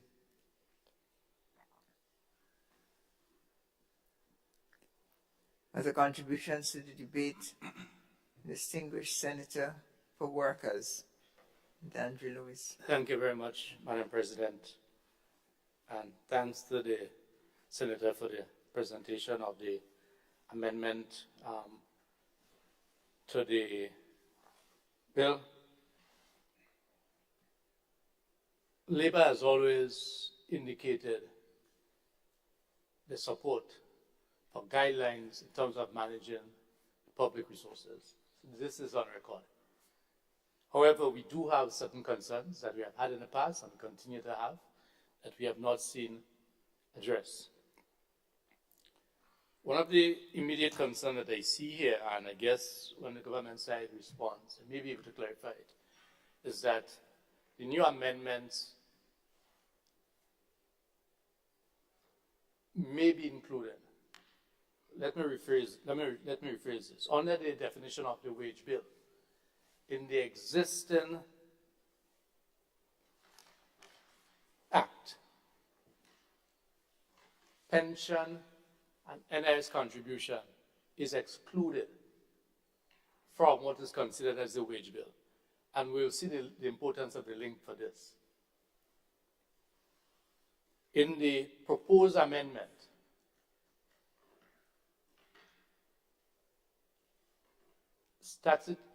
pension in this amendment, it now specifically includes NS contribution, but it has not specifically addressed the issue of pension. So I do not know if it is continuing to exclude pension or if it is now including pension as part of the wage bill. And the reason for this is that Labour has consistently said that to restrict by law what can be negotiated for salary increases and other benefits cannot be considered free collective bargaining negotiations. When you conduct free bargaining negotiations, therefore means that it is expected that the parties will present their information, and through the process of negotiation, give and take, one will be able, as we have demonstrated in the past, before this came into play in 2014, 2015. This came into play during the Structural Adjustment Program of the past administration. And I hope this current administration has taken that into account, because many things that came into play during the Structural Adjustment Program seem to have just been continued into forever.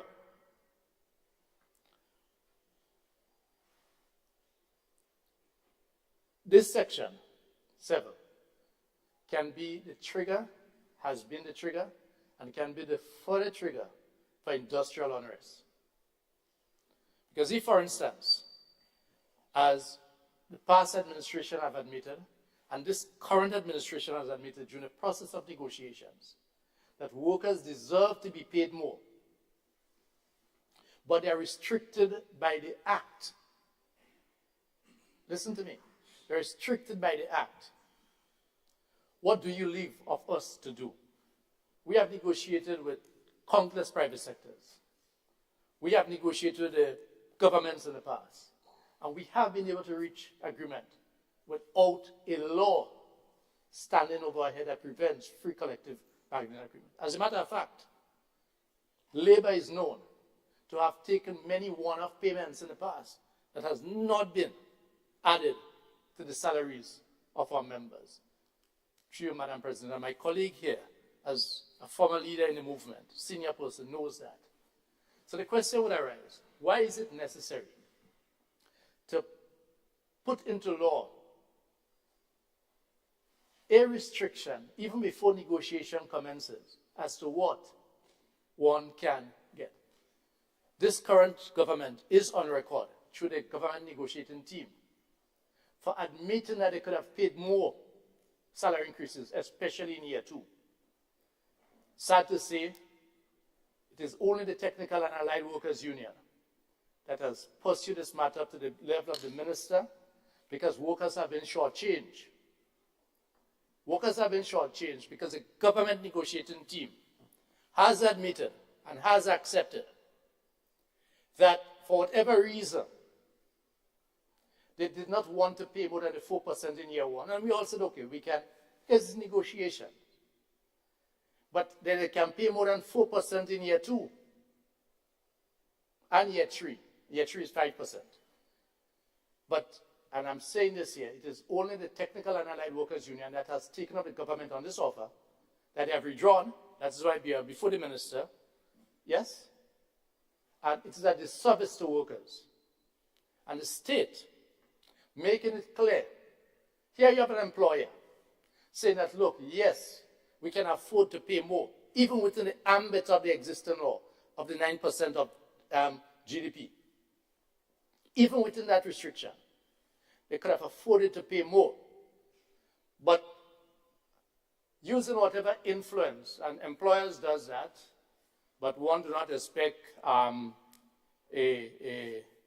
what one will say a decent administration, transformative administration, to change its mind from giving workers more, accepting that they deserve more, because you may be able to get some people, for various reasons, yes, to fight against the very interests of your employees. We need to bear in mind that the 1%, and I'm saying 1% because there's a clear indication of where both parties' mind were for year 2. Workers must bear in mind, and my colleagues on the other side, I'm asking you to bear in mind, because you will not always be most likely in government. I mean, because the election is called every 5 years, you can lose, you can win, or you may decide to only carry change. But these are ordinary working class Grenadians who 20 years from now, a net present value of 1% now in 20 years' time, what will that mean?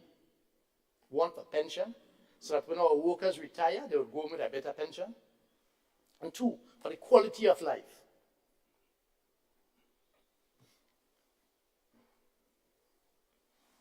And we have always said that we believe it is unfair, and even in keeping with the ILO, International Labour Organization standards of what free collective bargaining is. Because if you start from day 1, that you pass a law, because you have the majority in Parliament.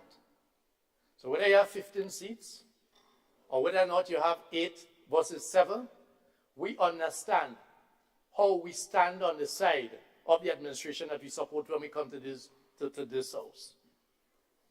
And even if colleagues genuinely know that workers deserve more, but there is this law that inhibits you even before you start, it is unfair and a disservice to the working people into the public service.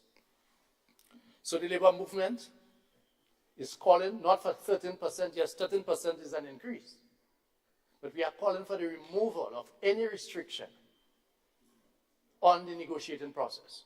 But more than that, because we are not sure where pension will be calculated, if pension is calculated as part of the wage bill, on one hand,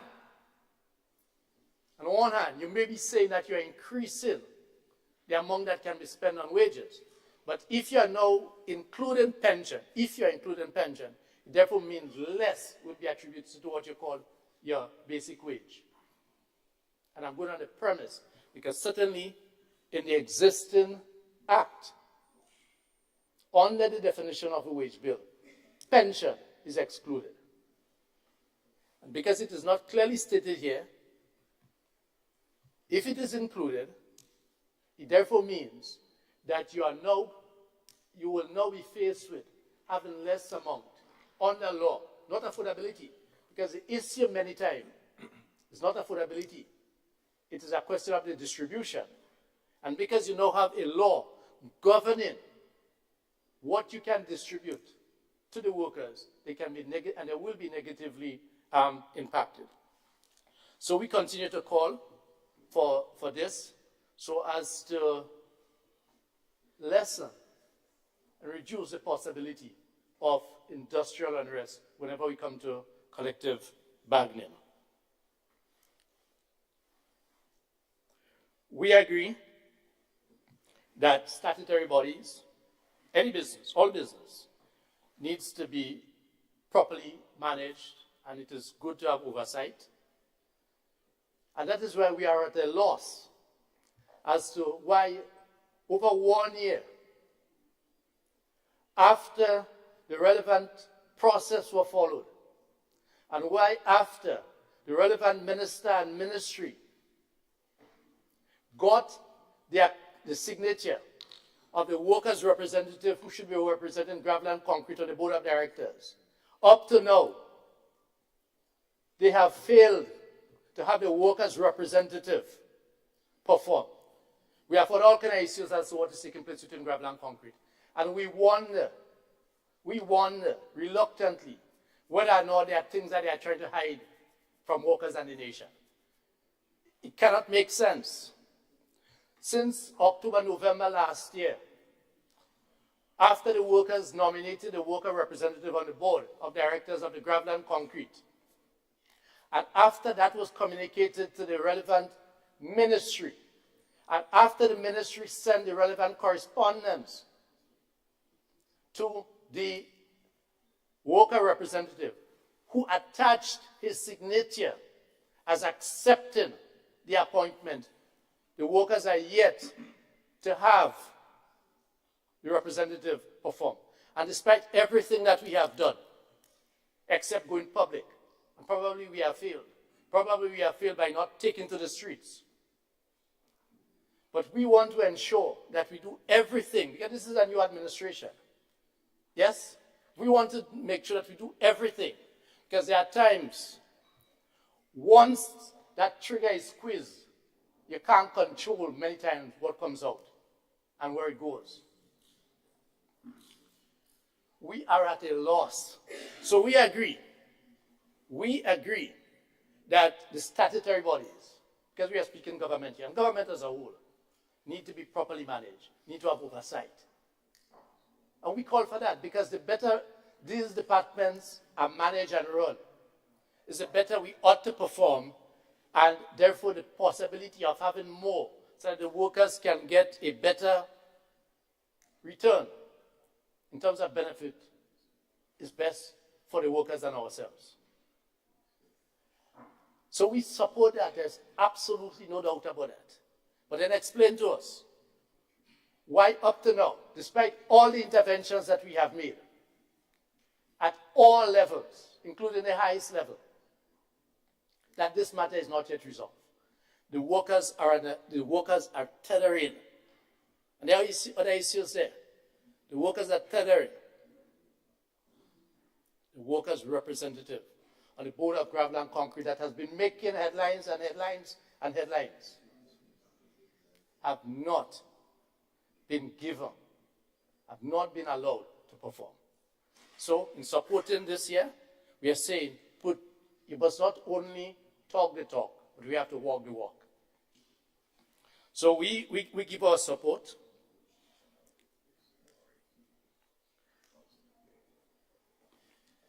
Yes, as we have indicated, and I just wish to repeat this, because one of the constant refrain of the labor movement from 2014 or 2015 to now has been the issue of that restriction in terms of law. The government has a right, as all owners and employers have a right, to guide your negotiating team as to how far you should go. But we think that it is wrong and unfair to pass it into law. Because what you may find, I'm just putting this here, because it's contained here, I know it's now moved to 13%, right? But as I said, there may be other things that are included that was not included before, which may mean that it might be less for the workers to get, that this can lead, and will lead at some stage to industrial issues. So we are using this opportunity to call on the administration, as you continue the aspect of transformation, to look back in history and to determine whether or not in the absence of this rule that came into play during the structural adjustment program, whether or not the public sector unions have not been demonstrating our level of responsibility by being able to conclude negotiations, even many times, without taking any salary increases. If you were to review the salary increases within the public service, you would recognize that over the past 15 or so years, give or take, there are many as probably 6 or 7 years within that time frame that there were no salary increases. I shouldn't say over the past 15 years, because certainly from 2016 or 17 thereabouts until present, there have always been increases. But before that, certainly up to about 2014, the 10 or 15-year period before, there are many one-offs. And one-off does not go on your salary. And it therefore means that even if you get a lump sum payment, it does not go on your salary. Given the impact of inflation, you're actually working for less. So this is just the overall comments that I wish to make, and call on our colleagues on the other side as you continue to work and making everything as much as possible better, that you pay concrete attention to this matter and allow the free process of collective bargaining to take place. Thank you very much. Thank you for your customary defense of workers' interests, Senator Lewis. And I give the floor to Senator David Andrew. Thank you, Madam President. I rise to lend my support to the bill as presented by Honorable Lacrette. This fiscal resilience bill, in my mind, responds very aptly to a number of recommendations coming from international agencies, the World Bank, the IMF, and even our own experts within the Ministry of Finance.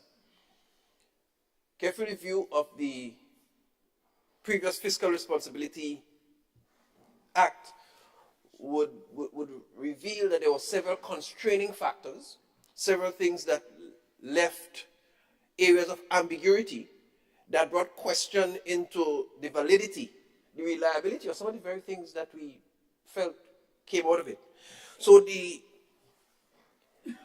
attempt to define clearly some of the specific areas will eliminate the ambiguities and allow for greater specificity. So some of the terms being defined, there was ambiguity in how they were interpreted.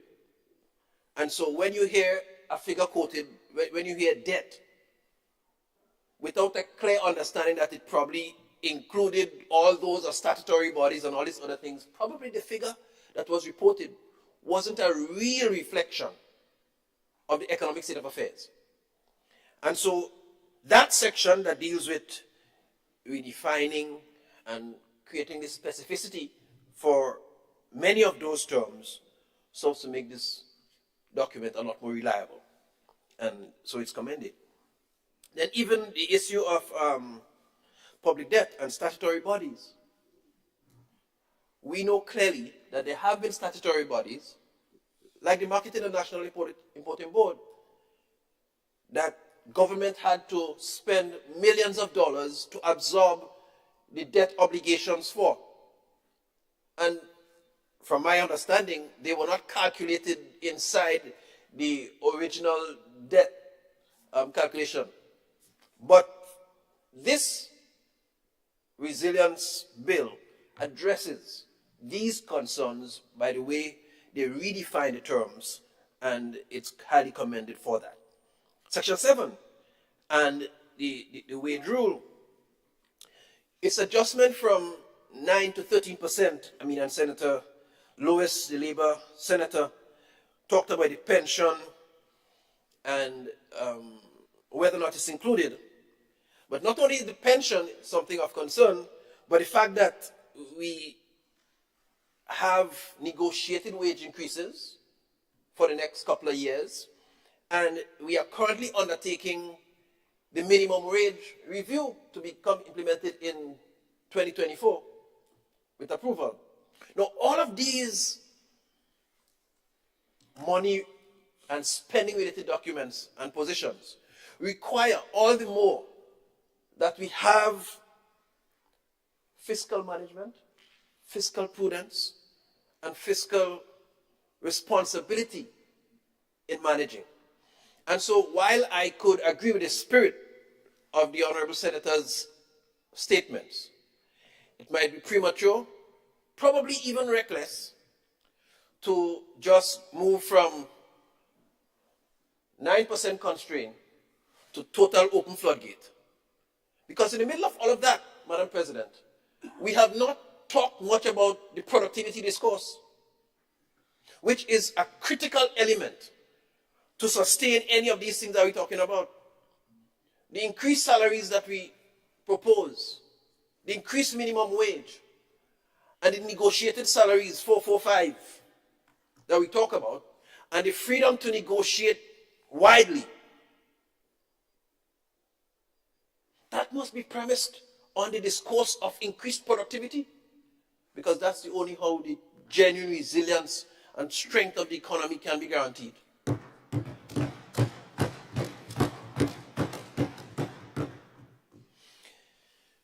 But I think it augurs well. It creates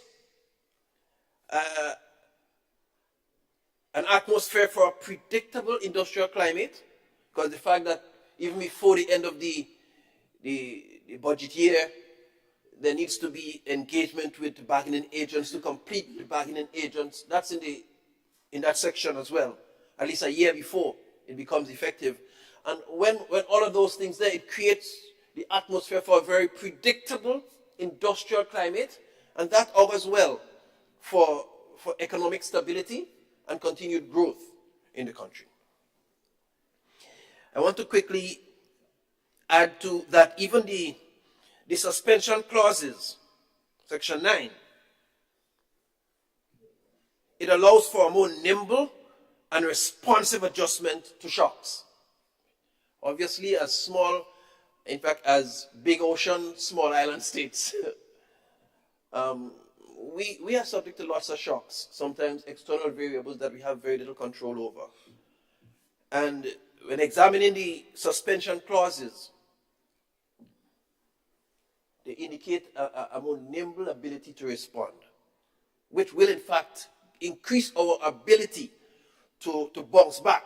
And this is why the name is apt, resilience, yeah? The fiscal resilience bill. And so that too makes it highly commended. The last thing I want to speak about is that the fiscal, that section 12 that speaks to the Fiscal Resilience Oversight Committee, same frock. I think from my review, it's given stronger responsibility within the process, managing public finances, even to the extent of presenting reports to the Houses of Parliament. And I think, Madam President, this augurs well for the transparent and accountable conduct of the country's business. And so with these few observations in support of colleague presenter, Honorable Lacret, I commend support for this bill to this Honorable House. Thank you very much.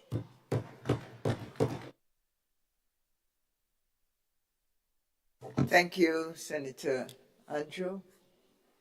Critical clarifications made. Appreciated.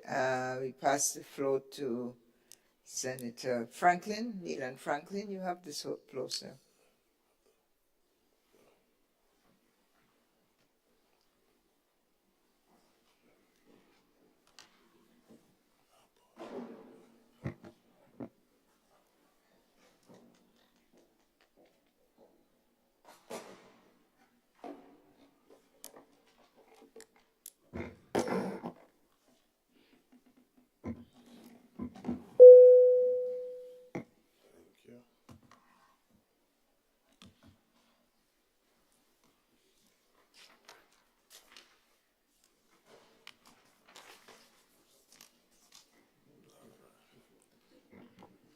Thank you very much, Madam President.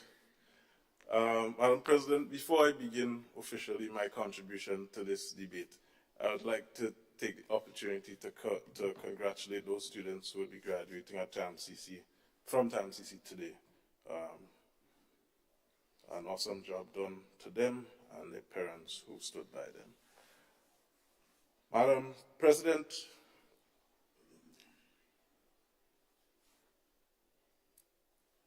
every time I stand in this honorable house or sit in this honorable house and I listen to the proposed bills and amendments and motions brought forward by the government,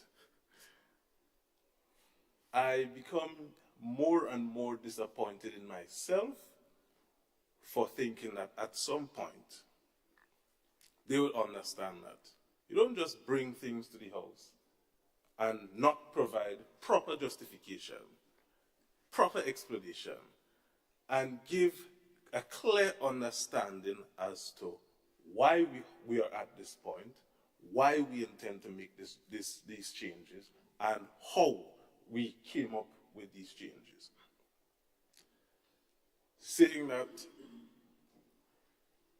In saying this, Madam President, I understand that any progressive society, any society that we live in, you expect changes to be made. Changes to policy, changes to legislation, general changes. We have before us the Fiscal Resilience Bill. Not necessarily an amendment to parts of the predecessor Fiscal Responsibility Act, but a repealing of the legislation. And one would think, after hearing the Honorable Lacrette explain the clauses, not necessarily explain, but read the clauses of the bill, and went further to indicate that the Fiscal Responsibility Act, the FRL, as is commonly known, the Fiscal Responsibility legislation, had challenges. So we had to repeal it. The perception is that the legislation was no good. So we have to get rid of it. We have to create something new. We have to bring something new to this honorable house because we live in transformative times. Transformation. Madam President, I heard in the other place one honorable member mention that when he reads the bill, he feels young. I said, I need to read this bill as well. I might feel younger. Madam President, I'll tell you how I feel just now. Through you, Madam President. Madam President, before I read the bill, in my humble young mind, I thought it would be something new, something authentic, a rebirthing of authenticity. Madam President, to my surprise, out with the old, in with the new. Something better. But Madam President, if the previous legislation, the fiscal responsibility legislation, the predecessor to the Fiscal Resilience Bill that is being proposed to this House, had significant challenges, basically ineffective. We can't use it. We have to get something new. This same government, Madam President, while the fiscal responsibility legislation was in place under the previous administration governed Grenada during one of its most difficult periods during the COVID-19 pandemic, and that legislation was in place. Prior to that period, the legislation was in place, and after the period, the legislation remained in place. Madam President, this government boasted of meeting a pregnant treasury. This same government, which was able to facilitate the payment of pensions without having to raise a single dollar. This same government, upon gaining state control in St. George's, gave itself a $2,000 increase without even the slightest idea as to how the monies was there or was generated. The same government who, upon taking office, created a new ministry and paid exorbitant amounts of salaries to people there. Madam President, Request for a point of order. Senator Thomas. well, I just want to, as a point of order, Madam President, I'm not aware that the present administration gave themselves a $2,000 increase in salary. I think it's false information. And you need to clarify that or retract it.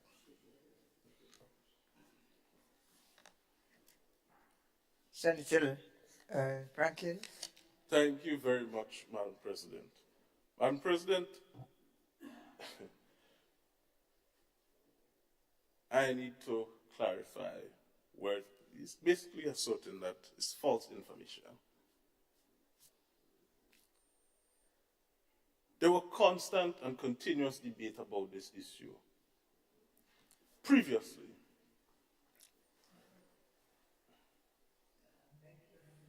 Senator Thomas. Madam President, I think I think I was very clear. I'm seeking clarification because I am not aware as leader of government business that the present administration paid themselves a $2,000 increase in salary. And if this cannot be substantiated, then I will ask that the statement be withdrawn. Thank you. Senator Franklin. Thank you very much, Madam President. For the interest of time and the debate, whatever it is that you decide I do at this point, if I have to retract, I will retract. But the facts remain the facts. Madam President,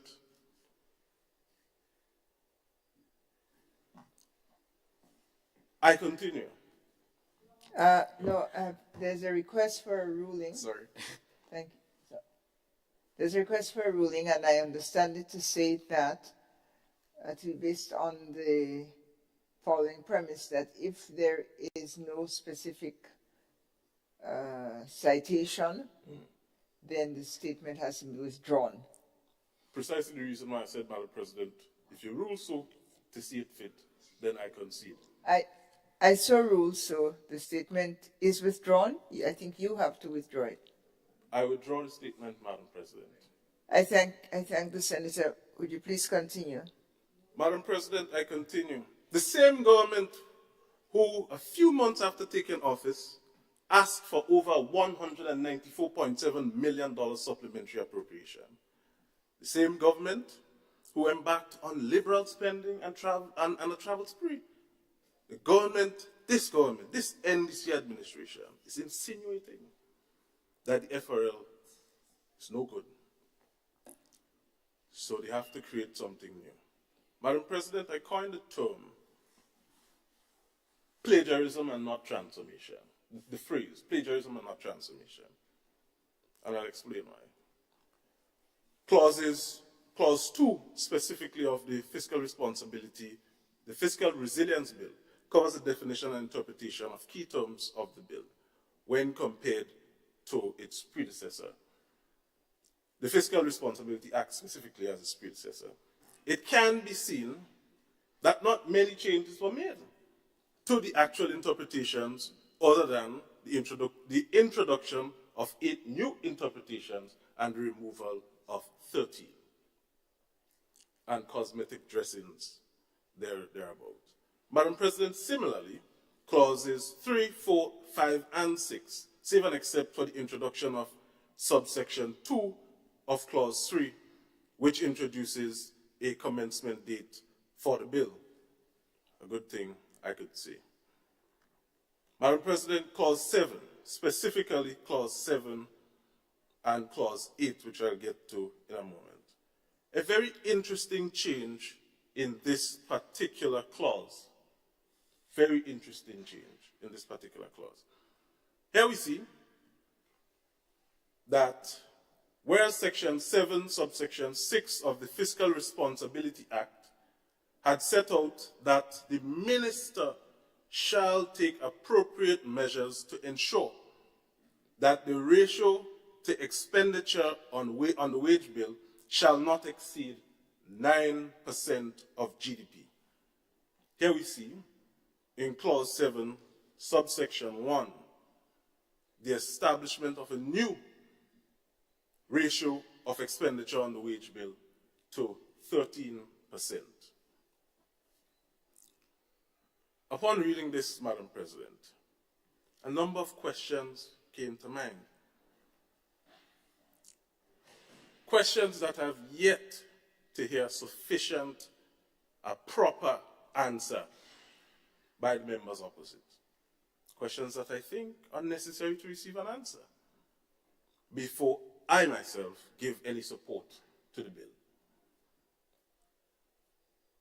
Is the government experiencing any financial issues? Is the country experiencing some kind of financial constraint? How, and most importantly, how was this 13% determined? Why 13% as opposed to 10%, 11%, 12%, or even 14 or 15%? Why was 13% considered the optimum rate at which government can cap its wage bill to nominal GDP as part of its current expenditure? Is this increase from 9% to 13% a sign of significant increases for salaries of public officers? I asked that specific question, Madam President, because it was said that a functional review of the service needs to be conducted. Has the review concluded? What is the figure that the government has determined in terms of the expenditure going forward to cover the wage bill as relates to the regularization of current officers, the hiring of new officers, in comparison with the salary increases that public officers would need? No justification, no explanation whatsoever. And while on this note, Madam President, there is a perception, of course, after having conversations with many public officers, that while this regularization process, well, the review, rather, for regularization is ongoing, there is I don't want to use the term fear, but there's a concern that there might be a slimming of the service. I am not saying that that is going to happen, but there are officers who are concerned, public officers that are concerned, that it might be on the horizon. Again, I'm not casting any aspersions on the government, I'm asking a question. So if this concern is true, and we may see a slimming of the service, why then ask for an increase in the wage to GDP ratio from 9% to 13%? Madam President, the term resilience needs to be more than just a term, talked here and there and all over the place. And I think it was the Honorable Andre Lewis and Senator St. Clair that made that a similar point. Grenada was in fact acknowledged for its resilience, for its prudent fiscal management under the past administration.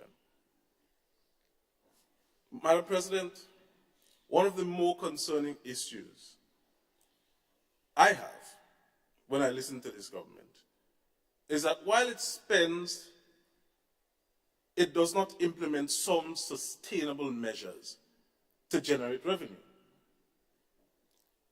We see that for the budget this year, there was a number of tax increases and no serious measure to deal with the cost of living issue currently plaguing the people of this country. Even though, at this point, Madam President, when this is truly considered in the context of the 13%. Request for the floor on point of order. Senator Andrew. Thank you, Madam President. I rise on a point of order because I think the honourable member is, again, sharing false information to the House and misleading the House. I'd be happy if the honourable member could identify which taxes were increased, because I'm not aware that there have been any tax increases. And further, there's a slew of cost of living reduction and mitigation measures that this administration put forward in the last budget, and for which the IMF and the World Bank reviews commended the government for in their last review. And so I want to put this on record. Thank you. Clarification on tax increases requested. Madam President, I gladly oblige. The increase of VAT from 15% to 20% on sugary drinks and the imposition of VAT on sugar. Madam President, if I have said something false, then I gladly accept whatever sanctions that be imposed on me. But this is a fact. Tax increases on the VAT. Madam President, also, within the IMF report, one of the measures identified was implemented last year. The freight cap.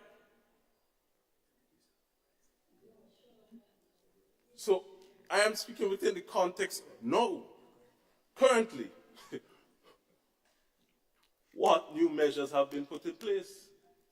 But, Madam President, let them go on. Excuse me? The clarification is sought on tax increases. You gave it on the VAT. There's been no rebuttal. We proceed. Thank you very much, Madam President. Madam President, I move to Clause 8 of the bill, where we see a reduction, rather, in the primary balance rule. Madam President, in the Fiscal Responsibility Act, the primary balance rule indicated a 3.5%. This legislation is requesting, or not necessarily requesting, it is going to be legislated that it will be 1.5%. What does this mean? How did the 1.5% come about? How was it derived? No explanation as relates to that. So I'm left to wonder. When I look at this, Madam President, the first thing that came to mind was amortization. If you are, in this context, lowering your primary balance rule from 3.5 to 1.5%, it means that you intend to pay less on your debt. You intend to reduce the amount that you're paying on your debt going forward. And then we see also that there, in that same clause, that the debt target has been moved from 55% to 60% to 2035. Again, I'm thinking amortization. You reduce your payment on your debt and you allow for more time, an extended period rather, in which you will have to pay debt. But, Madam President, when this happens, government has to consider the fact that, one,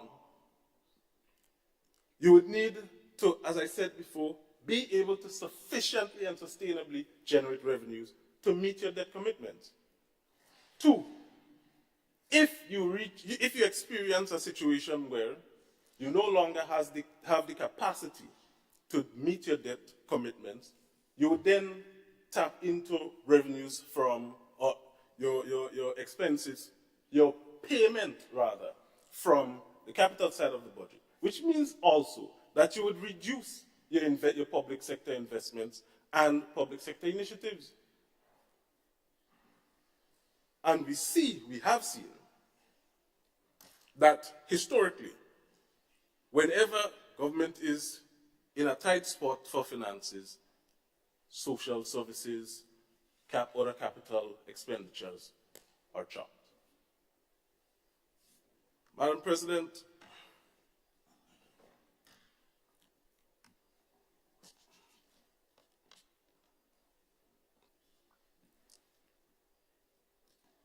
I am yet to hear a proper justification for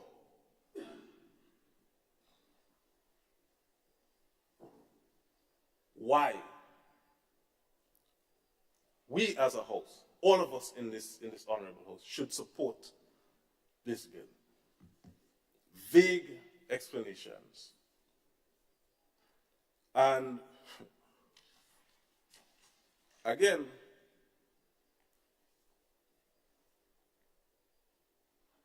when we criticize the previous administration of lack of proper fiscal management and prudent management, we see here the legislation itself allowed a lot of things to happen, a pregnant treasury to be realized.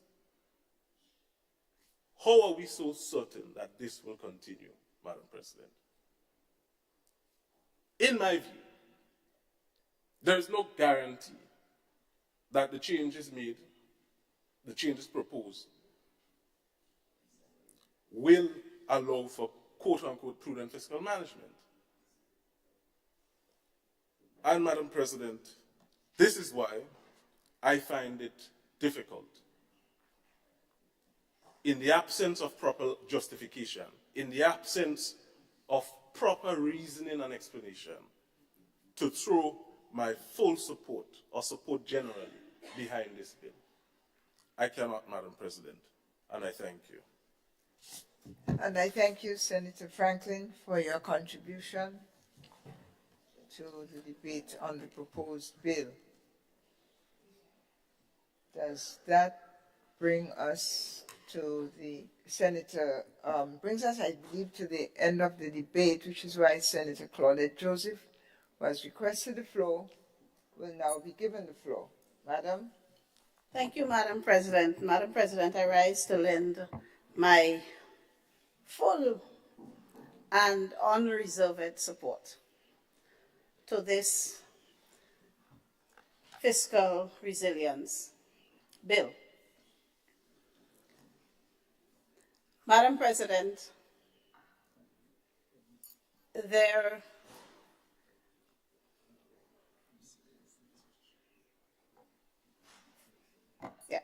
Madam President, the act that is being repealed, the fiscal responsibility legislation, has a particular history. Through you, Madam President, perhaps the young senator on the other side may not be aware of this.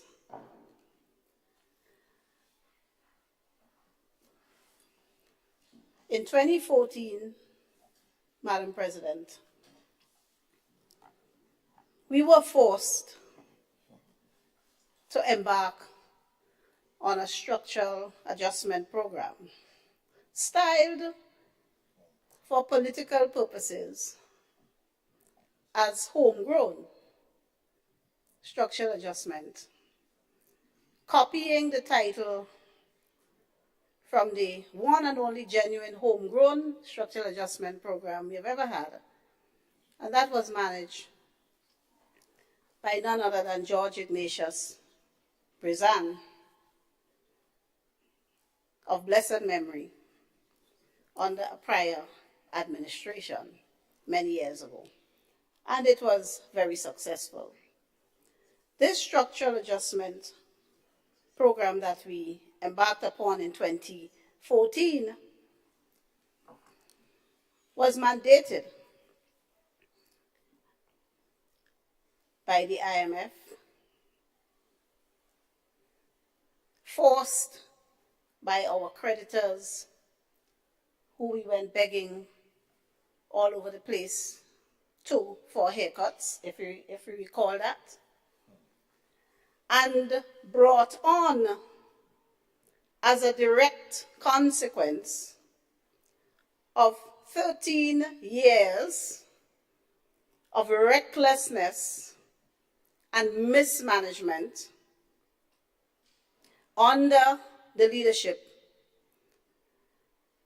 of the immediate past administration and exacerbated by the global financial crisis that impacted Grenada commencing in 2008. These are the facts. So in those circumstances, the country was forced to embark not just on a structural adjustment program, but it might be, Madam President, that the international and regional powers that be did not trust the administration of the day sufficiently enough because of their history of recklessness, so as to allow that administration, without legislative constraints and confinement, to embark on the structural adjustment program. And it is against that background we had the Fiscal Responsibility Act and the Public Finance Management Act, and all of those acts of parliament that were passed in that period, so as to ensure that those in charge did not slip back into their old, reckless, mismanaging, misbehaving ways. So that's how we came by the Fiscal Responsibility Act.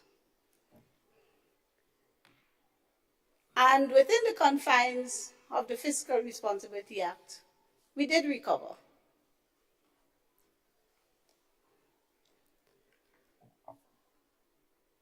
The people of Grenada were told that the structural adjustment program was to last 3 years. It started in 2014. In 2022, when we assumed office, even though the country had financially recovered, and as they like to say, the Treasury was pregnant, all of the structural adjustment measures remained in force. The public workers were not getting their negotiated increases. They had to march in the sun and the rain for it, and the Treasury was pregnant. And the structural adjustment period was over. I know because I marched that day, we got good wet. I marched with them on one of the demonstrations. The pensions were not paid, and the Treasury was pregnant. And we were told that it would be in the region of 400 million. 463, I'm being corrected. 463 million to pay the pension. And the economy would be bankrupted, and the sky would fall. Even if we all know that we were operating under the confines of the fiscal responsibility legislation. And as it turned out, it only cost $75 million to pay the pension.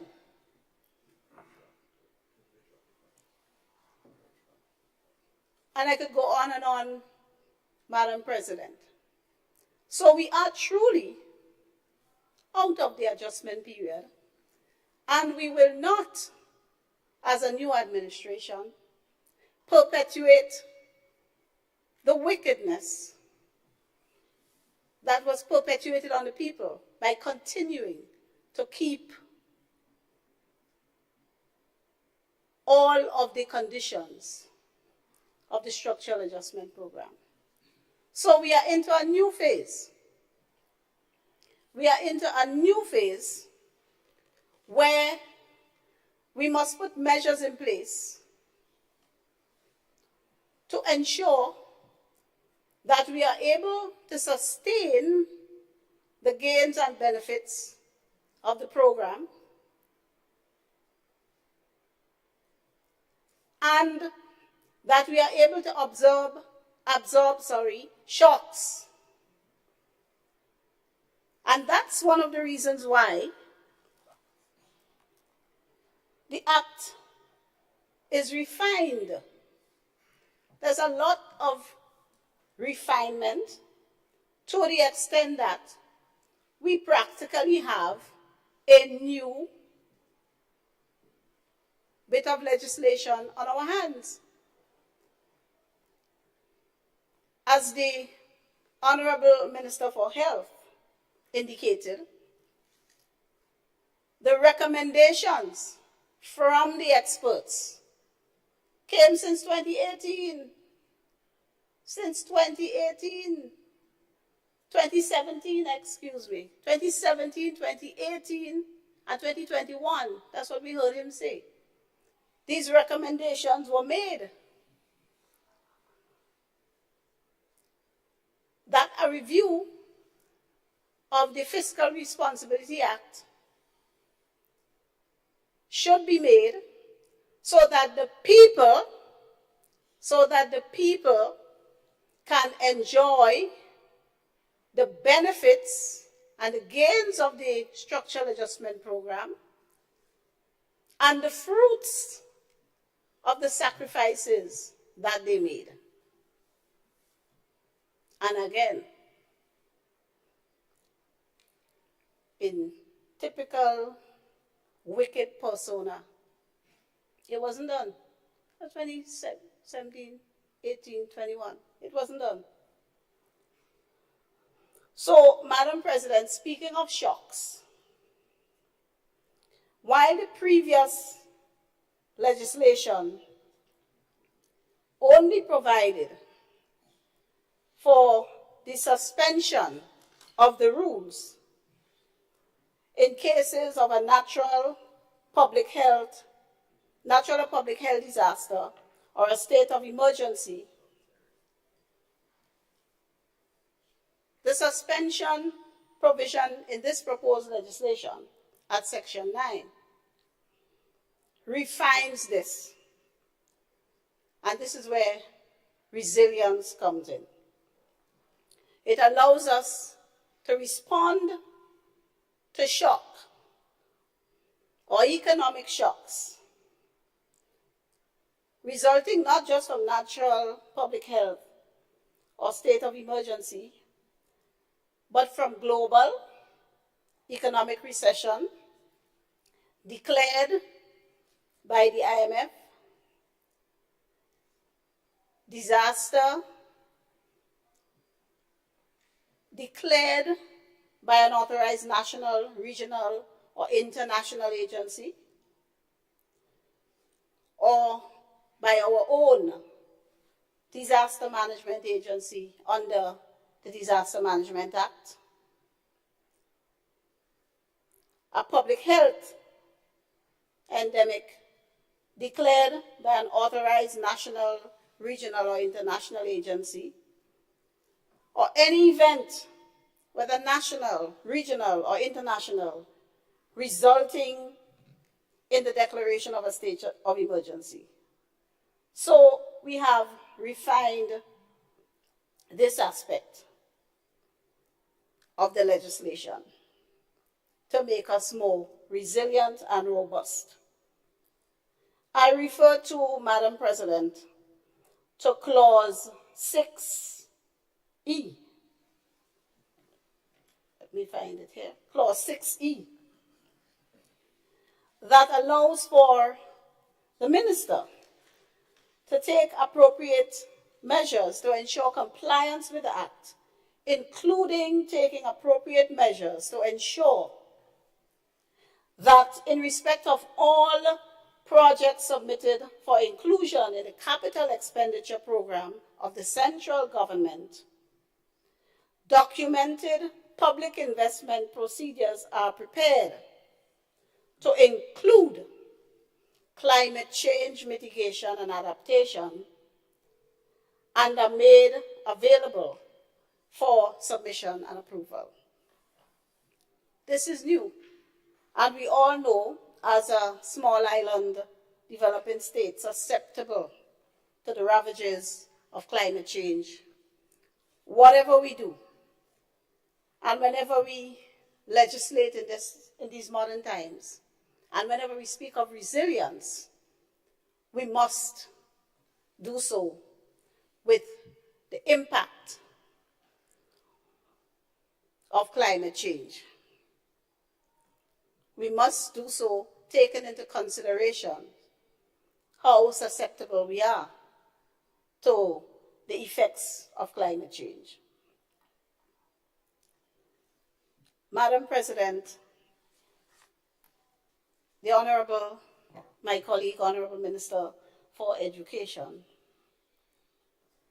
in referring to Clause 7 of the proposed legislation,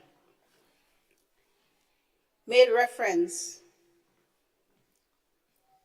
to the measures that we are taking as government to treat with our workers fairly. And so I want to just take a moment to speak to the definition of wages in the legislation, well, wage bill, in the legislation. And it speaks to the wage bill for the state being the total sum of payment made in respect of employees of central government, including personal emoluments, wages, allowances, and social contributions. Now, previously, NIS contributions, which in this definition here will be equivalent to social contributions, those were previously omitted, specifically excluded. Yeah, specifically excluded in the definition. And so were pensions, specifically excluded. And what we had as a result was an inaccurate description. And when calculated, when the wage bill was itself calculated, we had an inaccurate wage bill because NIS contributions were specifically excluded. Now they are included. And I would say, through you, Madam President, to the Honorable Senator representing workers, I think, as you know already, we're on the same side. We're on the same side. We're on the side of all our people. That includes workers. That includes employers. But I think the workers of this country know that, and based on our track record so far, they know that we will not act against their interest. In fact, yeah, they know that. And they don't need the unions to tell them that. They could see it. The fact is, pension payments, as they currently exist, cannot be defined as wages. They're not wages. Can't be added to the wage bill because pensioners are not employees. And it's as simple as that. The pension scheme that we have now cannot be included in the wage bill because pensioners are not employees. We are in the process of undergoing pension reform. As we all know, a reform committee is in place and doing its work.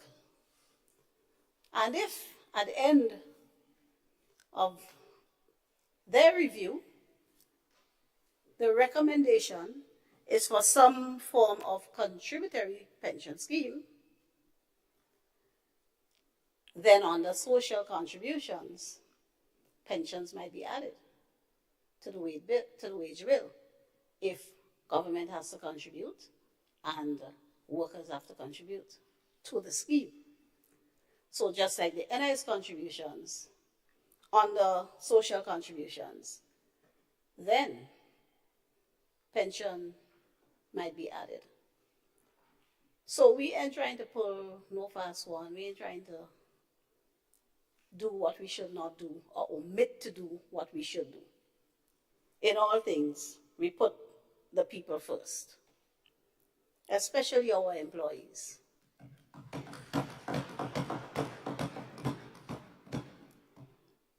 And so Section 7, which speaks to the wage rule,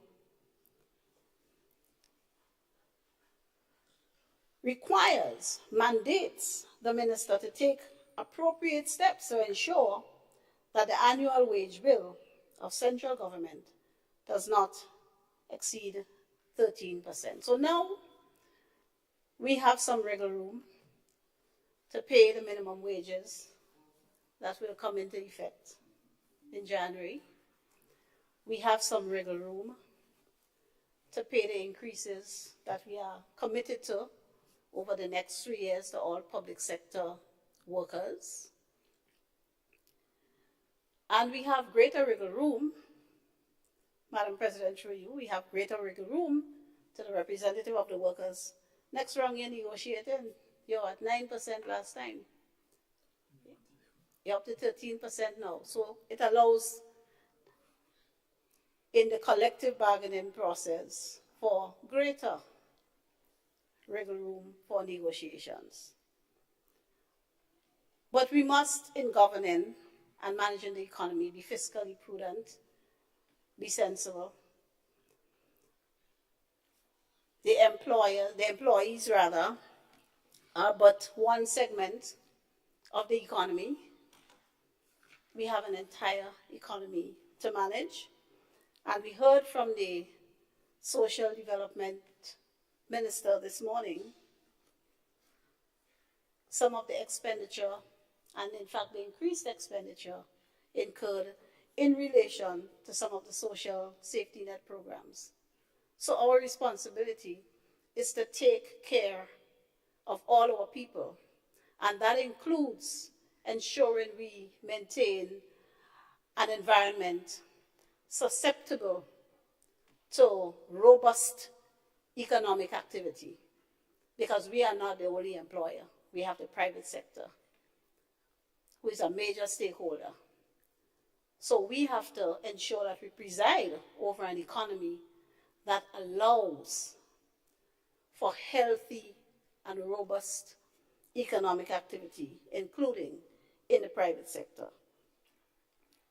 Madam President, just one last section in this bill that I would like to flag that I think really demonstrates the resilience aspect of this proposed law and why we are moving from responsibility to resilience.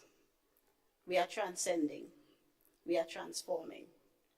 That section, Madam President, deals with the statutory bodies and the fact that the statutory bodies are now going to be monitored and scrutinized more closely by the provisions of this Act, and the fact that the debts of the statutory bodies, the state-owned enterprises, will be included in our national debt, so that you have a true picture.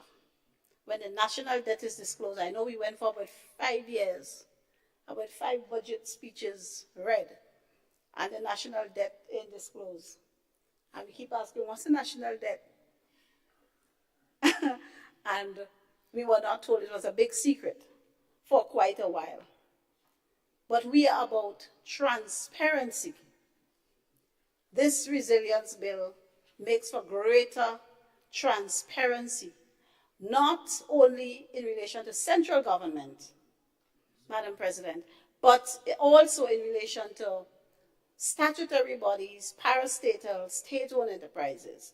And that is why their debts will be included in the national debt.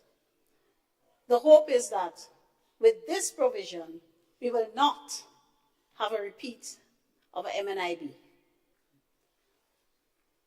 We will not have to come into government and be surprised by the financial standing of some of the statutory bodies with a pregnant treasury.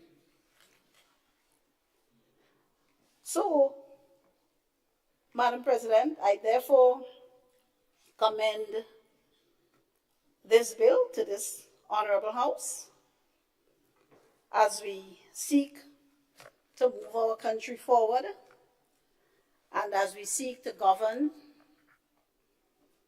with transparency and greater accountability so that we can stand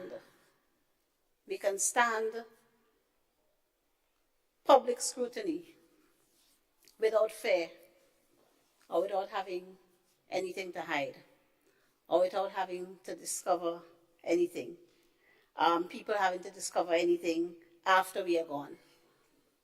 Anything including missing files. Big sector of our economy, missing files. That won't happen under our watch. Thank you, Madam President. Sorry. Thank you, Madam. Thank you, Senator Joseph. Leader of Government Business. Thank you very much, Madam President. I stand to lend support to this very important bill that we are about to pass here today. I want to commend that outstanding presentation by the AG. Madam President, the only reason why we are here and presenting this bill is because we care about people. We have come to the conclusion that in 2014, conditions may have been different. Society changes. And if we're going to continue to live under the old laws, and we don't aspire to change them, in other words, Madam President, I love that slogan. You don't make people follow. You don't design and shape people follow. You make laws for people. And when the behavior of people start to come across differently, you have, as legislators, we have to address the issue and change our law to accommodate our people. So, Madam President, the situation before with COVID-19, the war in the Ukraine, climate change, now we have another war in the Gaza. Those situations, obviously, Madam President, would have given rise to a call for this law to be reviewed. And not only we as a people, and this administration recognizes that, Madam President, the IMF, the World Bank, other stakeholders, experts, they have been calling for that. And I may say, Madam President, that there is no merit in claiming to have good financial management. And as the AG pointed out, the pension is not paid. Regularization would have been something that we would have still be dreaming about. It is implemented today, as I speak. We cannot talk about a pregnant treasury when people are suffering, when unemployment is something that has to be addressed. So I want to, Madam President, advise my good colleagues, my good friends, Open your eyes to the transformation and the progress that this administration is making. Open your eyes, Madam President, because it's very glaring. We will continue as an administration to press hard in aligning the legislations of our society to accommodate the transformational agenda that will transform our society and our people. That is the direction we are headed, Madam President. So when my good friend, Senator Franklin,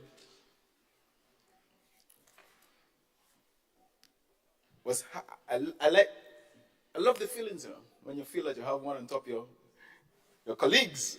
I'm not saying your opponent, because we're good friends. But Madam President, it's important to note that in the 2023 budget, 0 VAT on selected food and other items. Very important. 100% concession, CET and VAT, for selected production equipment to support the creative economy. Reduction in VAT rate on mobile and broadband data for 20% to 15%, from 20%. Reduction in the VAT on electricity consumption from 15% to 7.5% for all consumers. 0 VAT on electricity consumption up to 99 kWh kilowatts for residential consumers.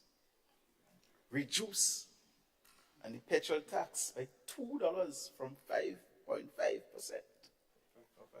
550, sorry, to 350 per gallon. And what we didn't say, what didn't come out of the presentation, that the 20% increase on alcohol and cigarettes is an investment on the people of this country. And we're going to see it in the next 10 or 20 years. We are concerned about the people's health. So when you say that the government increases tax as if we're creating any burden on the people, we're going to release the people of the burden of cigarette and sweetness and sugar in our society. And that is what we want. That is the direction we are going. Diabetes is hurting our people. And when you release the pressure off them, they will feel good, Senator. And we must get that straight. And that is the direction we are going. I thought, Madam President, it was important that this point has been made. And I want to make the final point, that we have no intention, this administration has no intention in slimming the public service. If anybody have any doubt in their mind, talk to the Imani people. Talk to the traffic warden. Talk to the people who are in the service temporarily. Talk to the people who came in just for a short period and they are still there. Our intention is to better the life of our citizens. And I lend full support to the presentation of this bill. I thank you. I thank the Leader of Government Business for all VAT and related and other tax and general clarifications. And I offer the floor to Senator Lacrette. Madam President, seeing that we have exhausted the debate and conversation on this bill, I just want to say that my understanding of macroeconomics as an international business student is that macroeconomics gives you a very broad or panoramic view as it relates to how an economy behaves. Therefore, macroeconomics examines inflation, GDP, unemployment patterns or behavior, etc. With all these moving parts that a government must be able to manage, fiscal policy and legislation becomes paramount for the management of all these moving parts from a macroeconomic perspective. I want to thank all the honorable colleagues in this House for the debates for and and against, especially from Senator Rahman, and the counsel that he gave as it relates to government managing and putting mechanisms in place to be able to really manage and evaluate its fiscal operations moving forward. I believe that both Senators Sinclair and Lewis's concerns were addressed by the Honorable David Andrew as well as the Honorable Attorney General. And as it relates to Senator Franklin, Madam President, I cannot rebut accusations, especially those that are unfounded, with no qualitative or quantitative evidence. So I leave that hanging in mid-air. As I surmise, Madam President, as a small island developing state, we have always had a particular vulnerability to external shocks, including natural disasters. Aside from our economic openness as a small island developing state and our narrow range of exports and dependency on strategic imports, we have also faced adverse conditions during recent years. As such, a fall in demand for primary commodities as well as services, including tourism. Madam President, furthermore, the challenges of increased globalization have been testing our capacity to withstand the risks imposed by the vulnerable nature of our economy. With that being said, Madam President, we now have a golden opportunity to ensure that at this Kairos moment, we nurture economic resilience through sound macroeconomic management. Therefore, fiscal policy and fiscal legislation becomes critical in ensuring macroeconomic stability. It is in this regard, Madam President, we commend this bill.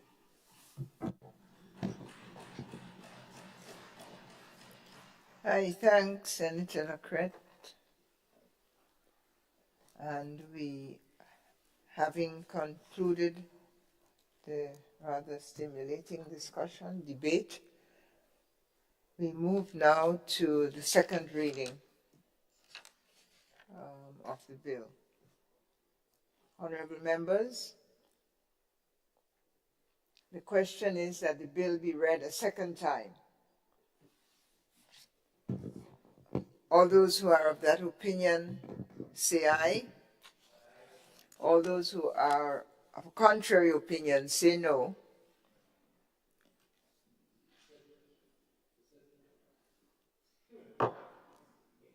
The ayes have it.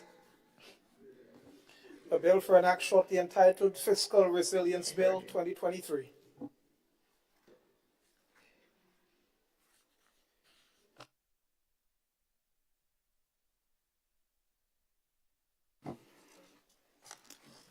I hope I have been following clearly. Madam President, I beg to move that the Senate resolve itself into a committee of the whole Senate to consider the bill clause by clause.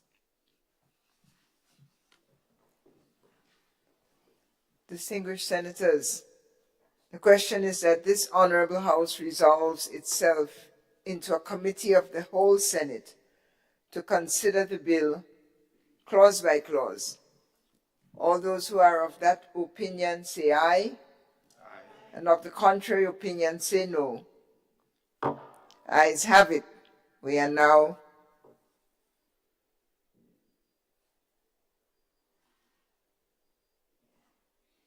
we are in committee.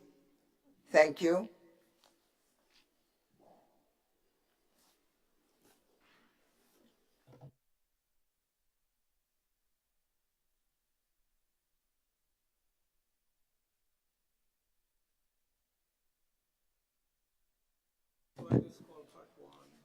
Let me inform the House that given that this bill has 17 clauses that are structured around 4 parts and a schedule. Is it acceptable to you that the clerk will present the bill in parts rather than in clauses? In clusters of clauses would form a part, and you should have that in front of you. Pray you wish to discuss or vote against any clause. All right, I see heads shaking. We proceed by reading the sections 1 to 4 in the schedule. Clerk? Part 2, Fiscal Resilience Framework.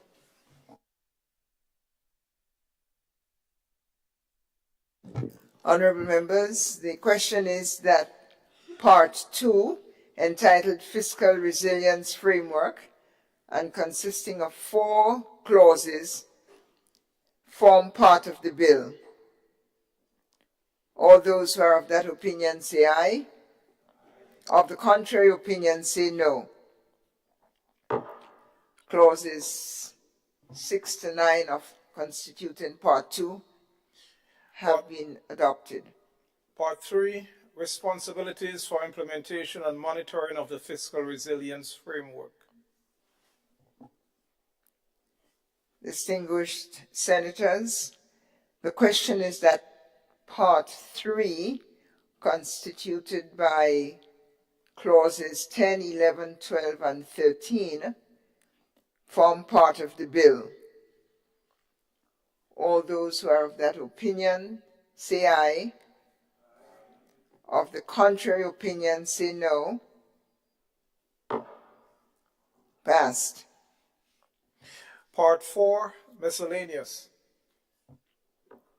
Distinguished senators, Part 4, Miscellaneous, which includes clauses 14, 15, 16, and 17.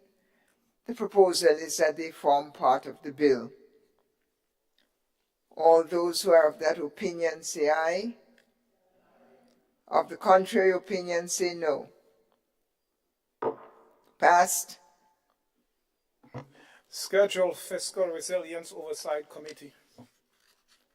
Honorable senators, the proposal is that the schedule entitled Fiscal Resilience Oversight Committee form part of the bill.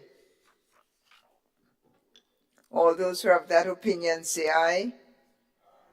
Those of the contrary view say no. The ayes have it. Part 1, Preliminary. Honorable members, the proposal is that Part 1, Preliminary, which constitutes clauses 1, 2, 3, 4, and 5, form part of the bill. Those who are of that opinion say aye. Of the contrary opinion say no. Ayes have it. It's passed.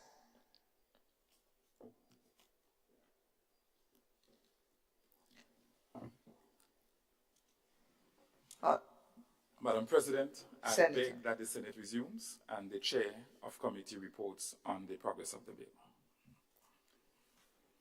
Distinguished senators, the question is that the Senate resumes and the chair of the committee would report progress on the bill. As many as are of that opinion say aye, and of the contrary view say no. Ayes have it. The Senate has resumed.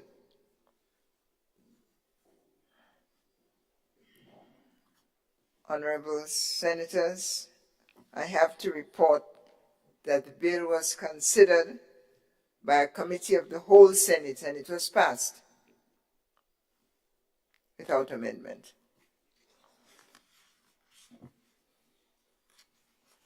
Madam President, I beg that the chair's report be adopted. Honorable senators, the question is that the chair's report be adopted. As many as are of that opinion say aye. And of the contrary opinion, say nay. The ayes have it.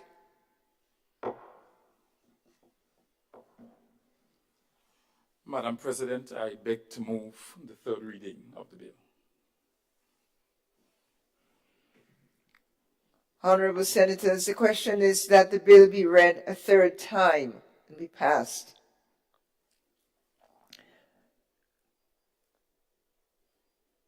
No debate? As many as are of that opinion say aye, and of the contrary opinion say nay. Aye. The ayes have it. Bill for an act shortly entitled Fiscal Resilience Bill 2023.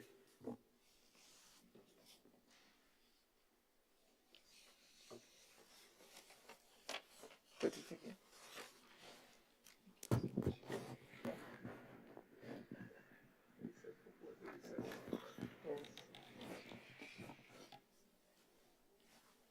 It's an agreement. Thank you, Senators. We have now concluded and passed this bill. The Chair proposes that we have a recess for lunch, given that it is almost 2:30. And when we resume, there are only two more bills to consider, the Public Finance Management Bill and the Public Debt Management Bill, and whatever else remains on our order paper. We are recessed.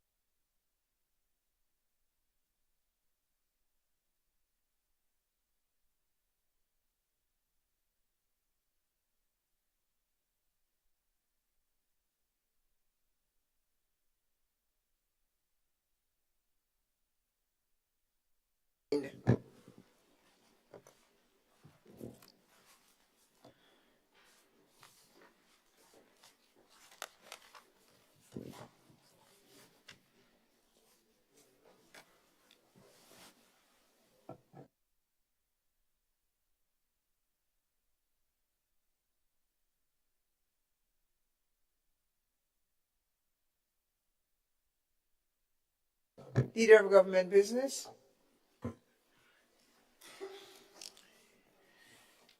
Good afternoon. I hope everybody had a good lunch.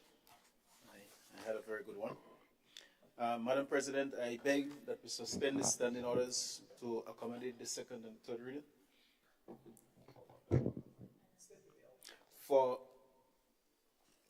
To introduce the Public Finance Management Amendment Bill 2023.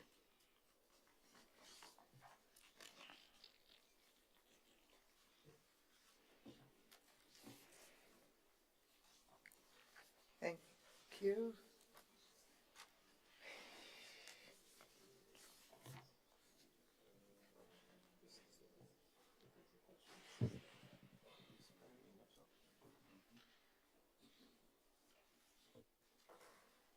Thank you.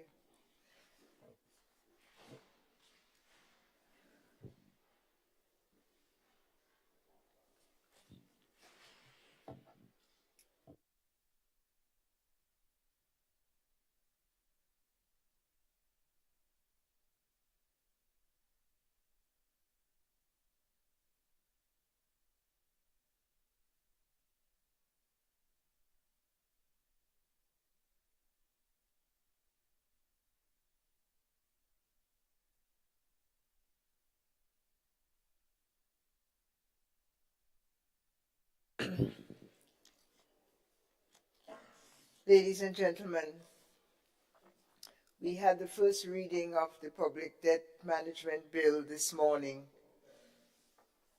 So we continue with that bill.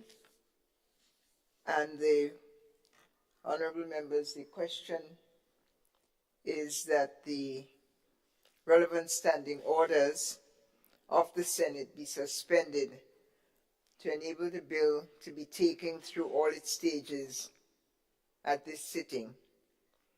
All those who are of that opinion say aye. Of the contrary view say no. The ayes have it.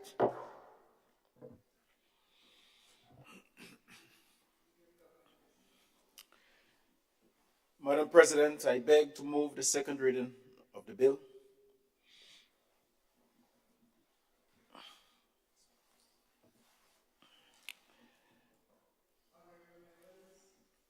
Honorable members, the question proposed is that the bill be read a second time.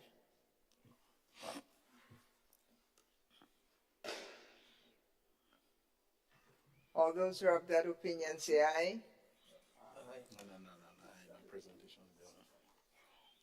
Please speak.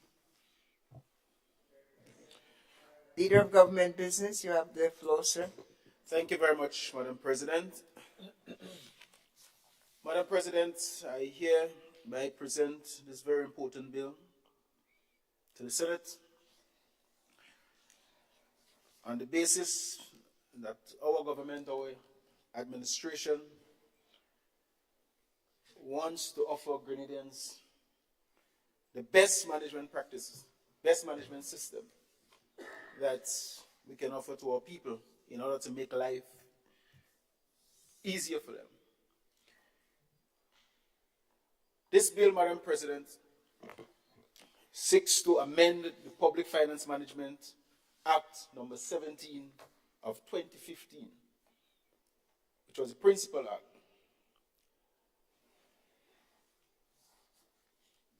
And in order to make sure that we achieve our objectives, there are three areas that we are looking forward to. One, to reform matters relating to medium-term physical framework. Number two, consolidate various reports into the medium-term economic and physical strategy report. And number 3, reposition and expand the obligation to prepare post-election reports. Madam President, this bill contains 11 clauses.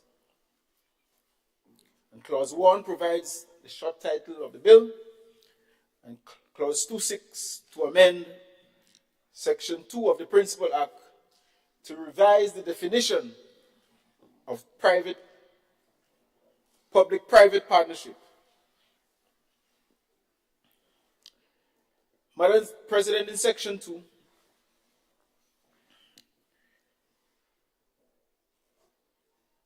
we want to delete the definition of public-private partnership and substituting the new definition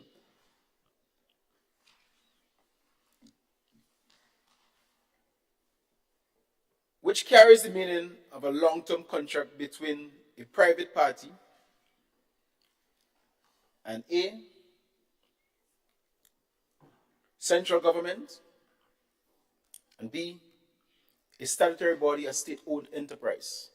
And the purpose of this is for providing and managing the public assets and associate services, which shall be on terms and conditions as approved by Cabinet. Additionally, Madam President, this particular section seeks to insert the following definitions of 7 areas: contingent liabilities, explicit contingent liabilities, Physical Resilience Act, Physical Resilience Oversight Committee, medium-term economic and fiscal strategy report, medium-term fiscal framework, and number 7, public debt. Madam President, each one of these areas carry a definition. And if I may go through contingent liability, give a synopsis. Basically, it means financial obligation which arise by the occurrence or non-occurrence of one or more uncertain future events. Explicit contingent liability means legal obligation for central government to make payments only if particular events occur. Fiscal Resilience Act means the Fiscal Resilience Act 2023. The Fiscal Resilient Oversight Committee means the Fiscal Resilient Oversight Committee, preserved, continued, and renamed under Section 12.1 of the Fiscal Resilient Act. The Medium-Term Economic and Fiscal Strategy Report means the Medium-Term Economic and Fiscal Strategy Report prepared in accordance with Section 12A.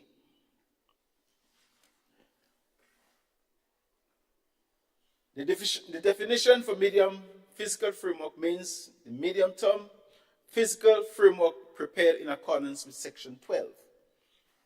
And public debt includes all direct liabilities of central government, statutory bodies, and state-owned enterprises, including advances, arrears, compensation, etc., etc.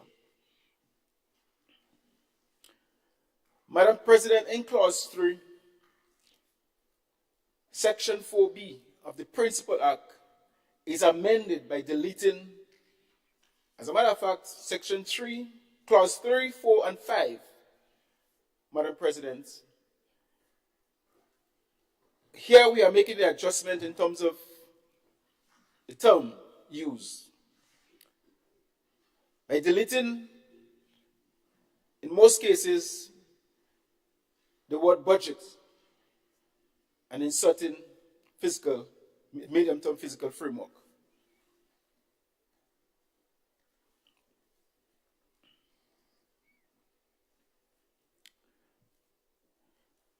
In Clause 6, Madam President, the Principal Act is amended by repealing part of Section 12 and substituting, therefore, the following new sections.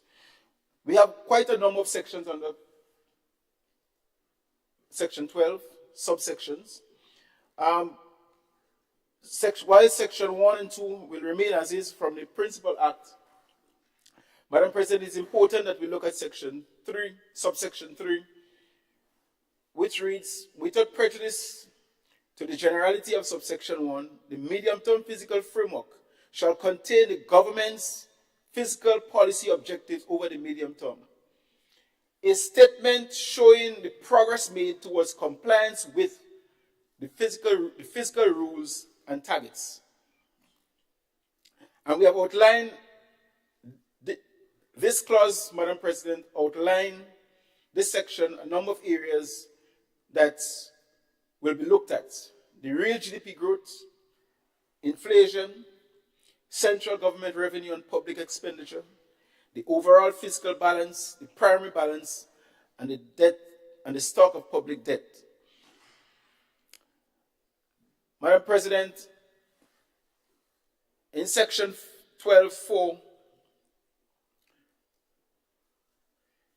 notwithstanding subsection 3F, the medium-term fiscal framework shall present and report separately.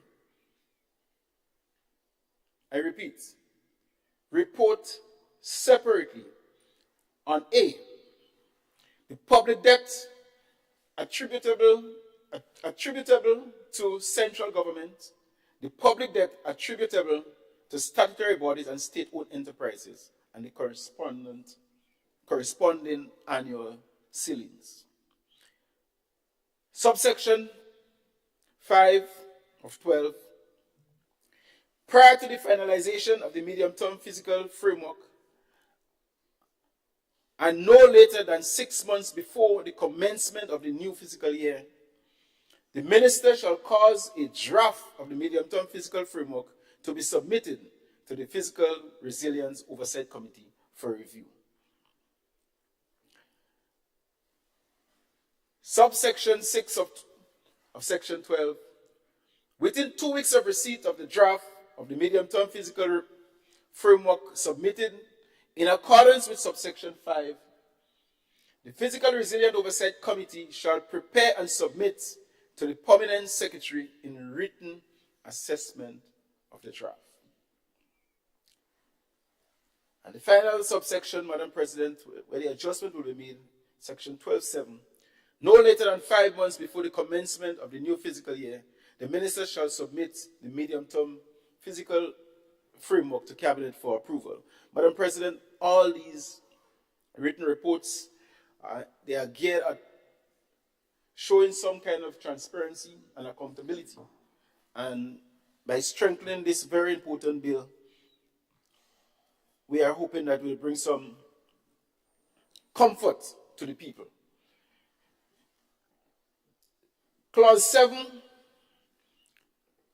Madam President, is amended by inserting, after section 12, the following new section, which we refer to as 12A. The Minister shall cause to be prepared a medium-term economic and fiscal strategy report to be A, laid before the House of Representatives for approval, along with the presentation of the annual budget, and B, published on the official website of the government no later than 2 weeks after being laid in accordance with paragraph A. Again, Madam President, compliance. Compliance, transparency, accountability. Subsection 2 of 12A, the medium-term economic and fiscal strategy report under subsection 1 shall contain A, an updated medium-term fiscal framework. B, a review of the consolidated financial performance of state-owned enterprises and statutory bodies.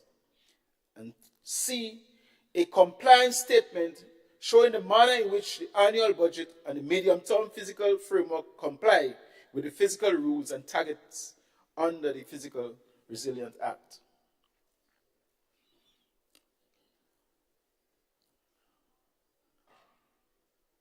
Madam President, there are, under subsection D, there are 6 areas: the physical risk statement, fiscal,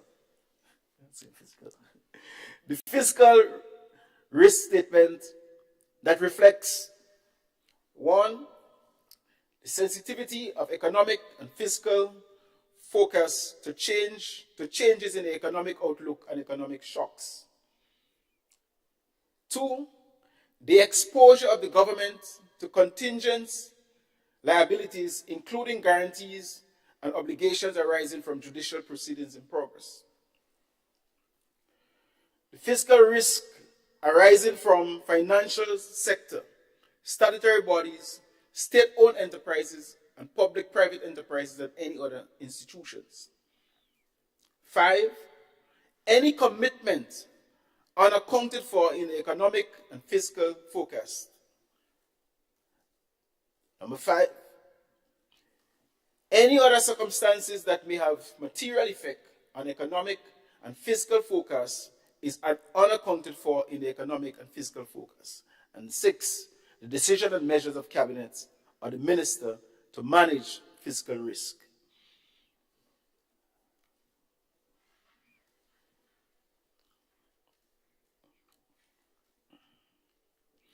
Madam President, Clause 8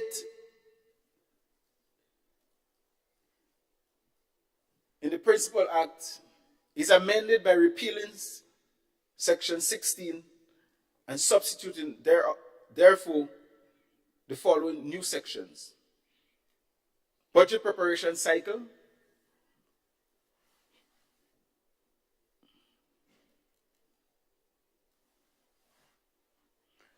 and the budget preparation cycles shall consist of the following two phases: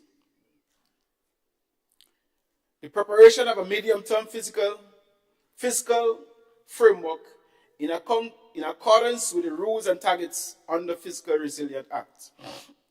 Excuse me.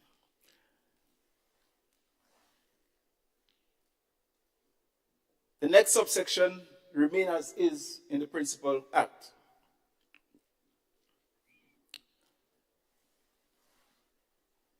Clause 9, amendment of Section 25 of the Principal Act. Section 25, subsection 1b of the Principal Act is amended by deleting the words medium-term fiscal and budget framework after the words implications for, and is substituting, therefore, the words medium-term fiscal framework. Clause 10,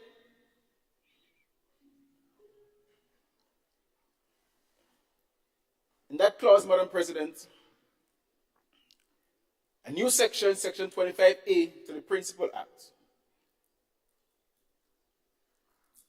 And this deals with a post-election report. And it states, Madam President, at the sitting immediately following the first sitting of the new Parliament, following the general election, the Minister shall prepare and submit to Parliament a post-election report setting out the following. A, update macroeconomic forecasts and assumptions from the medium-term economic and fiscal strategy. B, update fiscal information including government revenue, government expenditure, primary balance, and the outstanding stock of public debt.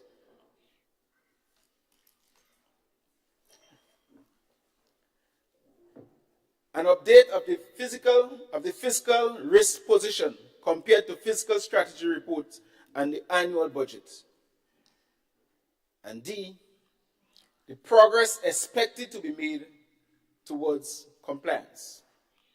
Madam President, the final clause, Clause 11, is an amendment of the schedule to the Principal Act.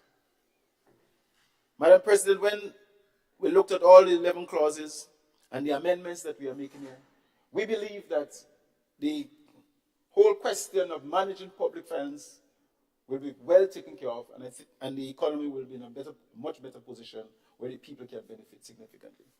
Thank you. I thank the Leader of Government Business in the Senate, Senator Adrian Thomas. And the floor is open for debate on the proposed proposed act. As you seek the floor, I just want to make a quick announcement that this morning it was announced that there will be a Grenada shift taking place in the parish of St. Patrick's today, starting at 4:30. This announcement is to advise you that this has been cancelled due to meteorological reports of inclement weather.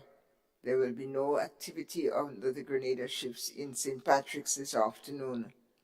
You will be informed of the new date. Thank you very much, and I open the floor. Senator Andrew Lewis. I was wondering if you'd just permit me a light moment. I hope I didn't contribute by getting the removal of the caretakers from the meeting.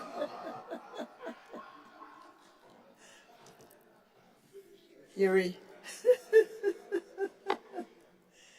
you did remove something. I'm not going to indicate what. Thank you.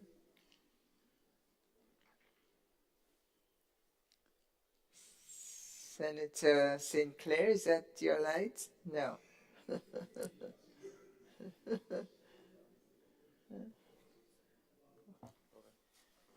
Jeez. I thought one of my colleagues... Order of seniority, please. No. I thought they might have, I know Rahman like opening the bowling from this side, so maybe what I say there maybe then want to speak. Not much to speak on this, Madam President. I have my notes pertaining to this. As we realize, it basically is a suite of bills that complement each other. And of course, it's important that the government side would have done the appropriate things and do the necessary backstopping in so doing. And so this, of course, would have be well in place to address some of the matters. This document, I see, is a very important document because especially as the changes were made to the resilience bill, it sort of create a better environment for monitoring, evaluation, and responsibility.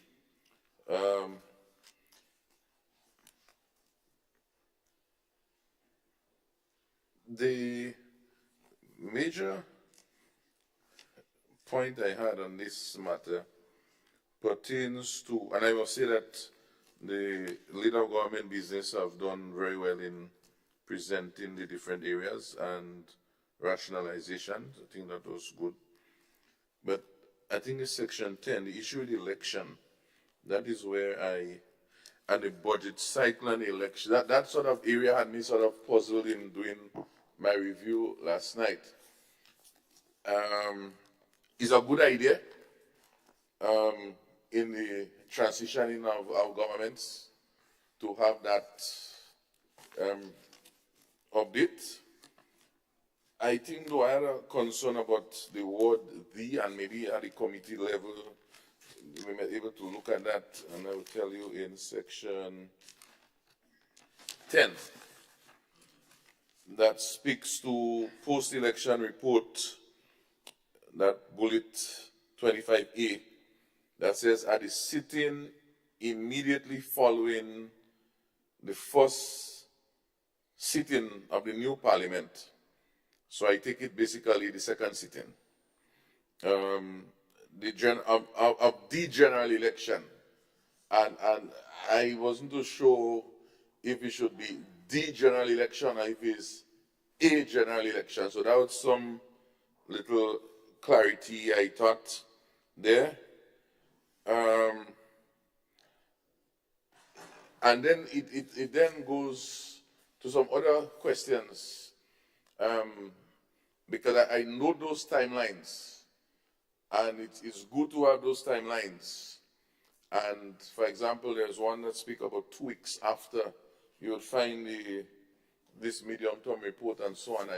I just want us to be mindful of that. You don't put timelines that are too tight for significant things as this. I know the IMF and the World Banks, they would want to know if government change. They want to know, well, what did the last government do? Because they didn't finish what was happening and they want to get an update. And so, whilst we want to do it very quick, be mindful of these issues, because we may just get hurry-scurry work that is not to date, and then we go say we go fix it later on. So that is one passing comment. The other comment that I've noticed, particularly in light of all these other timelines, the sitting after the first sitting has no timeline, because really and truly, you know, we don't have a fixed schedule with which the parliament meets. The parliament meets when you get a notice, basically. I mean, we don't know if it's on the third Thursday every month, or there is no schedule, definitive. And bearing that in mind, if you look, for example, in this current session, we met, I think, sometime, like I think it was early September, end of August, and then it took us maybe about another 2 months or so to meet. So, whilst we may want urgency, the parliament itself may not meet. So I'm not too sure to what extent the government may need to review this limiting factor and maybe put some time, because otherwise the country could run a bomb. And that to me is a major factor, because whilst you're waiting, you just call parliament when you want. Because the other side don't really have a say in calling that. So I think the government, noting all of these things, of course, to be realistic, for example, we may want to say, either way, but not, even if you say in the sitting after the first sitting, but not more than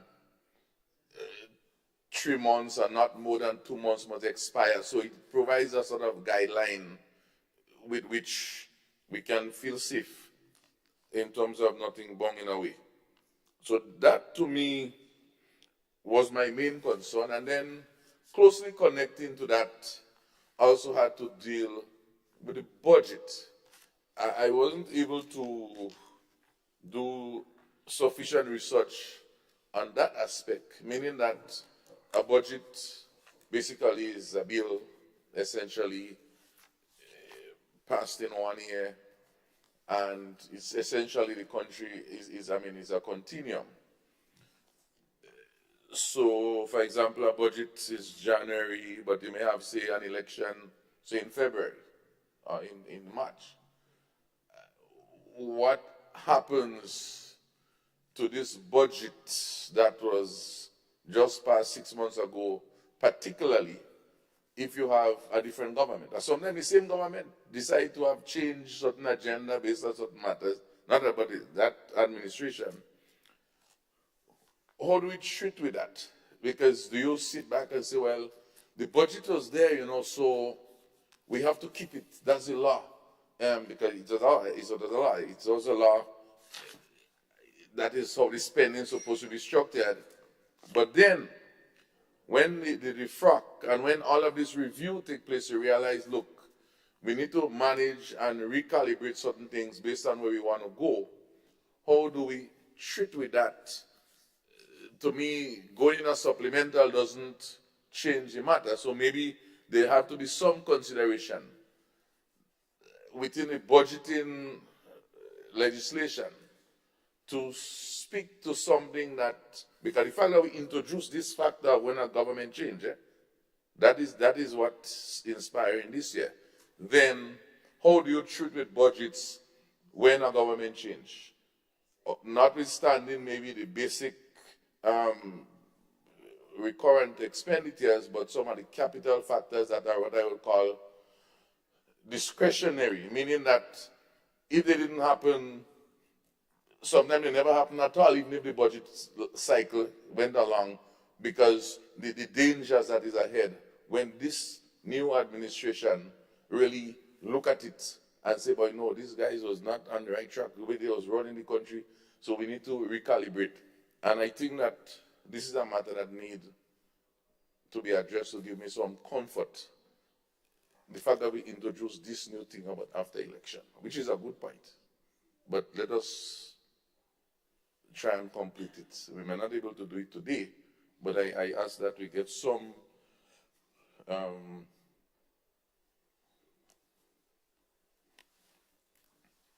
understanding of that matter. So that is my contribution to this bill, Madam President.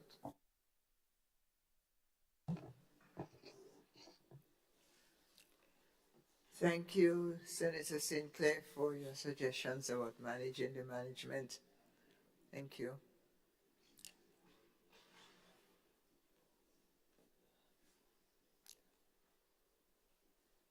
Requests for the floor?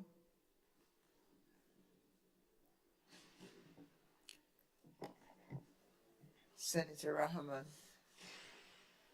Thank you, Madam President. I just want to seek clarity on the where it says minister. I didn't see, normally it says who the minister is, but I would assume that the minister would be Minister of Finance because it's a finance bill, right? But yes. And so this is the first time, I believe, that we're seeing this kind of report being sought to put into law. That when, right after a general election, we need to get the outstanding stock of public debt.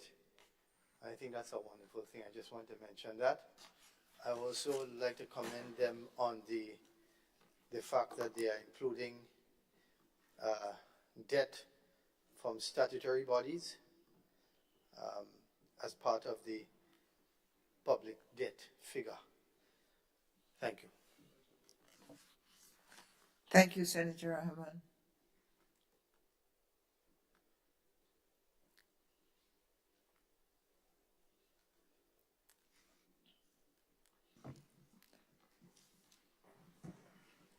Senator Lacrette. Madam President, as a sovereign state, in order for us to be able to achieve aggregate discipline as well as operational efficiency, I rise to lend my support to the bill as presented by the Leader of Government Business in the Senate.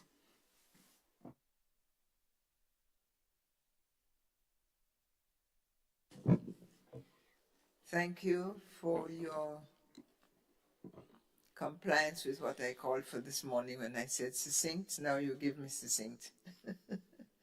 Thank you, Senator. Leader of Government Business. Thank you very much, Madam President, and I think this side must be commended for bringing very important bill to the House, where we can get the cooperation of my good colleagues, and as you can see, Senator Franklin is smiling. I'm always happy when I make him smile, I thank you for your cooperation. I want to thank all the members for their cooperation in regards to this particular bill, Madam President. But I think it is important to point out here, and our society has to get to that level of maturity because I guess everybody's concerned about whether those reports and the timeline. But let me say something, Madam President. At some point in time, we have to get there as a people, because it is a government in office. It will be responsible of that government while sitting in office, approaching an election, to start putting these reports together. I had the privilege when we got into office to read the reports from the PSs who were there. Even though they were not, they expect a reshuffle. And those reports were prepared. So the new PS who was coming, and even the minister could have an idea where the ministry was. And if we could get it at that level, we have to start creating the culture in our society where a government is approaching end of term. The result of the election shouldn't matter. It can go anywhere. So this is the direction I believe our society is heading for. And therefore, it should not be too much of a concern in regards to whether those things will be in place or not, or whether we'll be able to have sufficient time to get them in place. It's a matter of we developing the discipline as a society to make sure that it happens. And I think once that could occur, we'll be heading in the right direction. So I want to thank everybody for their presentation and their comments, and I think it's augurs well for Grenada. Thank you. Thank you, Senator. And will you address the inquiry in Clause 10? Is it Clause 10, subsection 25A, following a general election or following the general election? Or would you like to leave that to the draft, the final editing after the bill has been acted on? Well, Madam President, I guess you're referring to the Senator Rahman question about the minister? No, it was St. Clair.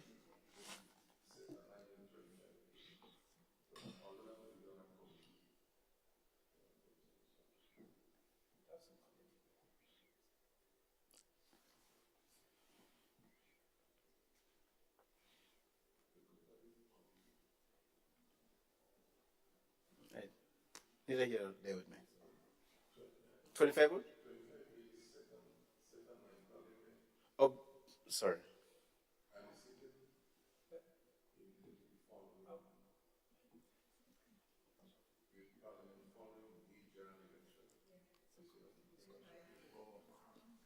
Discussion committee. Yeah. Update macroeconomic focus and assumptions. Not it? Post-election reports. Yeah. 25A. Or at the sitting immediately following the first sitting of the new parliament following the general election, the minister shall prepare and submit to parliament a post-election report setting out. I really don't understand the question asking. I know. Sorry. Can you hear me? Sorry, thank you. Yes, let us discuss. Let me enforce the procedural approach. We now, I want to call a question for the second reading, and then we'll discuss that. Having done so, honourable members, I propose you the question. That is, that the bill be read a second time. And all those who are of that opinion, say aye. Of the contrary opinion, say no. Ayes have it. The ayes have it. The bill for an action entitled Public Finance Management Amendment Bill 2023.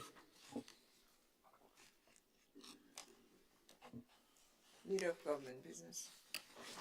Madam President, I beg to move that the Senate resolve itself into a committee of the whole Senate to consider the bill clause by clause.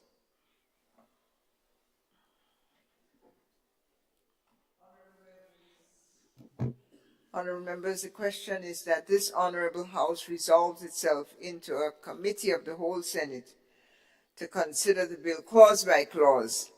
All those who are of that opinion say aye. Of the contrary opinion say nay.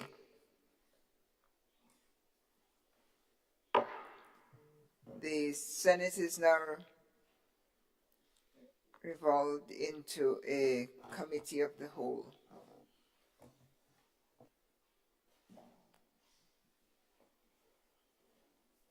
Senator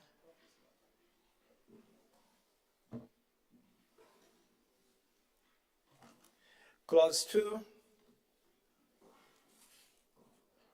amendment of Section 2 of Principal Act.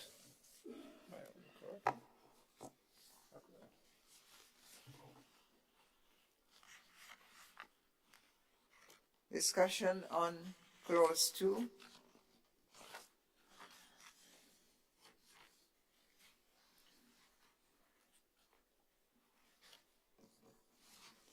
Hearing none.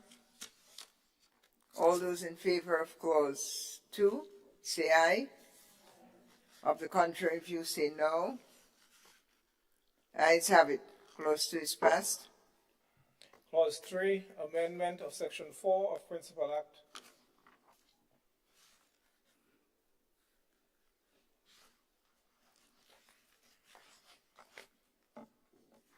Clause 3. All those in favor of Clause 3, say aye. Of the contrary opinion, say nay. Ayes have it. Clause 3 is passed. Clause 4, amendment of Section 10 of Principal Act. Clause 4. Question is, all those who are in favor of Clause 4 of the amendment of the amended act, say aye. Opposed, say no. Clause 4 is passed.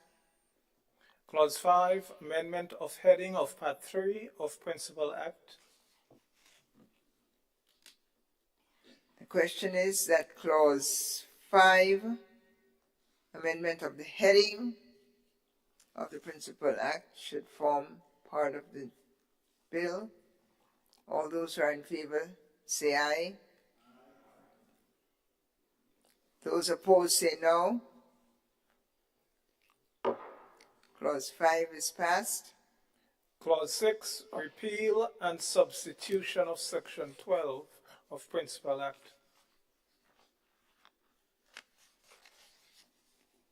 Honourable Senators, the question is that Clause 6 of the proposed amended act form part of the bill.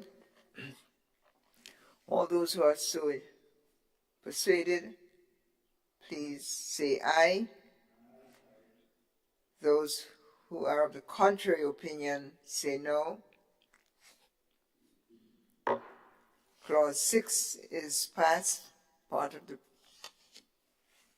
amended bill. Clause 7, insertion of new Section 12A to Principal Act.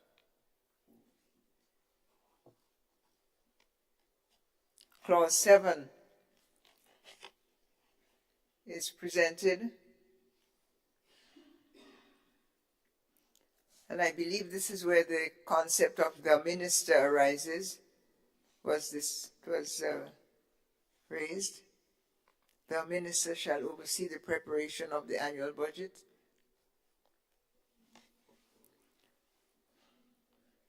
All those who are in favor, say aye. Those opposed, say no. Clause 6 passes.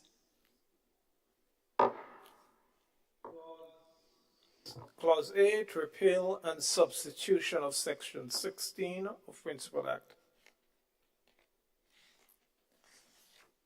Clause 8 is presented before the Honourable Committee. All those in favor, say aye. Those opposed? Clause 8 passes. Clause 9, amendment of Section 25 of Principal Act.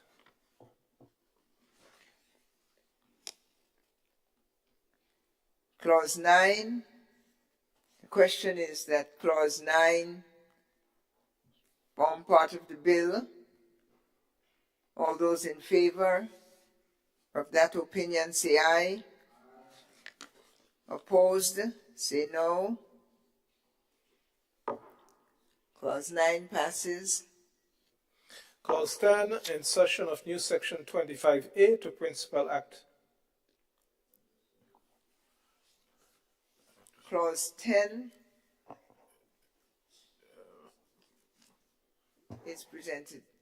Thank you, Senator Sinclair. Yes, thank you, Madam President. This brings to the question about V and A that we are trying to be ahead of our time before the committee stage. The issue on 25A, post-election report, leader of government business, through you, Madam President.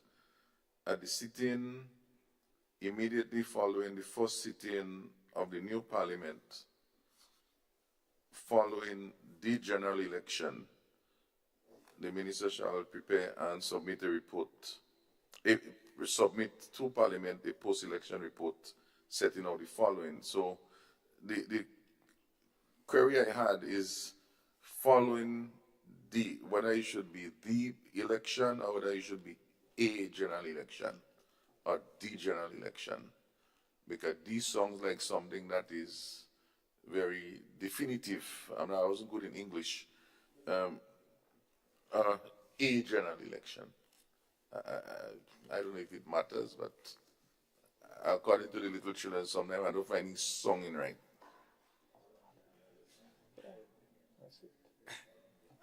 Thank you, Senator. It's one of those big little questions, isn't it? Little big questions. I see the light of the leader of government business. Yes, sir. Madam President, Senator Sinclair, I don't think it really matters whether it's the or a election. These, yeah. Think you, Senator Thomas. Senator Andrew Lewis. I just wanted to go a bit further than the leader and say, I think that D is correct because he speaks about post-election report. So there is an election, so it is a report on the election. Yes, so it is specific.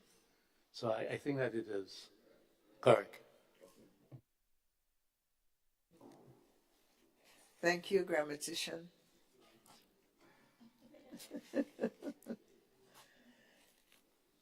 Any other discussion on Clause 10? Hearing none, distinguished senators, the question is that Clause 10 form part of the bill. All those who are of that opinion say aye. Of the contrary opinion say no. The ayes have it. Clause 10 is passed. Clause 11, amendment of the schedule to Principal Act. Satellite. Did you ask for the floor? No. Thank you. Gentlemen, the question is that Clause 11 forms part of the bill. Oh, sorry, there's a light, Senator Sinclair. There are ladies, you said gentlemen. Oh, and sisters. Yes, although sometimes maybe that could mean in a way, I don't know. But because with equality, but they are just recognize the ladies. Yeah, that's it. Did you? Oh, I see. Yes, so put it again to distinguished ladies and gentlemen. Clause 11 to form part of the bill. This is a question before you. How do you vote? All those who are of the opinion that Clause 11 should form part of the amended bill, please say aye. Those who are of the contrary opinion say nay. Ayes have it. Ayes have it. Clause 11 is passed. Leader of Government Business.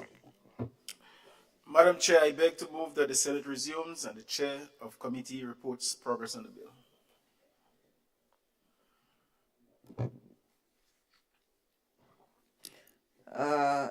Gentlemen, the question is that the Senate resumes. Madam President? Yes. Sorry. I just noticed that there is a spelling mistake on Schedule 11, Clause 11. It says last line and substituting therefore. It's missing an E.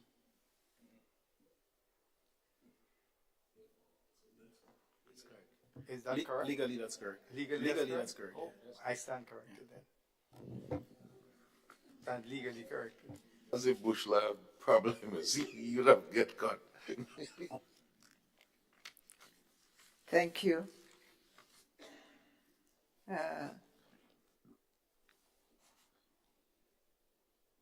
The question is that the Senate resumes and that the chair of the committee reports progress on the bill. As many as are of that opinion say aye. Of the contrary opinion say no. Well, the ayes have it, and the committee is ended. We've resumed the Senate. Ladies, gentlemen, got the honor to report that the bill was considered by a committee of the whole Senate, clause by clause, and that it was passed.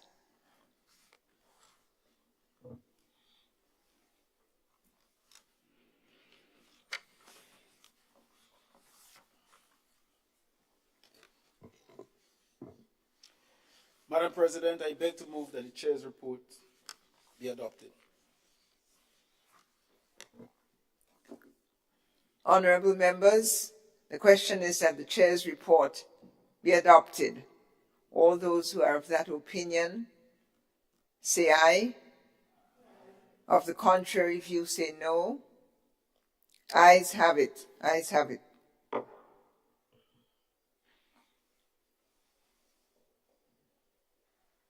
Leader of Government Business.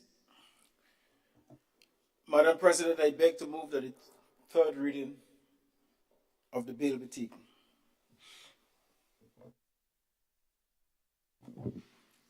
Honorable members, the question is that the bill be read a third time.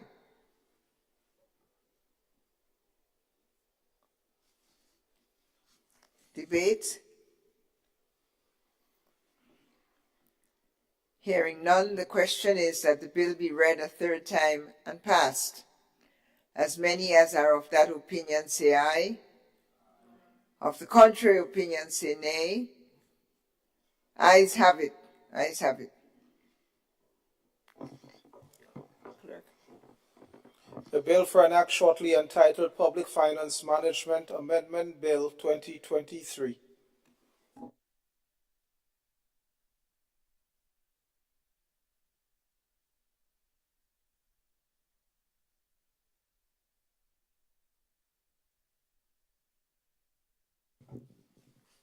Leader of Government Business.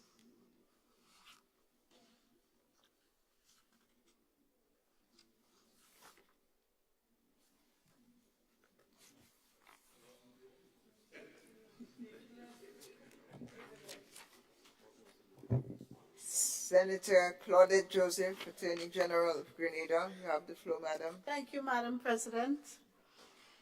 Madam President, I beg to introduce the first reading of a bill for an act shortly entitled the Public Debt Management Amendment Bill 2023. A bill which seeks to amend the Public Debt Management Act No. 25 of 2015 to revise the definition of public debt, shortly entitled Public Debt Management Amendment Bill 2023. Madam President, I beg to move that the relevant standing orders be suspended to enable this bill to be taken through all of its stages at this sitting.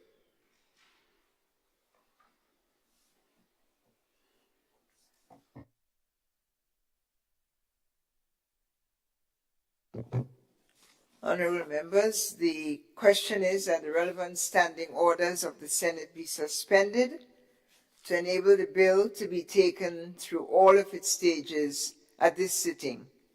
All those who are of that opinion say aye. Those of the contrary opinion say no. Ayes have it. Senator Joseph. Thank you, Madam President. I beg now to move that the second reading of the bill be taken at this time. Madam President, this bill seeks to do two things simply: to amend the Public Debt Management Act number 28 of 2015. Hereafter, I will refer to that as a principal act, to revise the definition of public debt with application to the Public Finance Management Act 2015 and the Public Responsibility Act 2015. The bill, Madam President, has 3 clauses. The short title, and that's clause 1. The second clause, Madam President, is to amend section 2 of the Principal Act by repealing the definitions of contingent liabilities and public debt and public-private partnership contained therein.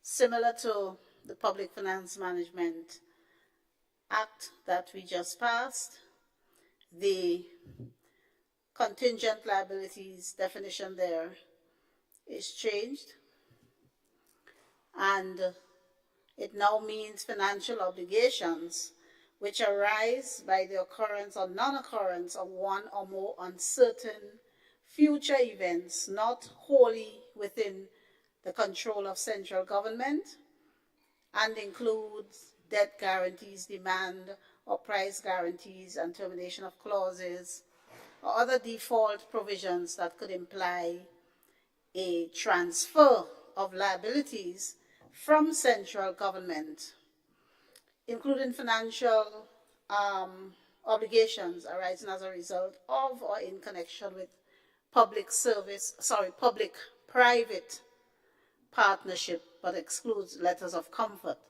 So, Madam President, contingent liabilities now include those possibilities that may arise out of public-private partnerships to create a liability for central government.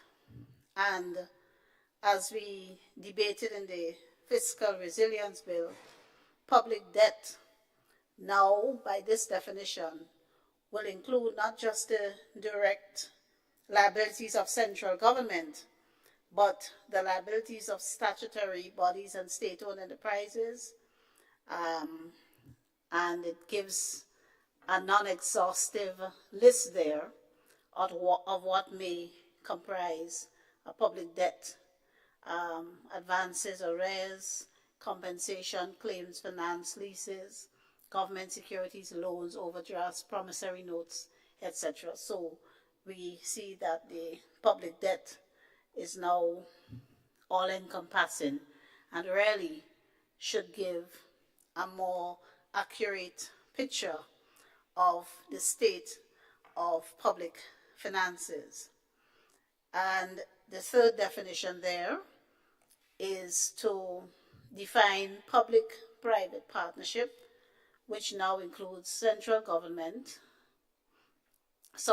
a long-term contract between a private party and central government or a statutory body or state-owned enterprise. Previously, it just was confined to central government, and parastatals were allowed to enter into arrangements with private entities without any liability transferring to government or without involvement of central government. And then there in subsection B, a definition of borrowing and explicit contingent liabilities. And the other amendment is to Section 12 of the Principal Act, particularly Section 12(1)(a), and the amendment is to delete the words public sector and the words public sector after stock of and substitute the words central government. So public sector is replaced with central government. And those are the amendments to the Public Debt Management Act. Madam President, as all members of this Honorable House will see, they are entirely complementary of the fiscal resilience bill that we considered earlier. Thank you, Madam President.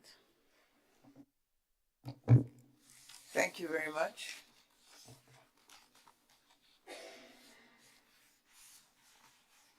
Requests for the floor?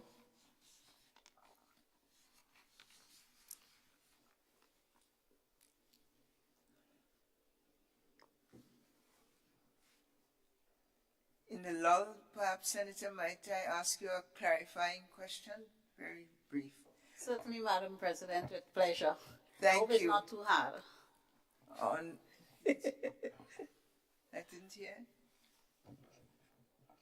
Oh, didn't hear what you said. On the Section 2, the amendment Section 2 of the Principal Act, you have three definitions. The first one, contingent liabilities. For my own clarification, are these referring to the new entities to be covered rather than new contingent liabilities? I wasn't clear. My understanding is that we are in this legislation aiming to include the statutory bodies. So is it the contingent liabilities that arises from their entering under this legislation, or is it some new concept or some new categories? Could you clarify for me, please? Well, Thank the definition there is the definition as it applies to this particular bit of legislation. Sorry? Yes, it's specific to the legislation. Yes, and does it mean then that it is contingent liabilities in general to the legislation? Yes, and covers the parastatals that are now embraced by the Fiscal Resilience Bill, the Public Finance Management Act, and the Public Debt Management So it is not necessarily occasioned by the inclusion of these new entities, but it is occasioned by the need to define or to include. Well, it is both, because now that parastatals are part of going to be considered, the liabilities of parastatal are going to be considered as part of the national debt. Those are, in that sense, contingent to the debt of central government. I'm not sure if I'm confusing you more, might be. Yes, now I wanted to know if it is really occasioned by the entry of these parastatals, or if contingent liabilities is something that we want to include as a general principle in the legislation. Well, it is to be included as a general principle, but I don't think they are exclusive of each other. I do not think they are exclusive of each other, Madam President. I don't think it's because of the entry of the parastatal alone in the legislation that we need contingent liabilities redefined. It's that, but it's also the whole spirit and intent of the fiscal responsibility legislation now. Clearer now, thank you. Thank you. Senator Andrea Lewis. Oh, okay. No, I just found it interesting. Just taking up on a question that you asked. And certainly, they say just reading the definition seemed to imply, based on what the Attorney General said. From my reading here, it says main financial obligations which may arise by the occurrence or non-occurrence of one or more uncertain future events. And that by even a dictionary definition of contingent liability, that's what it means. Yes, so I am taking it in the broader context in which you had sort of posed the question that it is a provision for some unknown, but it will be unknown based on a decision that you make within a certain level of certainty. I mean, different things can happen. Yeah, so that's how I am taking it, and not just limited to. So in my view, and I'm not sitting on the government side, can't say what I've informed that thought, but it appears to me that whether or not we were bringing in the state-owned enterprises and the statutory bodies under the public debt provisions, that definition may still have found its way there. That's just my take on the matter.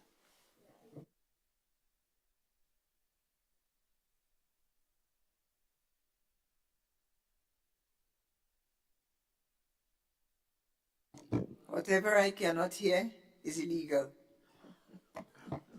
Senator Joseph. No, Madam President, if I may, I don't think Senator Franklin will stop me this time. I think we're saying the same thing. It would have been included nonetheless, but even more so as we have the state-owned enterprises considered now. Because really it's an unknown. Yeah. Thank you.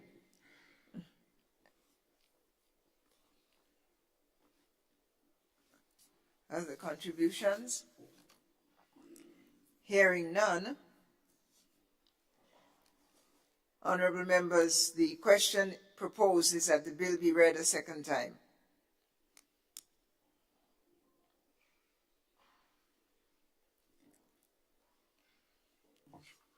Senator Joseph.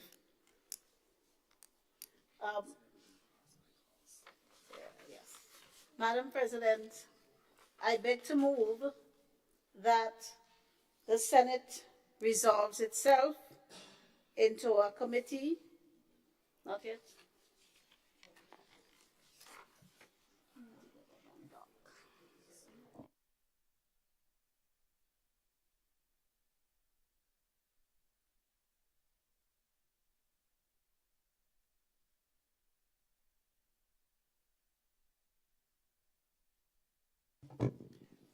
Honorable members, the question is that the bill be read a second time. All those who are of that opinion say aye. All those who are of the contrary opinion say no. Ayes have it. The bill for an act shortly entitled Public Debt Management Amendment Bill 2023. Senator Joseph. Madam President, I now beg to move that the Senate resolves itself into a committee of the whole Senate to consider the bill clause by clause.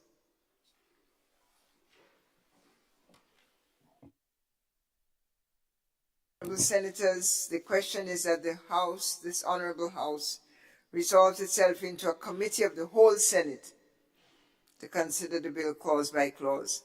All those who are of that opinion say aye, and of the contrary opinion say no. The ayes have it.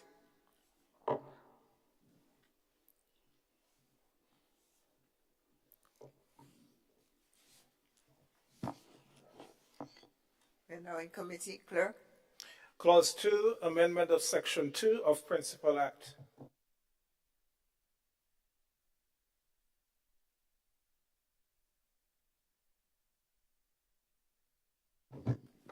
The question is that Clause 2 forms part of the bill.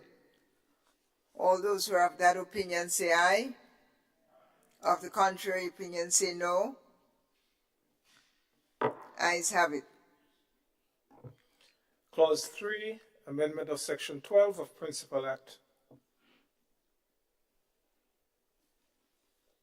Honorable members, the question is that Clause 3 forms part of the bill. All those who are of that opinion say aye. Of the contrary opinion say no. Ayes have it. Clause 1, short title. Honorable members, the question is that Clause 1 forms part of the bill. All those who are of that opinion say aye. Of the contrary opinion say no. Ayes have it.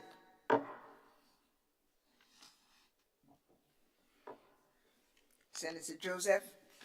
If I could stay seated. Madam Chair, I beg to move that the Senate resumes and the chair of the committee report on the progress of the bill.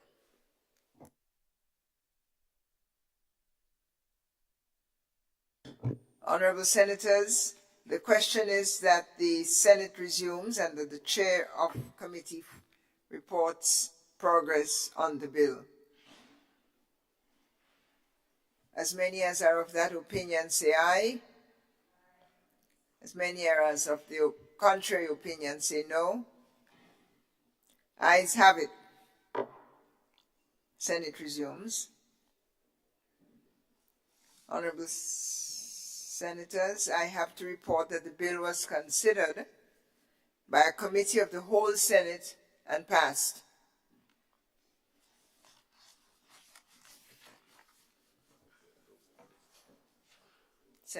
Thank you, Madam President. Noting that the bill was passed without amendment, I now beg to move that the chair's report be adopted.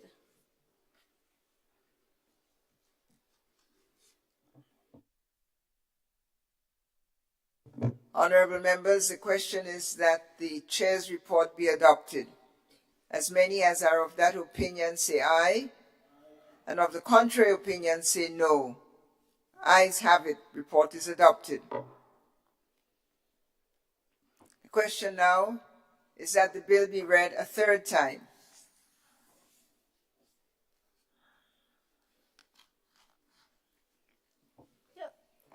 Madam President, I beg to move that the bill be read a third time.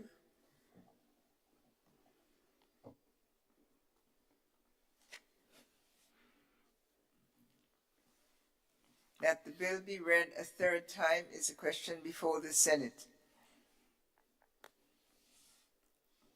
Debate? There be none. May I put the question, which is that the bill be read a third time and passed.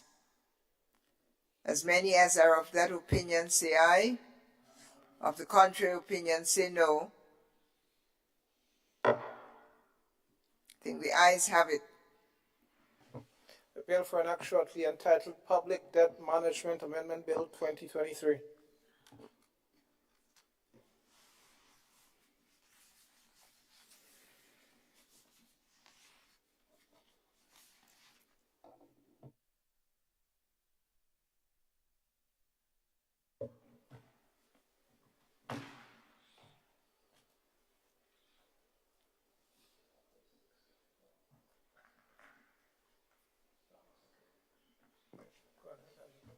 Item 16, public business. Next one. Item 17, adjournment. Leader of government business. Madam President, before I move the motion, Before you pass the motion, propose. before I call for the adjournment, let me, for the sake of the records, emphasize the word physical rather than physical. In case I was interpreted to something like that, right? Physical. Madam President, I beg to move the motion that the Senate be adjourned. Sign it.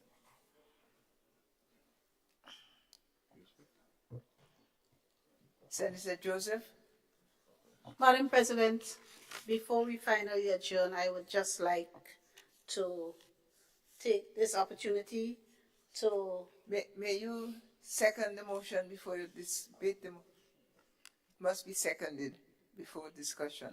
Do you mind to second? I'm so guided and I second the motion.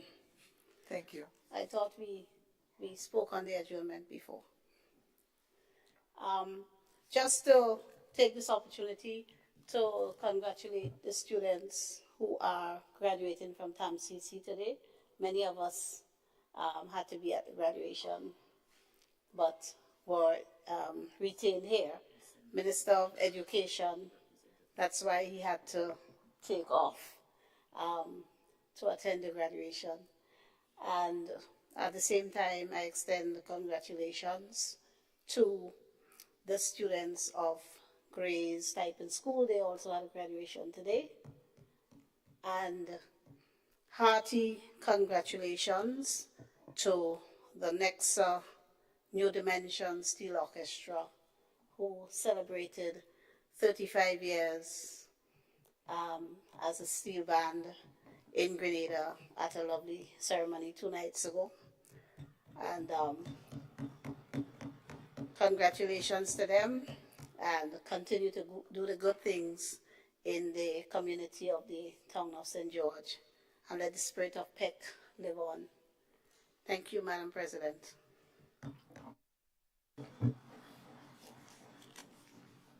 Thank you, Senator Joseph. Thank you. And perhaps you should ask that winning steel band to come and give a free performance in the Parliament as a way to celebrate itself. Well, being a wharf girl, we'll have to do a combination of harps and dimensions. And we endorse all of your congratulations to the graduating students of TAMCC, I believe, and all from around the country as our country rises with the growth of the educated or the formerly schooled class of young people. May they continue to lift themselves and their families and the country. This, as you know, dear honorable distinguished senators, is our first sitting since the start of the second session of the 11th Parliament. And we've gotten through it. We recall the throne speech with its title, Forwarding into 50, reflecting on the past and solidifying our future. So we have a good theme to guide us in this second session of the 11th Parliament. And we are in the month of October.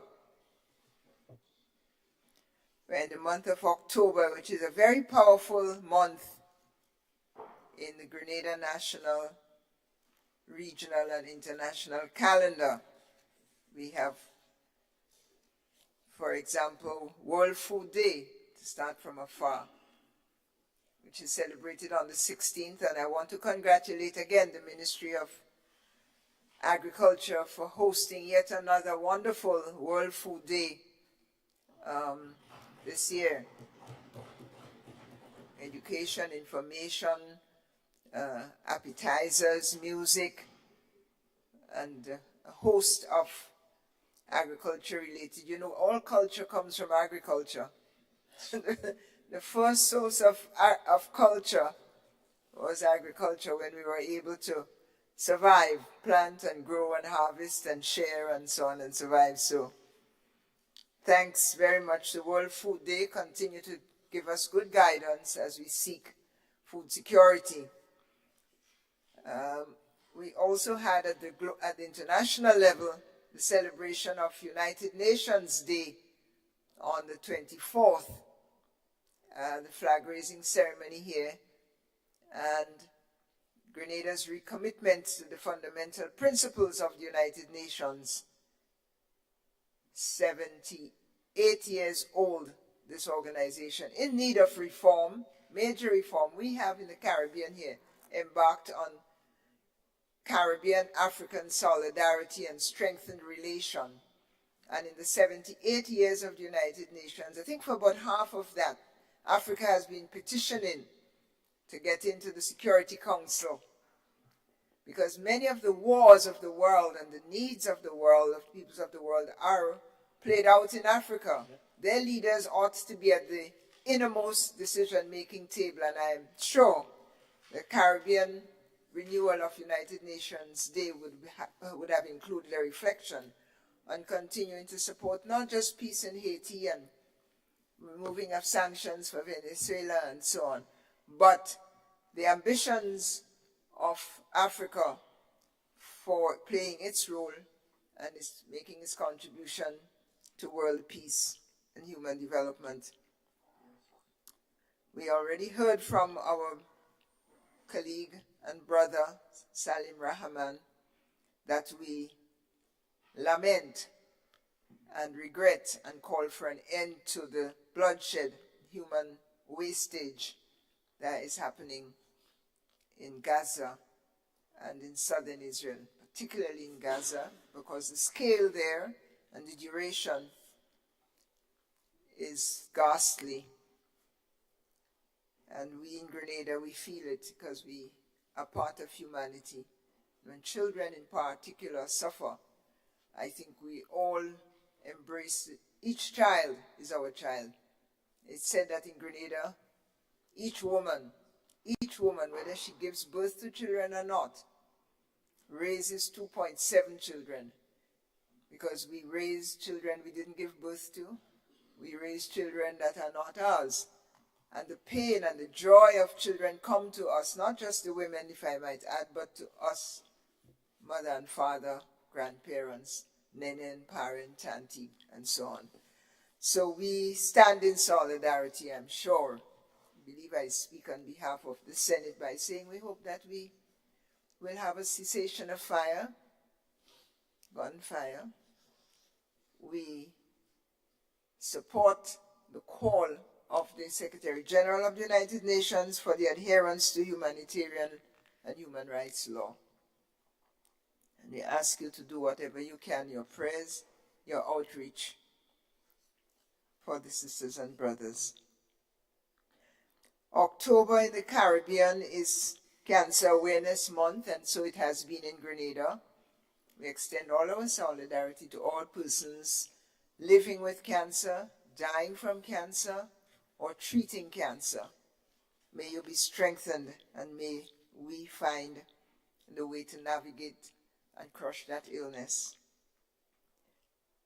Joyously, October is a month of children, and it's a good month. It's really a great pleasure to see children in St. David's and in other parts of the country, you know, celebrating their childhood. We celebrate with you, children, and we can do what we can. So October is a very powerful month, no less because we have the 19th and the 25th just passed. And we thank the government for declaring October 19th a national holiday.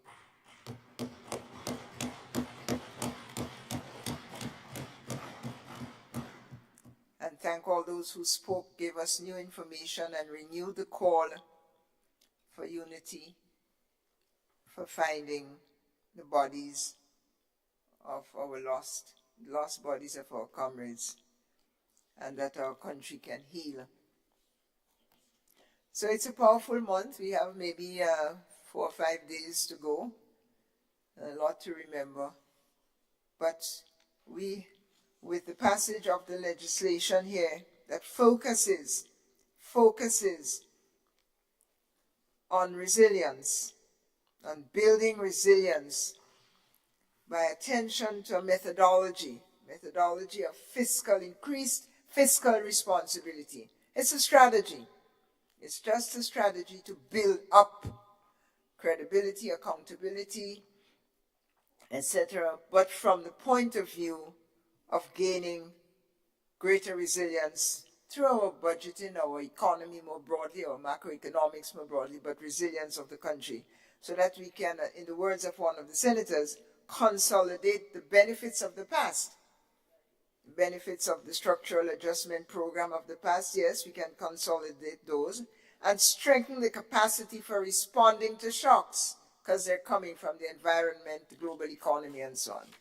I want to congratulate you, senators. You've done well. We're very proud of the Senate. Very proud of the Senate. Yes, for passing important legislation, but the way in which you do it. You're a class act.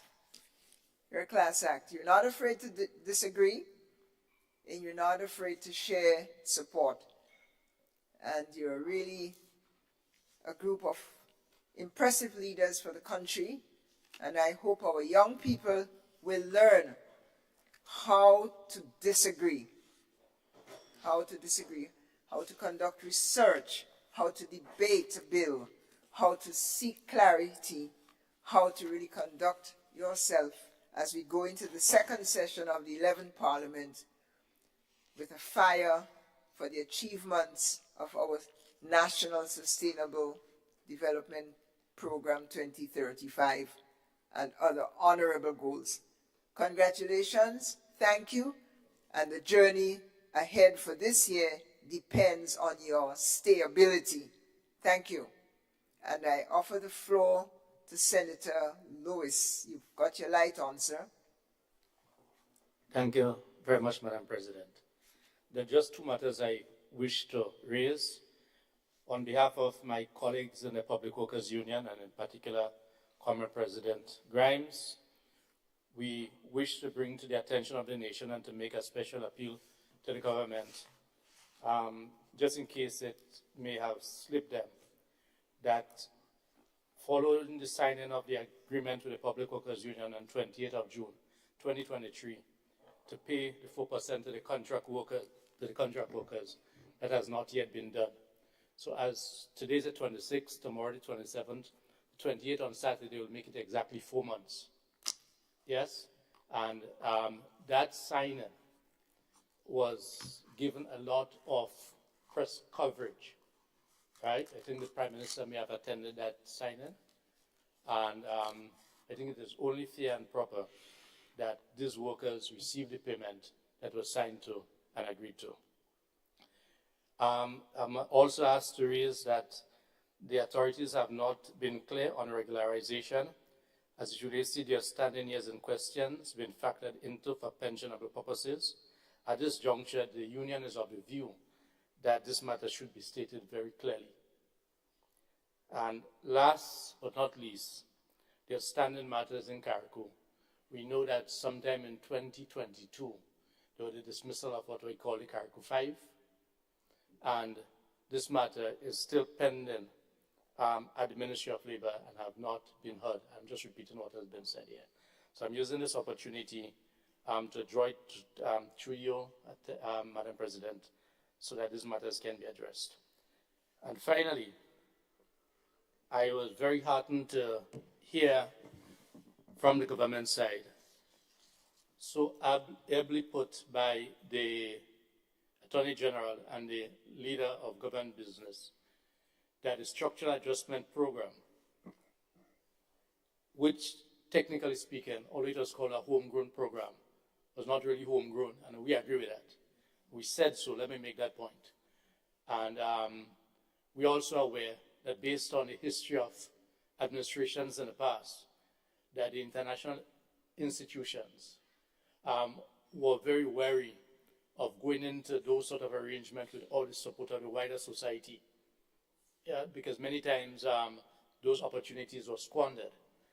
And as put by the Attorney General, and I thank you for this, that there are a number of measures that ought to have been in place only for 3 years, 14, 15, and 16, and they have not been removed.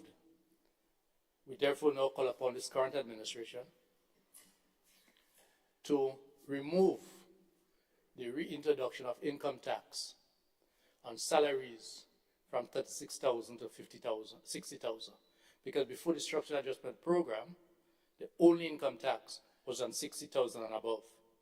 And therefore, to walk the walk and to move away from the misleading position of the past administration, which said that those things would be there for 3 years.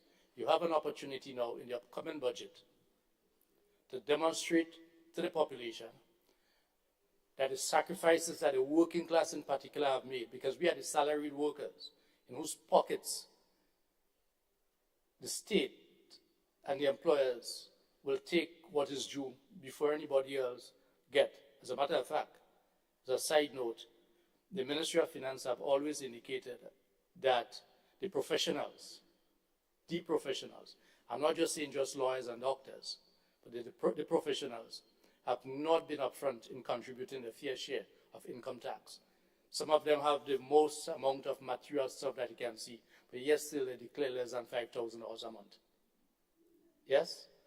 And therefore, I'm using this opportunity to call upon the government to remove the income tax, in keeping with what was said by the Attorney General, that the 3 years have passed and the past administration did not go back to pre-structural adjustment program. So we look forward to bated, expecting that to be removed. Therefore, we can have more disposable income in our pocket. Thank you. Thank you, Senator Lewis. And I'm sure the government representatives have heard your calls for clarifications and action. Pass the floor to Senator St. Clair. You have microphone. Thank you, Madam President. I stand to speak on a few matters within the allotment of time. One, of course, the World Food Day activity in the agriculture sector, a major event. I thought my good friend, leader of government business, would have spoke. Maybe I came in late, so maybe he did on this to compliment the not just the farmers, but as, of course, myself and the Senator had a long discourse at that session, without exposing our private business. No, but on a serious note, the level of display, particularly by the agro-processing component of this country, you can see there is good improvement. And once you're adding value, it means that the farmers also from the primary production has opportunities for mobilizing raw material and so on. So it's something, it was good. And of course, we look forward to more of those opportunities because they do provide income to everybody involved in that system. So, you know, once we have World Food Day, we could have our own different discourse I show can take place, particularly by the Ministry of Agriculture. So that is good. The other point, Madam President, the issue of the heat. I know farmers are complaining with the heat, although today we saw rain coming in a few days now. But of course, whatever crops they would have had some challenges, and that we know we have to, as we say, ban with jar, ban with belly, coming into December.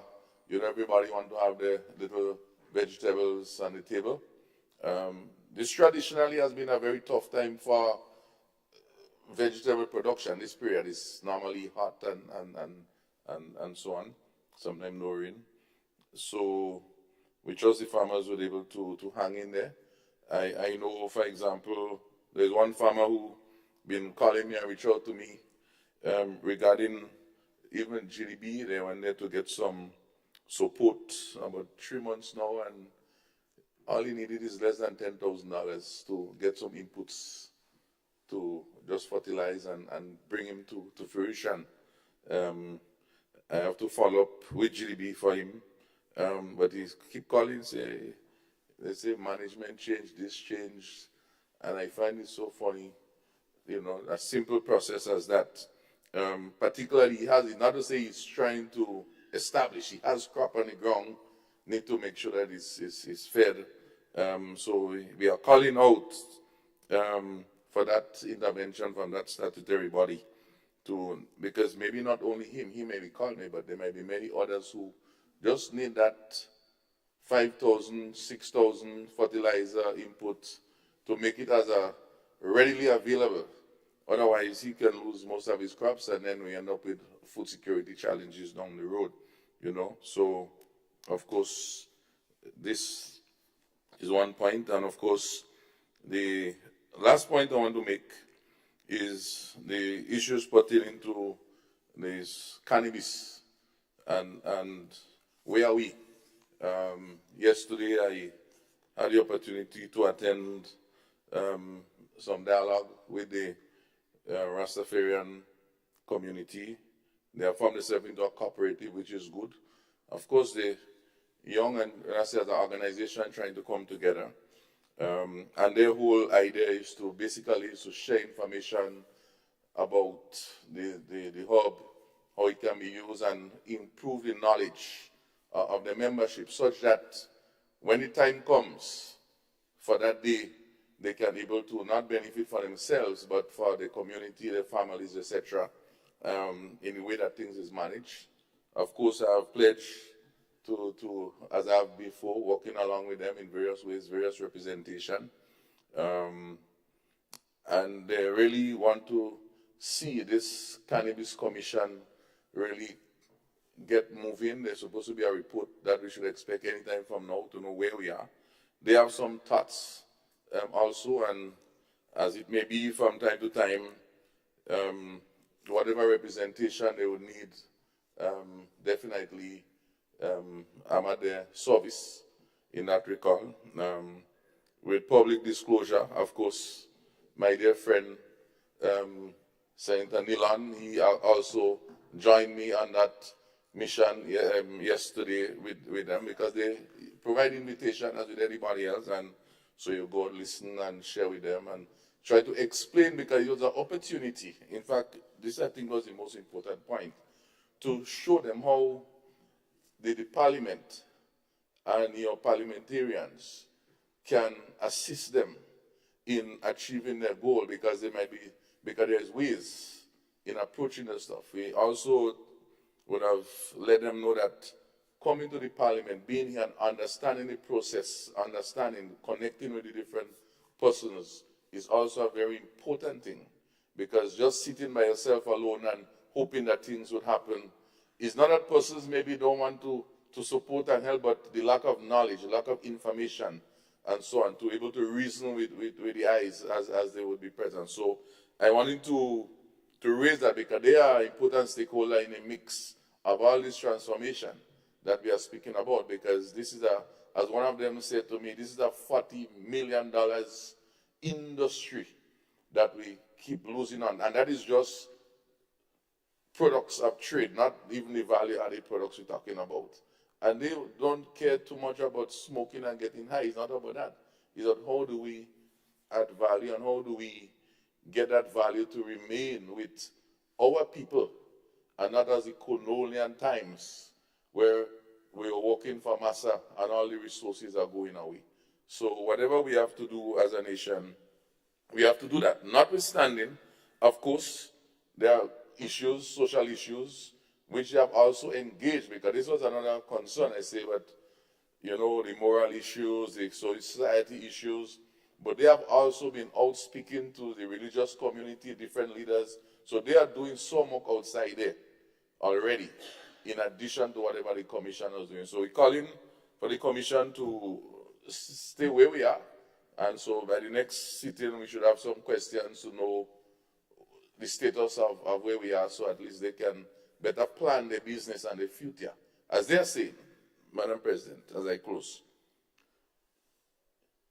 research should be done in product development already. In the produce chemist lab, for example, they have 5, 6 different. So whenever this day comes, we shouldn't have to just start.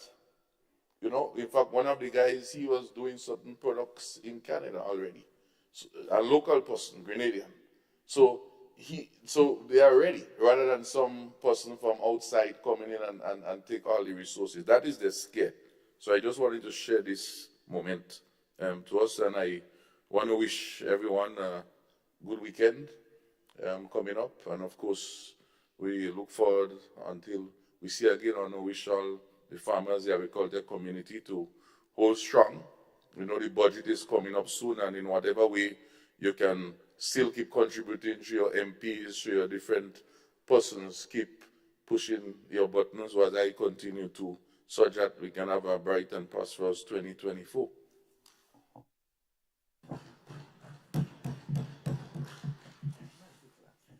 I thank you, Senator Roderick St. Clair, and I offer the floor to Senator Yes, Madam President. Jonathan Lacrette.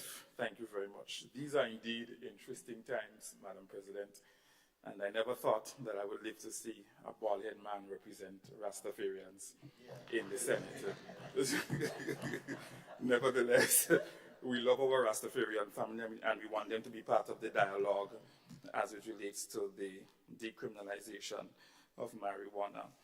Madam President, the official flyer is out for the 50th independence launch of Grenada's 50th independence, and that will take place on October 31st, 2023. The start time will be 4 p.m. and the location of venue, the Carnage St. George. Grenadians can expect to witness the official unveiling of the independence theme, logo, song, and special remarks by the Honorable Prime Minister, Honorable Dickon Mitchell. Grenadians can also expect to experience traditional culinary delights, creative artistry, and captivating cultural performances by local artists. Thank you.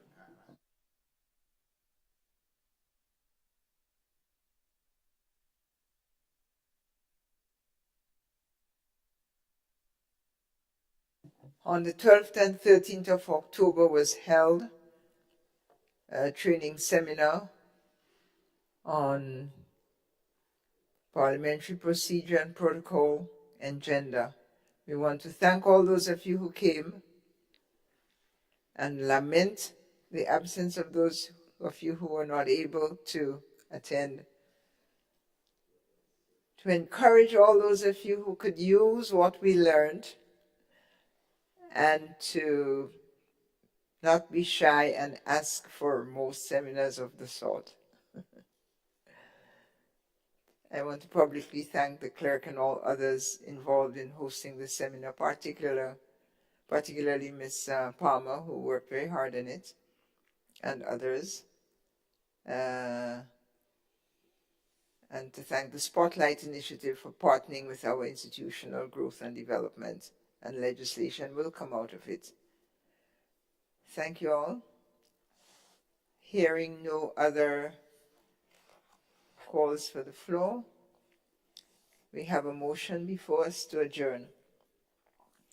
All those in favor of the adjournment of the first session of the second Parliament of the 11th, first sitting of the second session of the 11th Parliament, say aye. Opposed, say nay. We are adjourned.